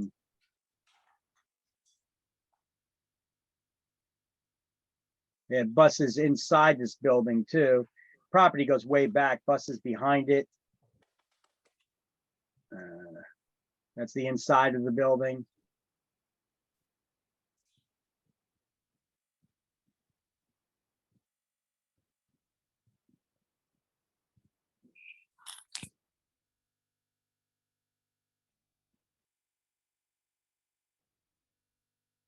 The back wall, you can't, I don't know if I took a picture of it or you could see it now. You can't see it in any of these. The back wall was actually blown out. They actually tore down half of the building. They were trying to sell it for the longest time like that. Eventually they tore down the whole thing. And then they just started renting out the lot to the restaurant / bar club across the street that needed more parking. I think they eventually sold it, but it's still fenced up over there. Anyway, objections for overcoming length of a listing. You know, condition, you think it plays a role after seeing a couple? Yeah. Yeah, it could definitely.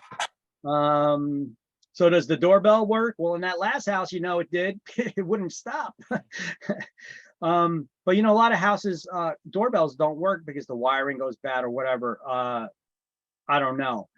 These days you could get these doorbells that are remote control. They work easy enough. They're cheap enough. Ring doorbells, all this stuff.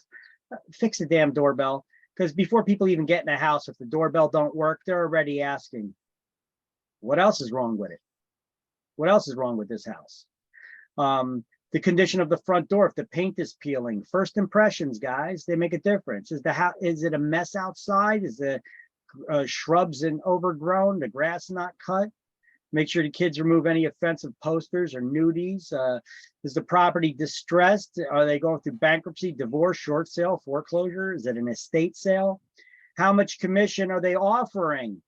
And how much broker cooperation can you offer to other agencies to incentivize them to bring in a buyer? What chattels included or excluded from the sale? Is the seller offering any concessions, meaning they're conceding? The word conceding means giving up money to the buyer to help pay their closing costs or maybe repairs. There's also limits on how much they could give for that. Here's a good option. Offer a home warranty to the buyer, paid for by the seller. Look, even before they pay for it, insurance companies won't tell you this, that offer these home warranties, that warranty is covering that house for free while it's listed with you. So if the water heater blows while the listing's in effect, it's covered. You know, so there's a good benefit to having these warranties and offering them. And then offering it to the buyer and paying for a 1-year home warranty for a buyer, even if it costs $600. Because look, it will prevent them from trying to renegotiate the price of the entire transaction because your water heater is past its life expectancy, or the heating system is old, but it still works perfectly fine. People use that as a reason to try to renegotiate the price of the home. Hey, listen, I'm giving you a 1-year warranty. You're guaranteed that it's going to be good for at least another year. Otherwise, it'll get replaced free by the warranty company. You just pay the servicing fee of $50 or $75 for them to come out, and that's it. They'll take care of permitting, replacing it, what have you, you know? Little tip for you. All right. So how do we price the property? We do so by offering a comparative market analysis for the consumer. When we do it for lenders. But do you have to speak to the seller about offering the buyer a warranty? Absolutely. Absolutely. So how does that even come about? I bring it up to them when I'm getting the listing. You know, You bring up the fact that the warranty will cover anything and everything that no, there's limitations on these warranties, what they cover. It's usually the major appliances, the heating system, cooling systems. You could opt for additional coverages like pools and spas and hot tubs and jacuzzis and such. Electrical systems, you know, there's certain things that these warranties will cover of the major systems. It's, you know, it's not insurance for the whole house, but it is warranties for a lot of the major systems that tend to go bad, you know, and you know, sometimes you have a listing and these things go bad. water heater exploded, it went bad, oh, you know, caused damage, you know, now we need to do insurance claims, and then we also have to fix the water heater. Hopefully they had insurance, you know.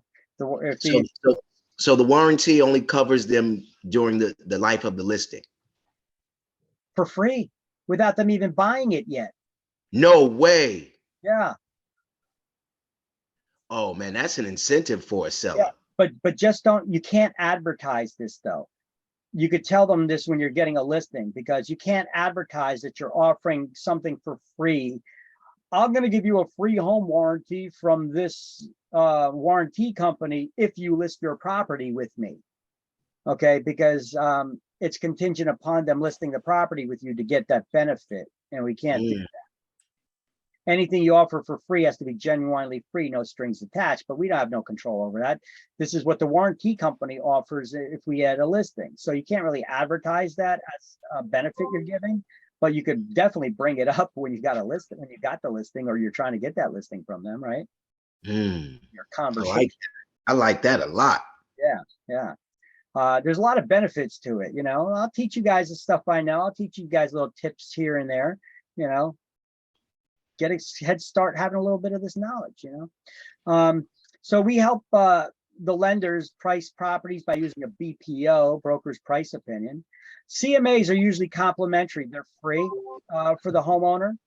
It is not an appraisal, should never be considered as such, and even has to have a disclosure on it that says that. To learn how to do those CMAs, you can go to that CMA workshop, which they're going to be having. Ottawa's going to be offering them. I already signed up for mine.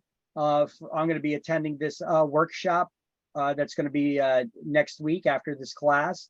Actually, a little bit later. Yeah, the following week. So, you know, I even attend these things, and I know how to value properties, but I get some valuable information out of it. I was at the one last in 2001, 2003. I'm going to go to it again. Get some CE credits for the next licensing term, and you get some valuable information that they update in the current market conditions and such. These workshops are great to go to. It's under $100, so why not? It's tax deductible too. They probably teach you how to value properties better than your appraiser. Your broker will teach you, you know, because these guys are actual appraisers. The actual selling price, though, is determined by agreement between the owner and the buying public. It's whatever that buyer is willing to pay, a ready, willing, and able buyer. And it's not just whatever the buyer is willing to pay, but what they can pay, what are they able to pay? You know, it's easy to make any kind of ridiculous offer when it's someone else's money, you're getting a loan. But remember, a bank's not going to give you a loan for a ridiculously high amount that's over what the market value is of the property. So what determines the value of a property? The price that a ready, willing, and able buyer is ready, willing, and able to pay. So let's do these highlights right here about those CMAs and pricing a property. This is on page 187 under pricing the property.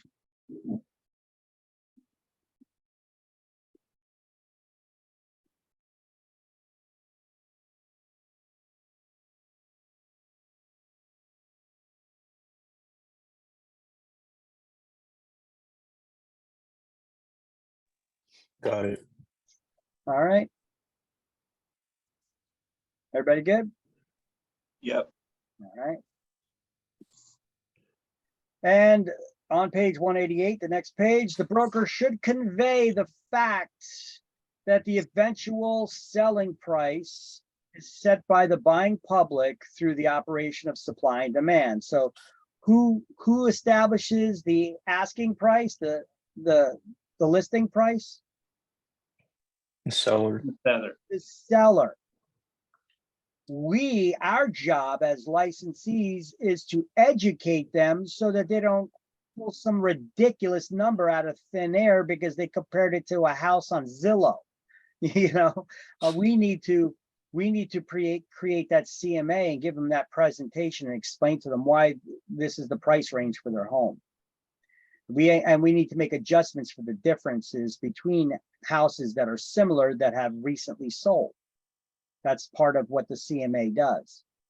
But we got to let them know that we can't guarantee you what price that house is actually going to sell for. That's determined by the buying public.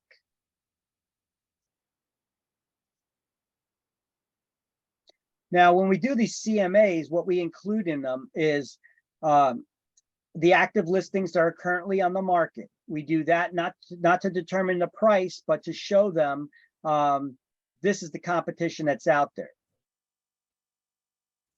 So far, they failed to sell. So don't look at the price, the asking price, what they're asking for it. And remember, when we do CMAs, we have to have at least 3 comparable properties as a comparison that have recently sold in the area, locally, in the same neighborhood, better.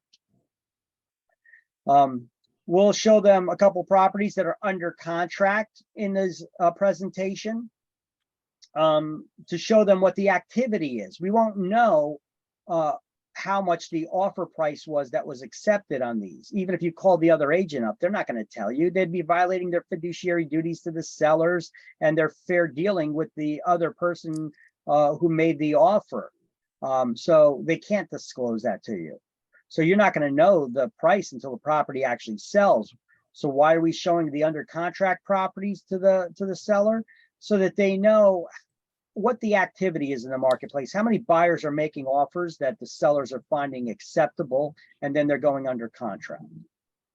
The sold properties, those are the ones where we determine the price. So these are the ones that are similar in size, style, location, and amenity to the subject property that have recently sold. We make adjustments for the differences, and that's the price range that you should list your property at. That's the price range it should sell for. Now we could take a different strategy and maybe offer it at a little lower price to try to generate interest in it, and maybe even bidding wars. That's one strategy. Sellers usually don't like that. Sometimes they like let's try it a little higher price. Maybe we could get it. Okay. Well, sometimes you get a higher price by offering it at a lower price. Scary. Now, expired listings we include in these CMAs. They don't do that in appraisals. So why do we do it in CMAs? Well, we want to show, this is a presentation. We want to show that seller what had failed to sell. You got to remember, this is a presentation, and often the agent is the one that's going to be blamed for the reason why the property didn't sell. Let's examine it. Maybe it was the agent's fault, or maybe there was other factors. Were there any pictures on the property? Were they good quality pictures, or was the agent lazy and took them on garbage day with all the garbage cans out front? Or at a time of the day where the sun was in back of the house shining in the front, so when they took a picture, it looked like a black and white photo. You know, the colors were washed out. Get some decent quality photos of a house. Well, look, we carry around cell phones with these high quality cameras built into them. You could get some good pictures out of those. You don't even need to hire a professional photographer to do it. You know, if it's a really expensive home, you may want to opt for that though. They're not that, it doesn't cost that much to get the professional photos done. And they have the wide angle lenses and everything. They can get a better view of the room. You don't need every angle of every room, a picture or virtual tour taken. What is your license type you're trying to get? Salesperson. Salesperson. Part of sales is you got to know how to tease people into wanting more, right? If you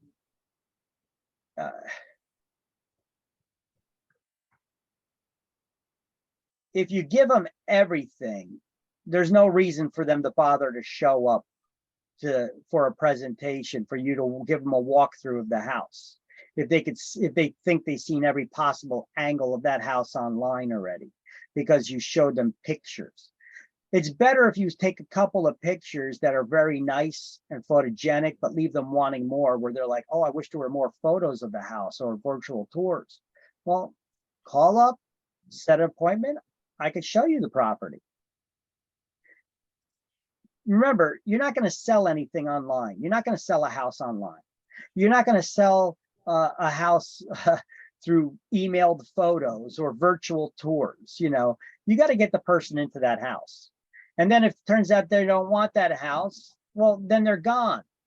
But if you're there and you have conversation with them, you may get them as a client and you could help them show them other properties perhaps. Remember, this is your way to keep their attention and keep them as a client. To maybe, if they're not interested in this house, turn them on to something else. That's a potential client for you.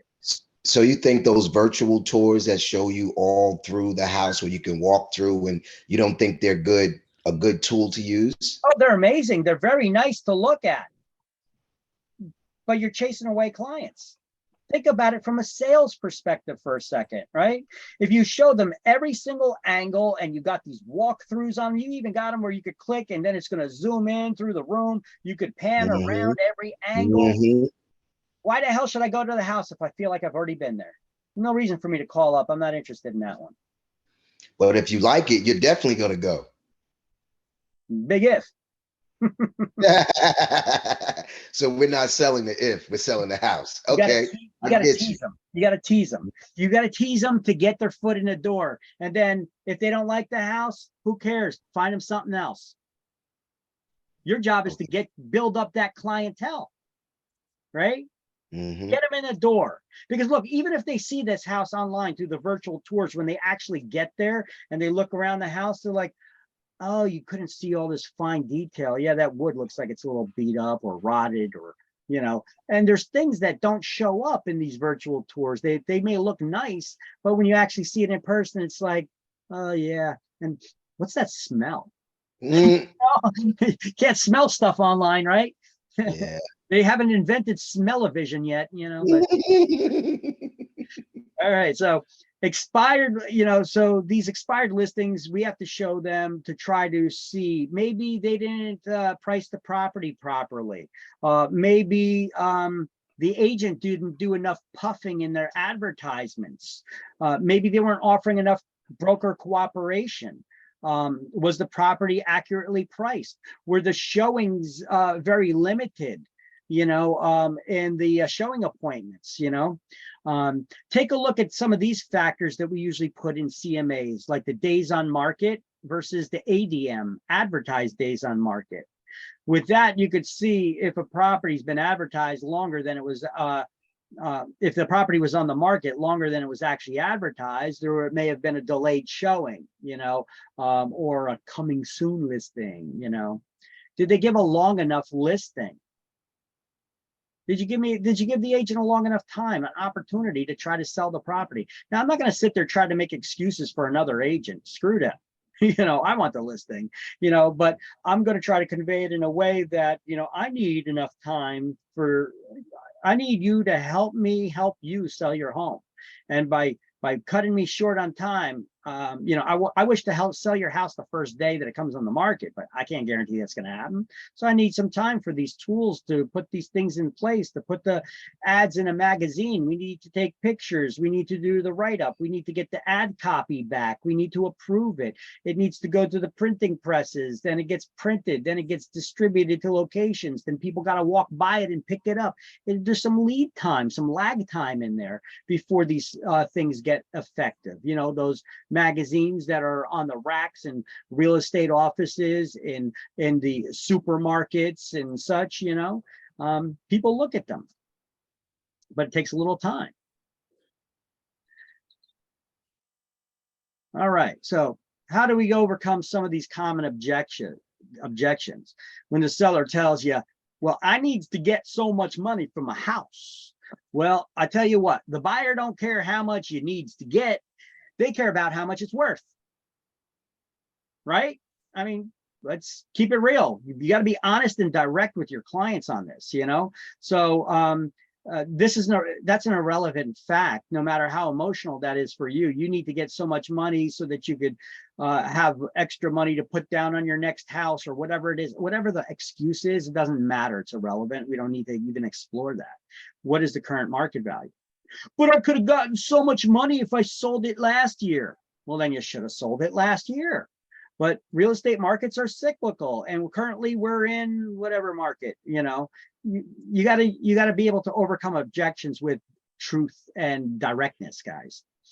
But I put money into the house for the improvements. Well, not all improvements will increase your value, let alone pay back the entire investment. They may increase the value a little bit on the house, but not enough to pay back for that improvement, to recoup all the costs involved for that investment. But they may have made it more desirable and could sell quicker. Like a pool. How much is a swimming pool, an in-ground swimming pool, do you figure? How much do you figure an in-ground swimming pool would cost to install in your average home? 50K, 50 to 60. All right, well, here, let's It depends if it's in ground or above ground. in ground. Oh man, that's got to be at least 50 grand. All right, well, let's keep here. Maybe 10,000. Let's use this example, 25 to 50,000. Okay, that's a broad range. Okay, let's keep it at that example. You'll shop around for the best price. Okay, so 25 to 50,000. How much more do you think that swimming pool will make your home worth? Probably only another 10 grand. Yeah, maybe like 10, 15 grand. So you're not going to get all the money back from your investment? Hell no. Do swimming pools increase the value of the property though? Not always. Yes. Not always. Unless it was like one of them broken down, not maintained swimming pools that they need to be replaced. But swimming pools will always increase the value of the house. Yes, they will. Always. The only problem with it is you'll get some people that'll say, but what if I don't want a swimming pool? They're a danger. They're gonna increase the taxes. My insurance is gonna go up. Well, then obviously this house with a swimming pool is not for you. You know, do not confuse value with desirability. Two entirely different subjects. Okay, we got to learn to overcome objections by separating a bunch of questions and objections thrown at us at once, and we need to address them each on their own merits. Don't combine them and try to address everything as a whole. Address each objection on its own merits. I'm going to show you something right now. CMA adjustment guide I got from the that Ottawa class that I took in 2021. This is why I want to get it again, mainly because I like these adjustment guides we get from them. They're pricing guides. And they're based them off of the sales of every home in the state of New Jersey in the last year, private sales and ones that they aggregated from the MLS. And if we look at this adjustment guide here, let's see, a pool, where do we got it? A in-ground pool for a house in the 250,000. Now let's look at a house in the $400,000 price range. So between $250,000 to $400,000 price range, how much did that pool increase the value of your home by? On average, $10,000. $10,000 if it's $400,000 home, or 2.5%. So if it was a $300,000 home times 2.5%, that's how much it would increase the value by.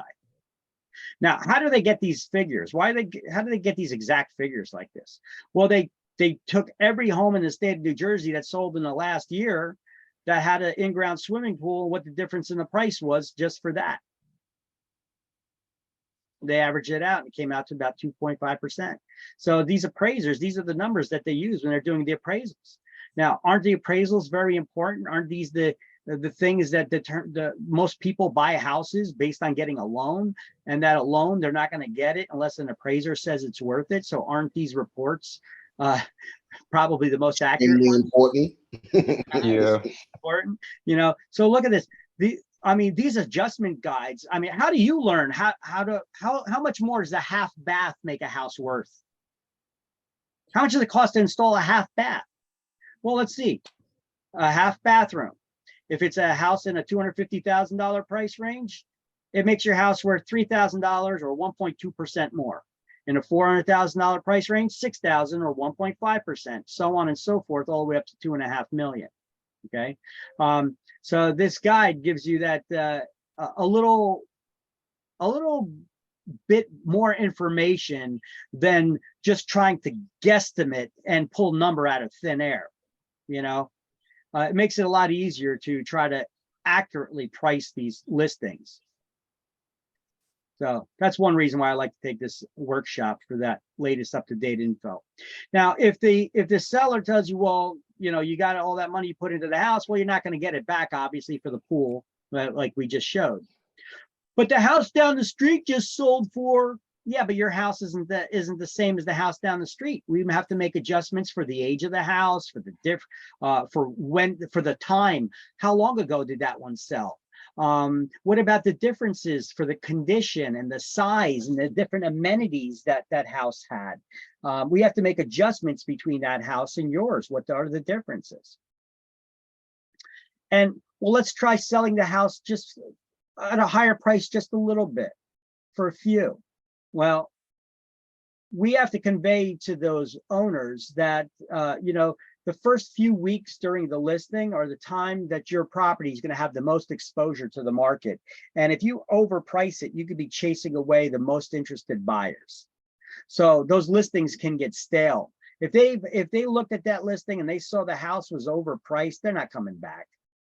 Okay, you'd have to significantly drop the price of that house to get some of those people back. And the longer that that house remains on the market for you trying it at a higher price before you eventually lower the price, what's the first question that comes to most buyers' minds when they see, well, how long has it been on the market? Well, what's wrong with it? Right? I mean, it's human nature. If it's been why has it been on the market for so long? What's wrong with it? We hear it all the time. So your first price reduction is usually going to be more than the entire commission that you were arguing with paying your agent. You know how they argue with us over like over 1% or 0.5% that they want to pay us in a commission to sell their home? Usually their first price adjustment, when they overprice a house, their first price reduction is more than our entire commission, which is amazing, you know, because I think about it and I chuckle, but I'm not going to bring that up because then they're going to be really like, oh, you know, they're going to get an epiphany there. Now, don't get caught chasing the market either, because if you keep the house on the market and the market value is at this price, this is what chasing the market is. Here's the market value. You want to try it a little more. And if the market's values start dropping, by the time you decide you want to adjust your price, you're chasing the market. You're always overpriced. You would have to make a drastic price adjustment to catch up to market value. But people are going to be like, well, why is it on the market so long? You may even have to drop it even further to try to incentivize buyers now to come to your house. Okay, these are just the realities of sales. All right, come on.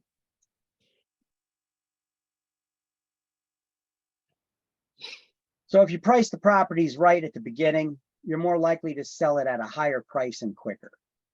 But let me ask you a question, and this is a question you should ask to the sellers.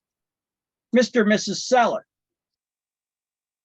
we agreed upon an asking price for your house that we're going to list it for sale at.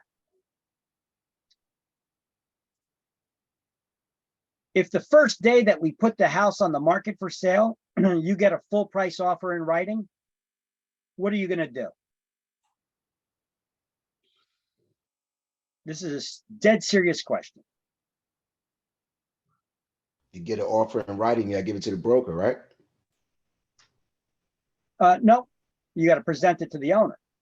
But this is a question that I'm posing to the owner when I'm getting this listing. Oh. We finally agreed upon an asking price. If I get you the full asking price that we agreed upon the first day that the property is listed on the market, so the day it hits the market, we get an offer in writing.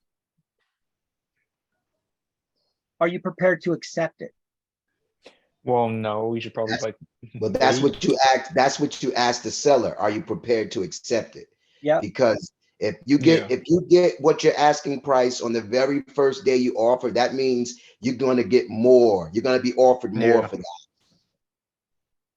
Reagan, is that what you're trying to say too? Yeah.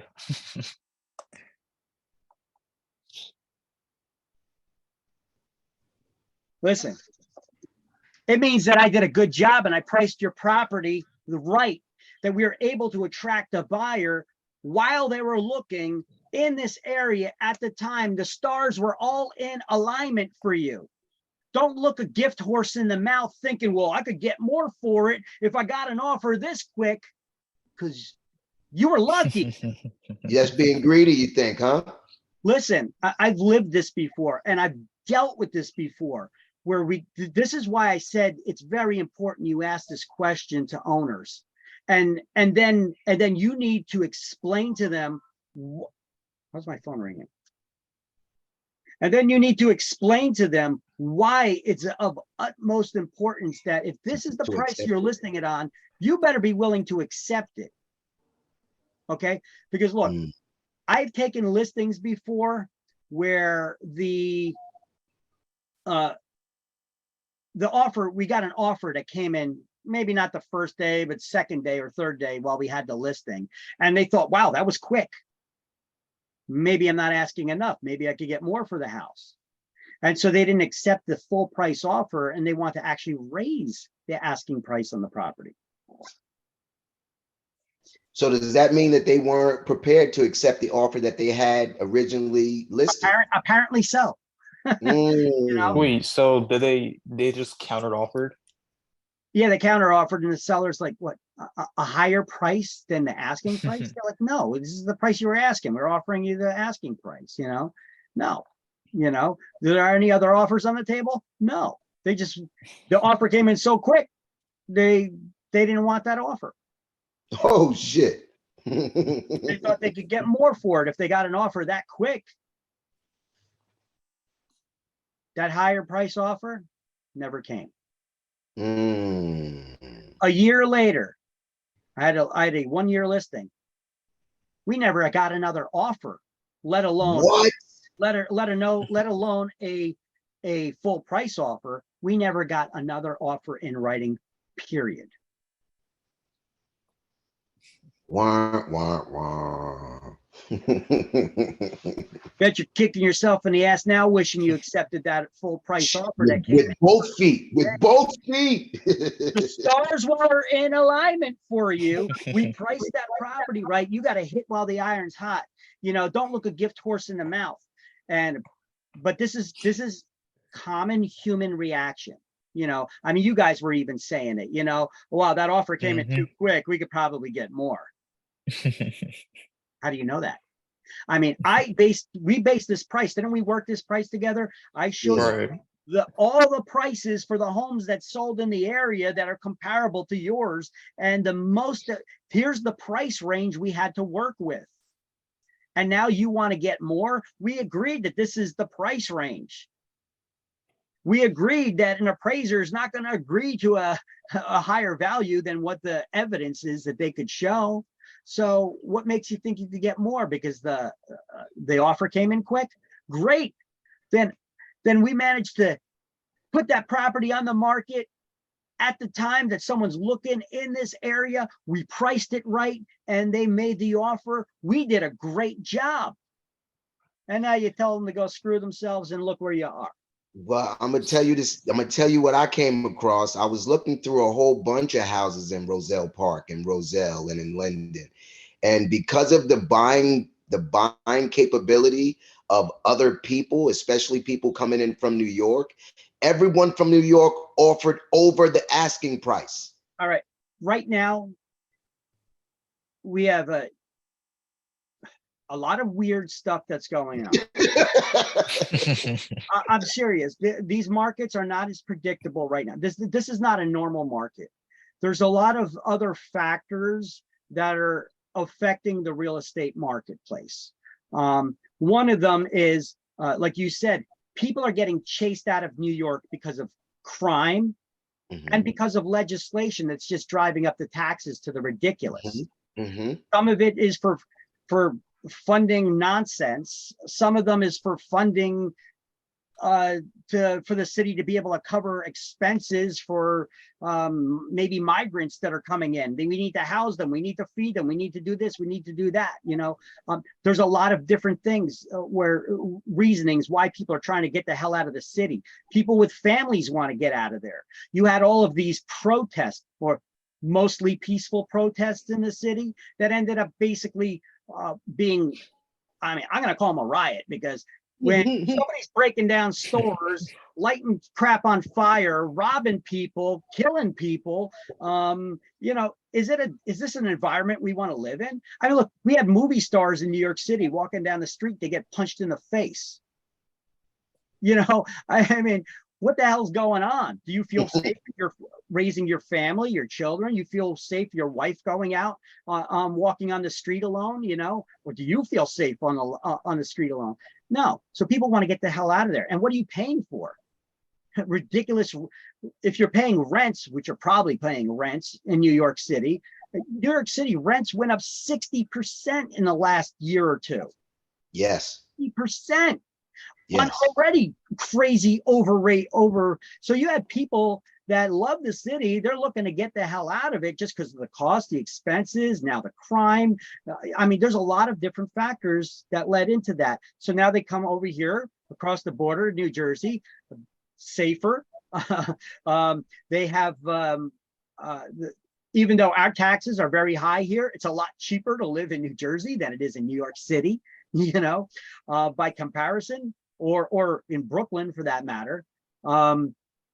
Exactly. So we're getting a lot of people, those New Yorkers here, which are also, you know, maybe have higher incomes and are willing to pay more for those and willing to travel now, where normally in the past they weren't willing to do that because everything was on the story. But now, through these extenuating circumstances, they're getting driven out. And then you get investment, then you have politicians and legislators that are making certain decisions, everything from zoning and wanting to do away with single family zoning. They're using a lot of excuses of racism and stuff like that as the reason why we should do away with residential single family zoning, to have it so that you just basically do away with the middle class, and just have multifamilies everywhere, do away with the suburbia. And let's see, we also have investment companies like BlackRock, who are, and even Zillow, were using their money, those huge coffers of money, to buy up entire residential neighborhoods where properties were being, where people were losing them because they couldn't afford the taxes on them and the other expenses. Where people were required to stay at home and lock down when COVID was going on. And yet you still had to make your mortgage payment. Otherwise you lose the house. And now these huge companies come in and they're paying whatever price just to buy up neighborhoods, wanting to then turn them into rentals, or maybe if they change the zoning laws, they're able to tear them down and put up apartment buildings everywhere, or high-rise luxury housing. You know, there's a lot of weird factors that are manipulating the market. And a lot of it stems from political decisions from politicians. Everything from the safety of people in New York, you know, where did all this come from? Where did all this stuff happen? Why did all of this stuff happen? What lit the spark? Okay. This wasn't a matter of everything happening here from one event. There's multiple things that are going on, and politicians just are wanting to be the political prostitutes that they are, you know, are willing to cash in on an opportunity to gain a little power, control, maybe get the votes in. Let's use some social things. Let's pit people against each other because of their race. Let's say this is racism, that's racism, everything's racist. Let's start going after the cops because that's the in thing to do. Let's change our realities. You know, there's a lot of weird stuff that's going on that is playing a role in real estate right now that makes it hard to predict the real estate market. But things are starting to come to a peak. So we have mortgage interest rates that are rising the economy that's failing. Politicians are still stepping in and trying to create alternate universe realities here, where if you got a lower credit score, you could get a better interest rate, but but you're less likely to be able to get the loan to buy. So those people who are able to buy at those higher interest rates now, they just don't want to buy. So the real estate market is going to start to cool a bit. The prices are going to start getting adjusted. They're going to start coming down as they don't sell, but it's still, we're still seeing sales still. Are we still seeing these 50,000 above market value prices? Not as much. That's cooling off now. But let's see what happens when we open the border up and we have a need for a lot more housing. I can't tell you what's going to happen. You know, you expect me to be able to predict that? Nope, can't do it. You know, I want to go to this appraisal, this next CMA workshop, and find out what this guy got to say. Because this guy, he got all kinds of insights and statistics that he puts together based on data that he aggregates from the news, from the labor department, from unemployment, from the housing market, from builders, from lenders, from all these areas. And they analyze this and they put together these reports. You know, I can't wait to hear what he's got to say. What about you?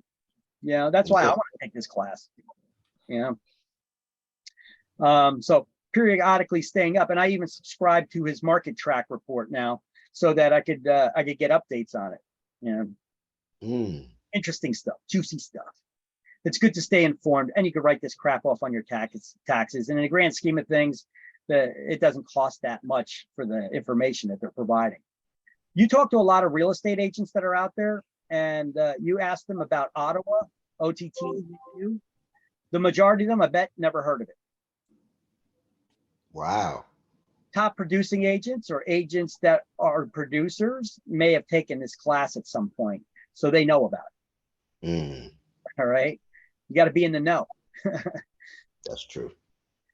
All right. That's it for this chapter. This chapter is concluded. Let's close out some of these thousands of windows I got open in my computer here.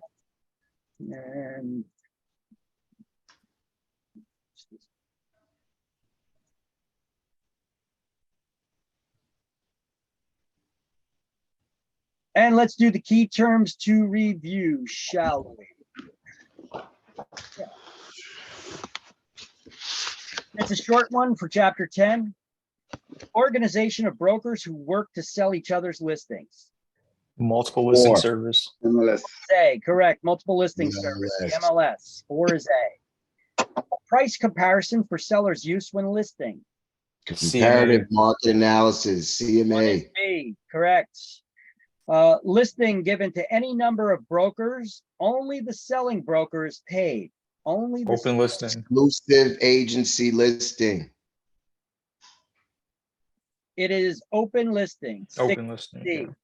Because the listing is given to any number of brokers, but only the one that produces the buyer's paid. So when an owner tells, hey, you market my property, you bring me a buyer, I'll pay you a commission. You bring me a buyer, I'll pay you a commission. You market my property, you bring me a buyer, I'll pay you a commission. So that listing only the seller gets paid. Only it's open to many brokers, but only the seller gets the one that brings only the buyer gets paid. Brings you the buyer gets paid. Yes, I had it written. I just said the wrong. Listing that promises broker be paid unless the owners sell on their own. Exclusive agency listing. Exclusive agency listing. 2 is D. A listing that states that the broker will be paid no matter who sells the property while the listing is in effect. 3. Right to sell listing. Listing. The exclusive right to sell listing. 3 is E. And illegal listing that where the broker keeps everything above a certain figure. Net listing. The net listing. 5 is F. All right. So even though that was a short chapter, it took a bit to explain because I went out of my way to give you guys some tips and resources and all that stuff, which hopefully You guys will have access to them because you have access to these slideshows. You have access to all those links and resources that I gave you and ideas of where you can get business from. Hopefully you'll use it to your benefit and you'll succeed. Okay. If teaching you information and giving you resources, if you don't actually apply any of it or use any of it, you can lead a horse to water. You can't drink, you know? Can't make him drink. So let's start in chapter 11. It is 3:48 right now, so we got a little bit more than a half an hour of class left. So let's try to plow through as much of this chapter as we can. Let me open up the chapter. Give me 1 second here.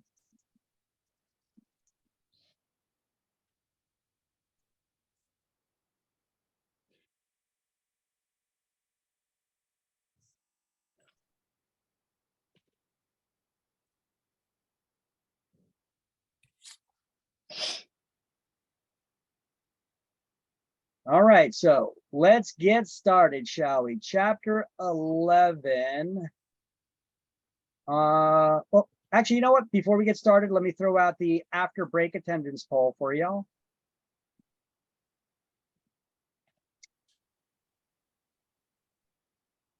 If everybody could answer that, please.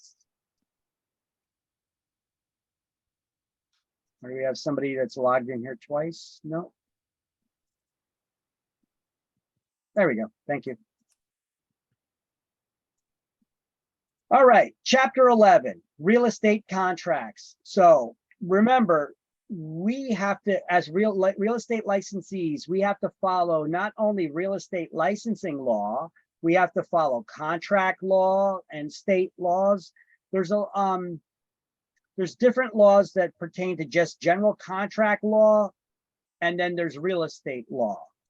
Okay, real estate licensing law, we need to follow all of it.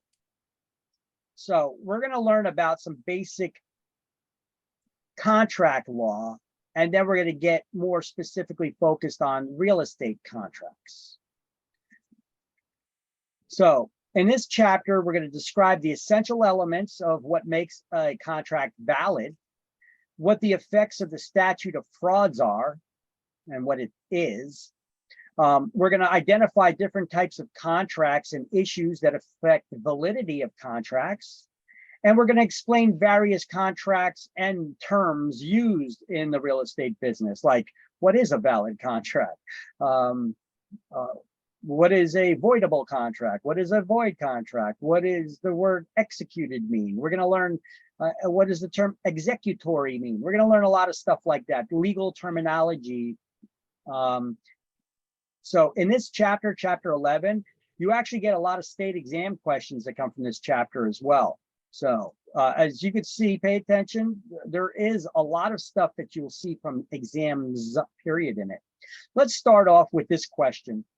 What is a contract? It's a voluntary agreement between legally competent parties to perform or refrain from performing some legal act.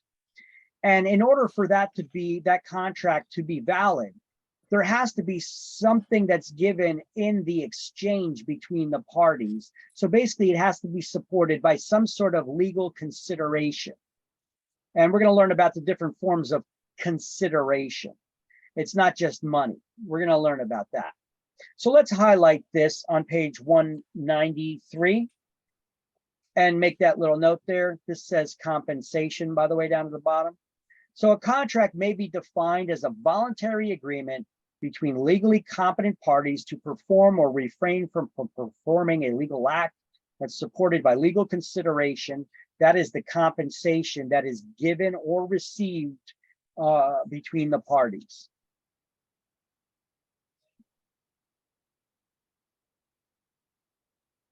The four essential elements of a valid contract are competent parties, offer and acceptance, consideration, and legality of the object or the purpose of the contract. And we're going to dive into those in a little more detail. But first, let's do this. Let's write the number 4 in front of the title, 4 essential elements of a valid contract. Let me see, do I have a screen print of this? Yeah, here we go. I should probably have put this first. Let me reorder that slide there.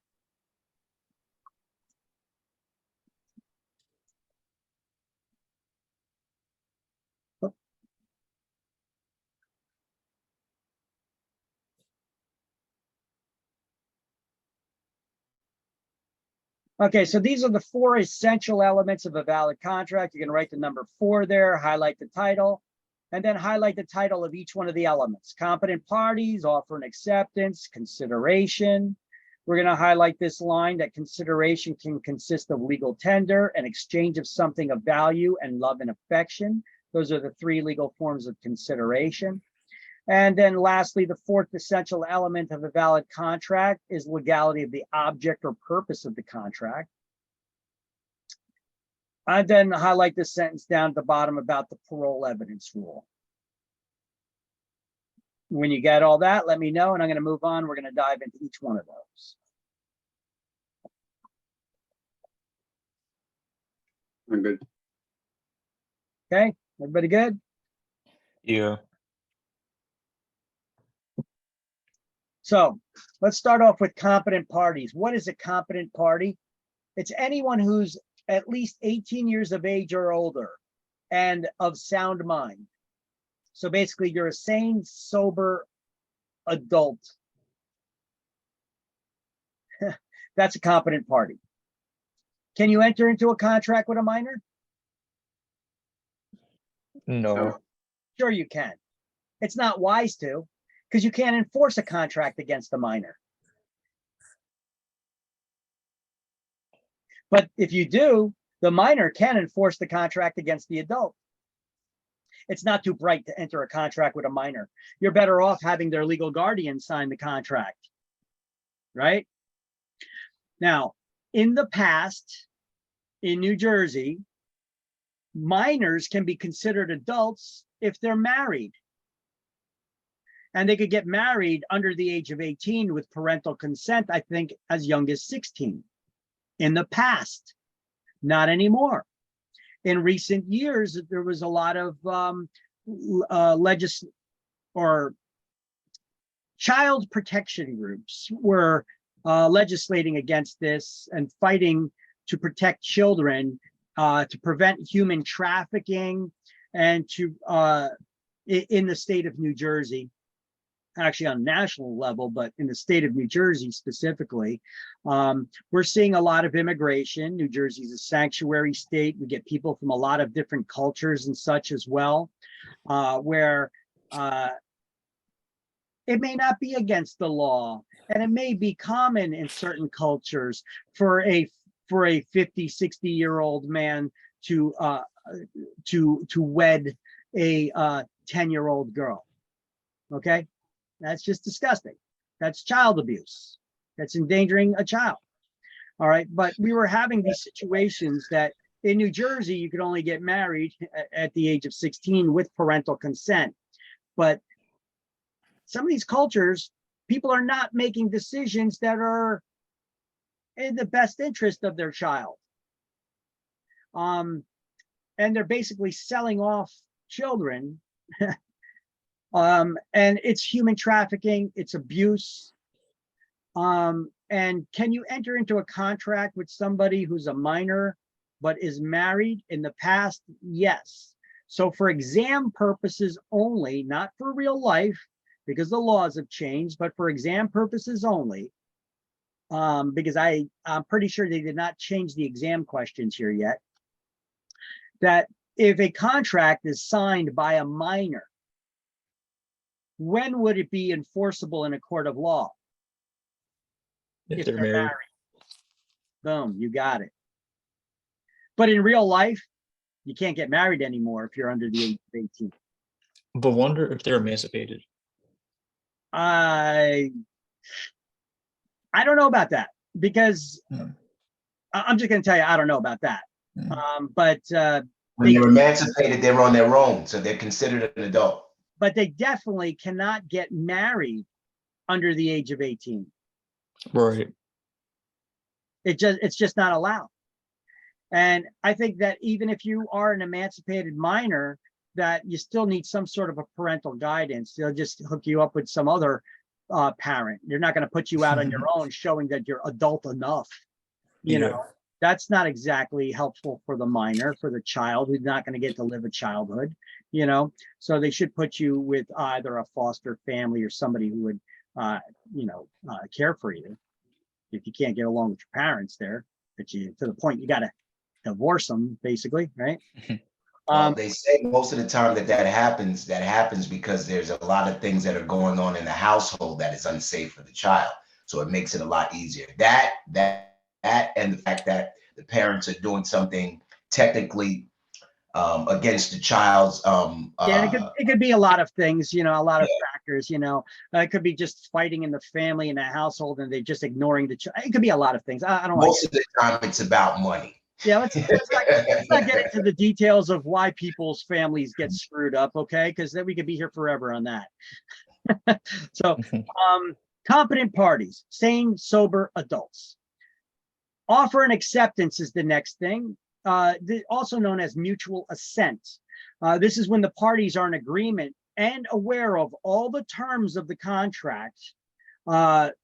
This is known as the meeting of the minds. When the parties are aware and agreeing on all the terms of the contract, it's said that we've come to a meeting of the minds, you know?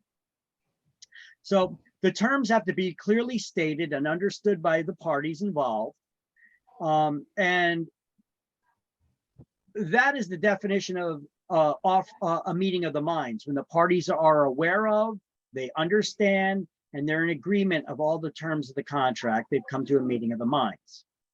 For school exam, the definition focuses more on the money, the financing aspect of it. For school exam, the definition you need to know is when the parties are in agreement on price, down payment, and financing method.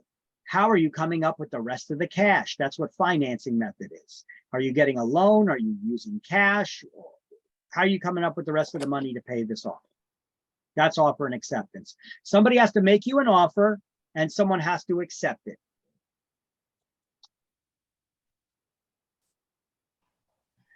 Consideration is what the parties give or receive from each other in the exchange.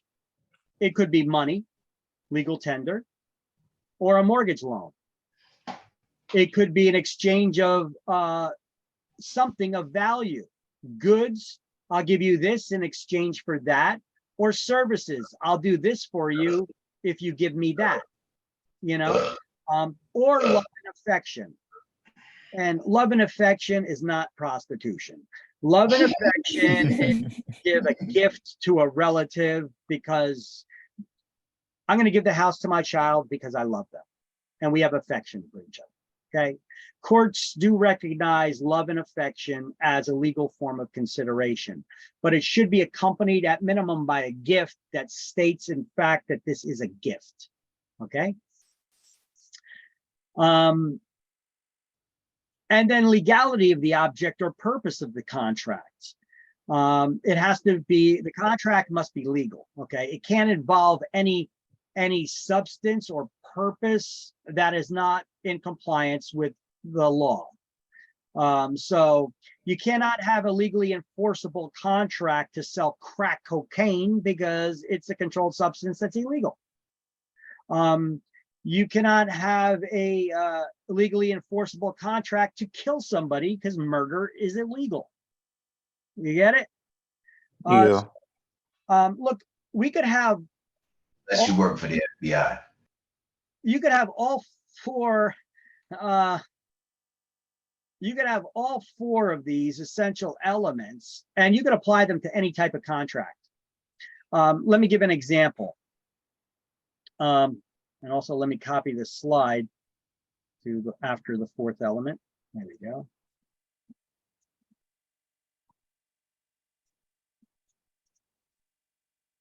So you could apply this to an employment agreement, right? You guys ever have a job?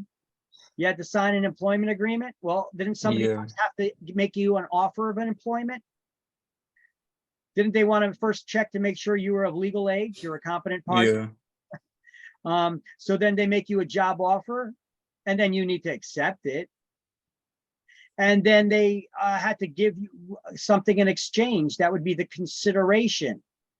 And what are you going to be doing in exchange for that pay? Is it legal? Okay, so you could apply all four these essential elements to any contract, not just real estate, any contract, including an employment agreement to work at Wendy's. You know, I mean, you could apply this to anything. So the parole evidence rule, as we highlighted down here, a valid contract may be oral or written or in writing. The parole evidence rule states that written contracts take precedence over oral agreements or promises. Okay, now this does not apply to real estate though. This just is a general contract law term. Can we have a verbal agreement? I'm going to sell you my cell phone. I mean, it'll be, we can have a verbal contract for this, an agreement that I'm going to sell you my cell phone. And then we have witnesses, you know?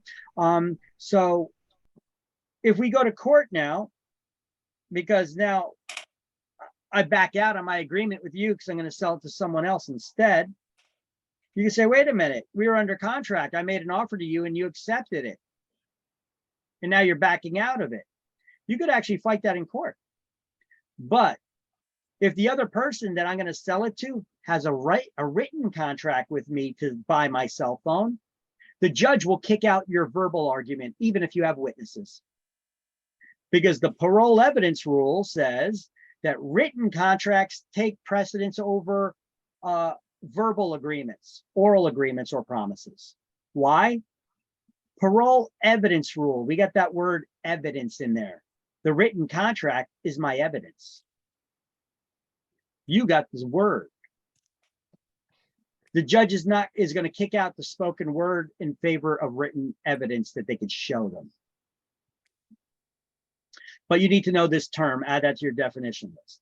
You need to know what the four essential elements of a valid contract are: competent parties, offer and acceptance, consideration, legality of object.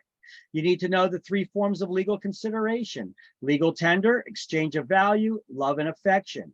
And you need to know the parole evidence rule, all in the first paragraph. Look at that. It will be on exams. So the parole evidence rule states that written contracts take that precedence over oral agreements or promises. So a judge would throw out of court any oral agreement and rule in favor of a person who has the contract in writing because they have evidence.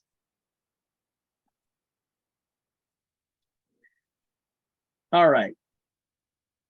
This was added to the book, Amendments and Addenda.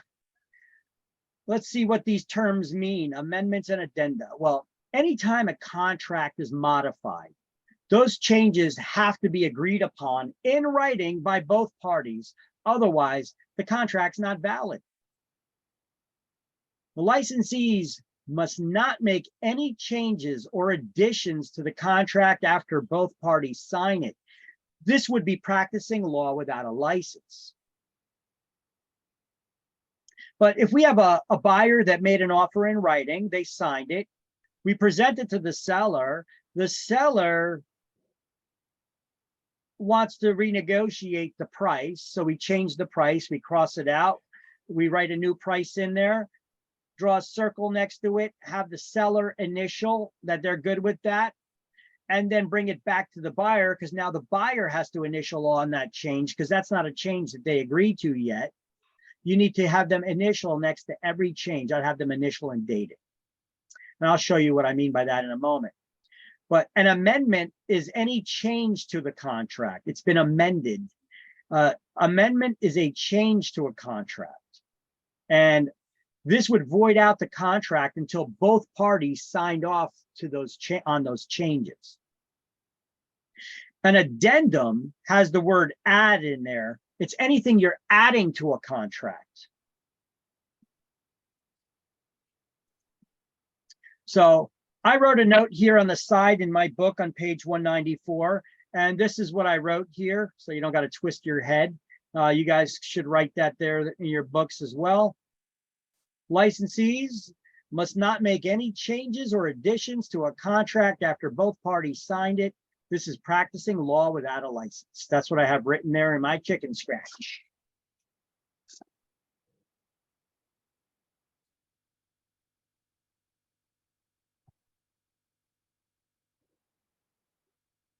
And let me know when you guys get all that.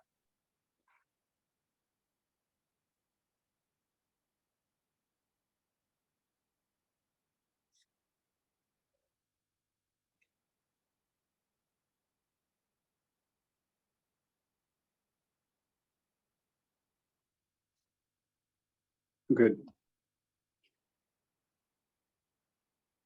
Got it.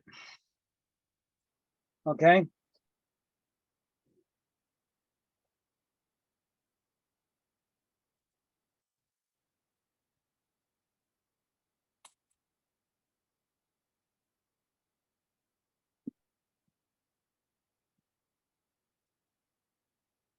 Now, this is the Real Estate Commission's rule.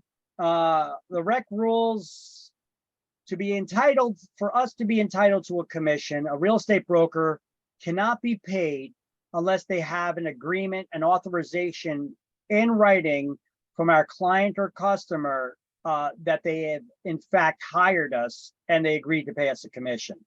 When dealing with a seller, that would be a listing agreement or a transaction broker agreement.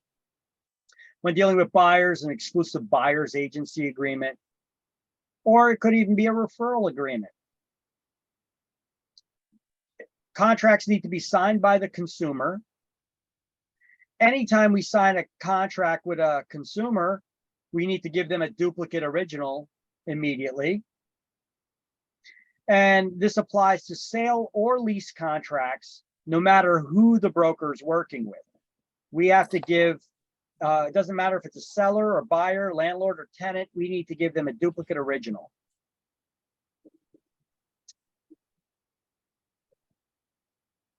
The statute of frauds, the part that we need to know on this slide is, or the part that we need to study on this slide anyway for exams, is the part in this box over here.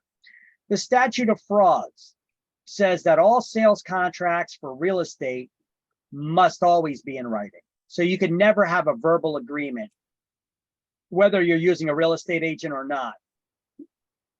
State law requires that real estate contracts for sale of real estate must always be in writing.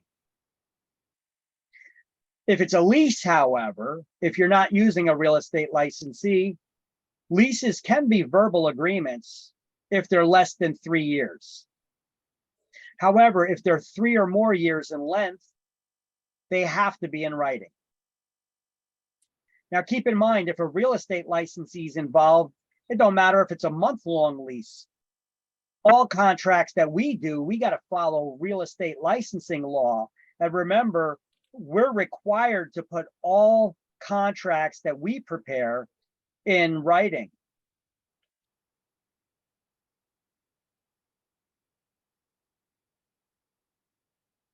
And leases can be recorded. They can be added to the public records of the property if they're 2 or more years. So you can record those long-term leases in the public record.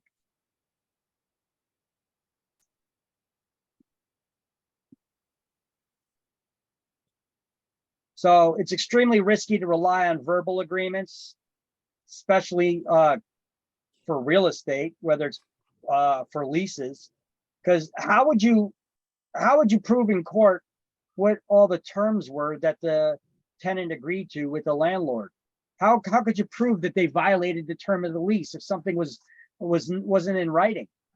You know, it's very risky to rely on verbal agreements. We as real estate agents, we're not allowed to do them. They need to be in writing always. Because remember, we follow real estate licensing law. We call the New Jersey statutes, Title 45, Chapter 15, as well as the Real Estate Commission rules, the Administrative Code, Title 11, Chapter 5.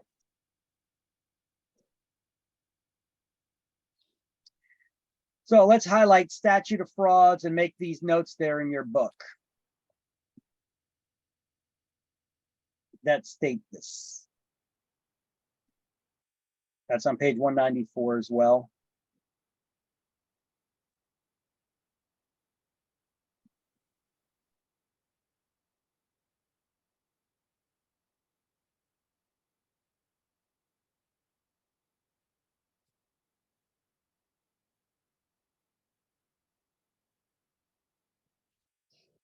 Got it. All right. Now, contracts can be express or implied, unilateral or bilateral, executory or executed, valid, unenforceable, voidable, or void. Now we're going to go over those terms and see what they mean.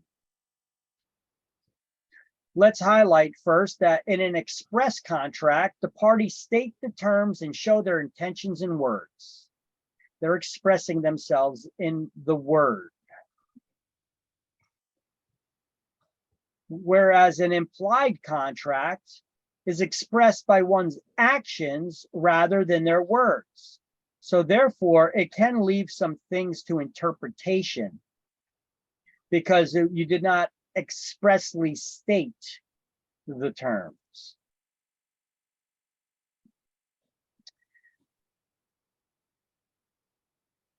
A bilateral contract, both parties promise to do something. And here is the litmus test to determine if it's a bilateral contract. You could apply this statement to your situation. I'm going to do this and you will do that. If that can be applied to your situation, it's a bilateral contract. Whereas a unilateral contract, uni means one, it's a one-sided agreement or promise where one party is obligated to do something, but the other party has an option to act or not. It's like a lease with an option to buy.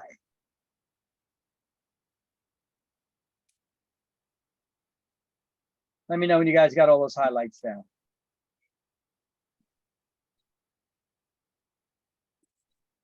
Got it. All right.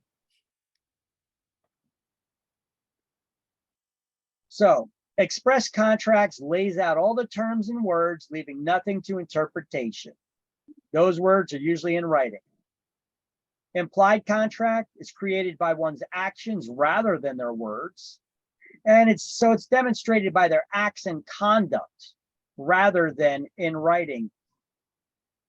An example of an implied contract would be a lease that expires, but the landlord accepts the rent payment. The actions of the landlord accepting the payment for rent implies that they're okay with you remaining as a tenant there month to month now. But what about all the details of that lease? Are they still the same as the previous contract that expired? Are all those things still the same that we got to follow? Well, that's the problem with an implied contract. It doesn't state everything, all the terms in writing, so it leaves some things to interpretation. So that could be risky. This is why also banks, if somebody's in foreclosure, they're behind in their mortgage payments, banks will make collection calls. Can you make a payment today? Can you make a partial payment? Can you make any payment? But there will be a point where they'll stop their collection calls.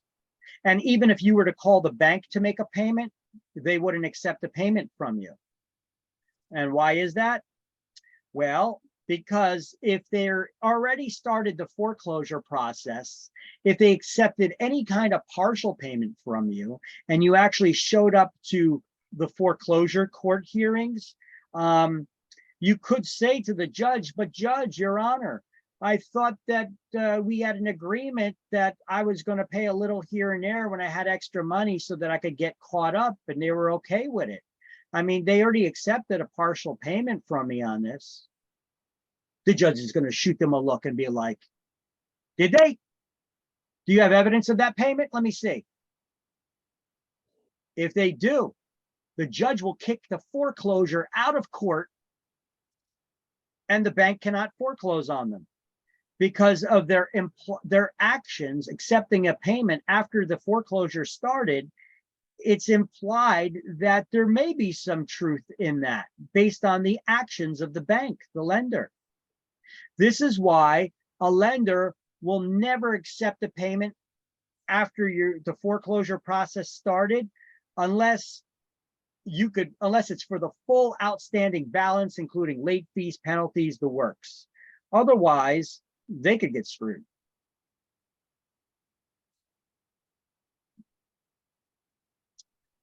Unilateral contract is a one-sided agreement or promise where one party is required to act, but only if the other party does something. Okay, so a lease with an option to buy. If I am the landlord, I'm the owner of the property, and I agree to lease you the property and sell you the property at a pre-agreed upon sale price by a pre-agreed upon deadline. Are you obligated to buy that property that you're leasing from me? No. No. But if you exercise your option to buy it, am I still required to sell it to you at that pre-agreed upon price? Yep. Yes. That's a unilateral contract. One party's obligated to do something, the other has an option to act. You do this, I do this, you do that. If you do this, keyword there, if, I will do this because I have to, but only if you do that. Whereas a bilateral contract, it is, I will do this and you will do that. Those are the litmus tests, whether it's a unilateral or a bilateral contract. All right, now the term executed, as far as we need to know for exams, executed is usually dealing with something to be signed, okay? But the term fully executed could have two meanings depending how I use it in a sentence, okay? You're probably not going to get this on exam. If they do mention the term about which one of these is a signed contract, it'll be executed or fully executed, okay? They're probably not going to ask you this other meaning. So a fully executed contract, an executed contract is one that's signed. Hey, did your clients execute the contract? What am I asking? Did they sign it? A fully executed contract is, so now we have a fully executed contract. What am I asking? If it's been signed by everybody. Now, fully executed could also have another meaning to it. Once a contract has been signed by the parties, both parties sign the contract, you give each one of them their duplicate original. None of those terms that they agreed upon in the contract have yet been carried out. All we did is agree upon the terms in the contract.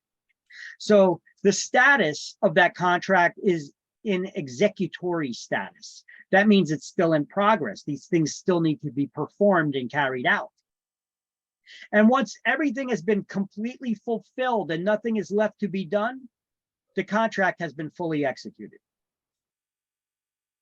That's the other definition of fully executed. When all the terms of the contract have been performed and fully, all the obligations met and fully carried out, there's nothing left to be done. The contract's been fully executed. Okay, but generally, we don't use these terms. I never heard anybody in the actual business ever use the term executory. That's like in maybe college, an attorney learns about that term, you know, or using fully executed in a way that means everything's been done, everything's been complete and fulfilled. I never heard anybody use it that way. Usually we just talk about executed meaning signed and fully executed signed by all. Okay.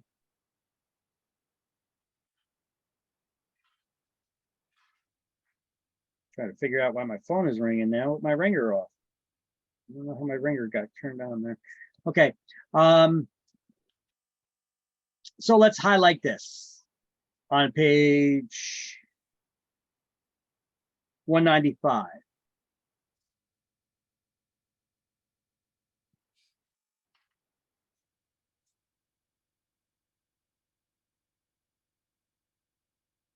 Right, executed and executory. Okay, yeah, so bottom 195. 196 is where we'll do the highlight stuff. Okay, this is 195. This is 196.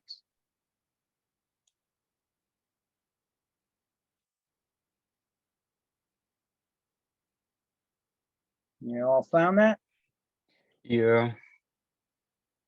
Excellent. Contracts can be valid, void, voidable, and unenforceable. Do these highlights for voidable. A voidable contract is one that seems on the surface to be valid, but may be rescinded or disaffirmed if by one of the parties. A contract entered into with a minor is usually voidable by the minor, not the adult.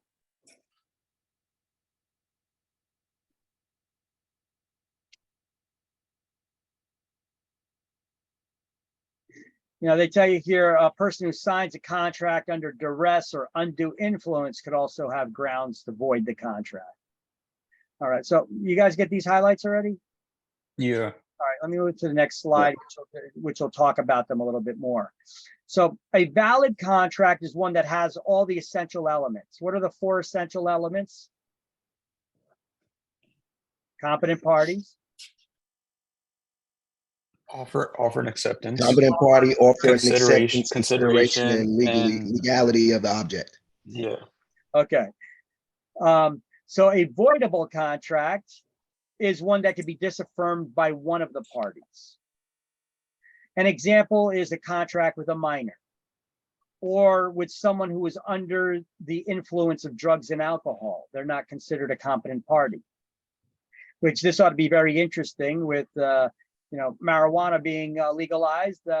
You're walking around, it smells like people are getting high everywhere. One party not of sound mind. How do you know if somebody's not of sound mind? It's not always obvious. People sometimes have dementia, Alzheimer's.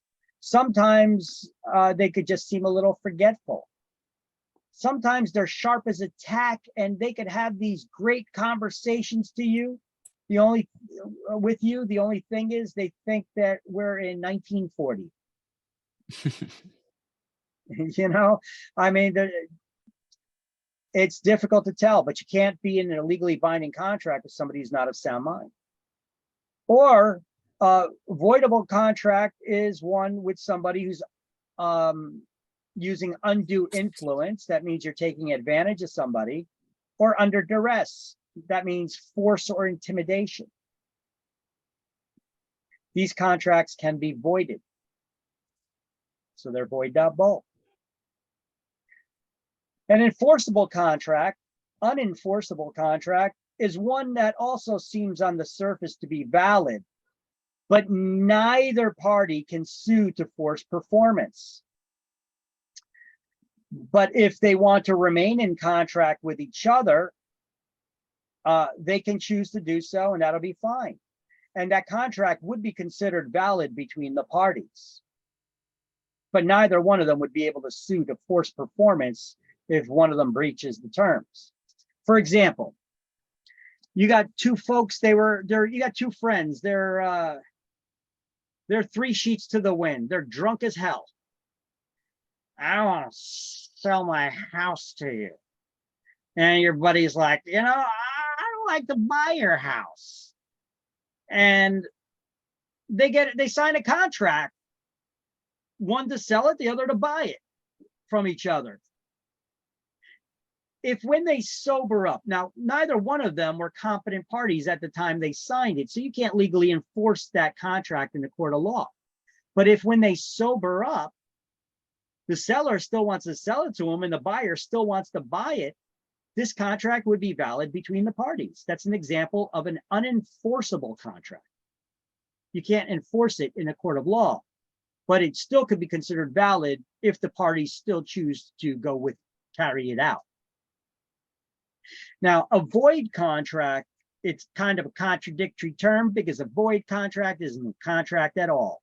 It's one that's missing the essential elements or one that has been canceled already, has been invalidated. So it cannot be enforced by either party because it's been canceled or illegal to begin with. That's a void contract. How could you as a real estate agent void a contract?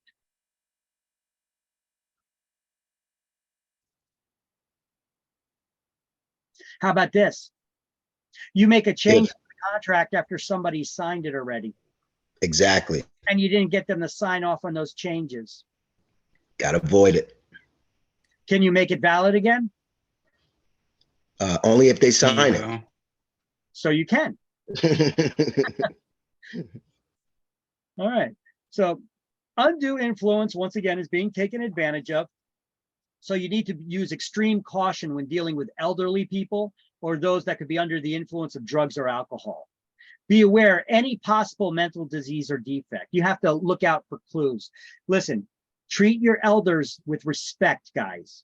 Don't assume because somebody's an old that they have Alzheimer's or dementia, their cheese is slipping off their cracker, you know?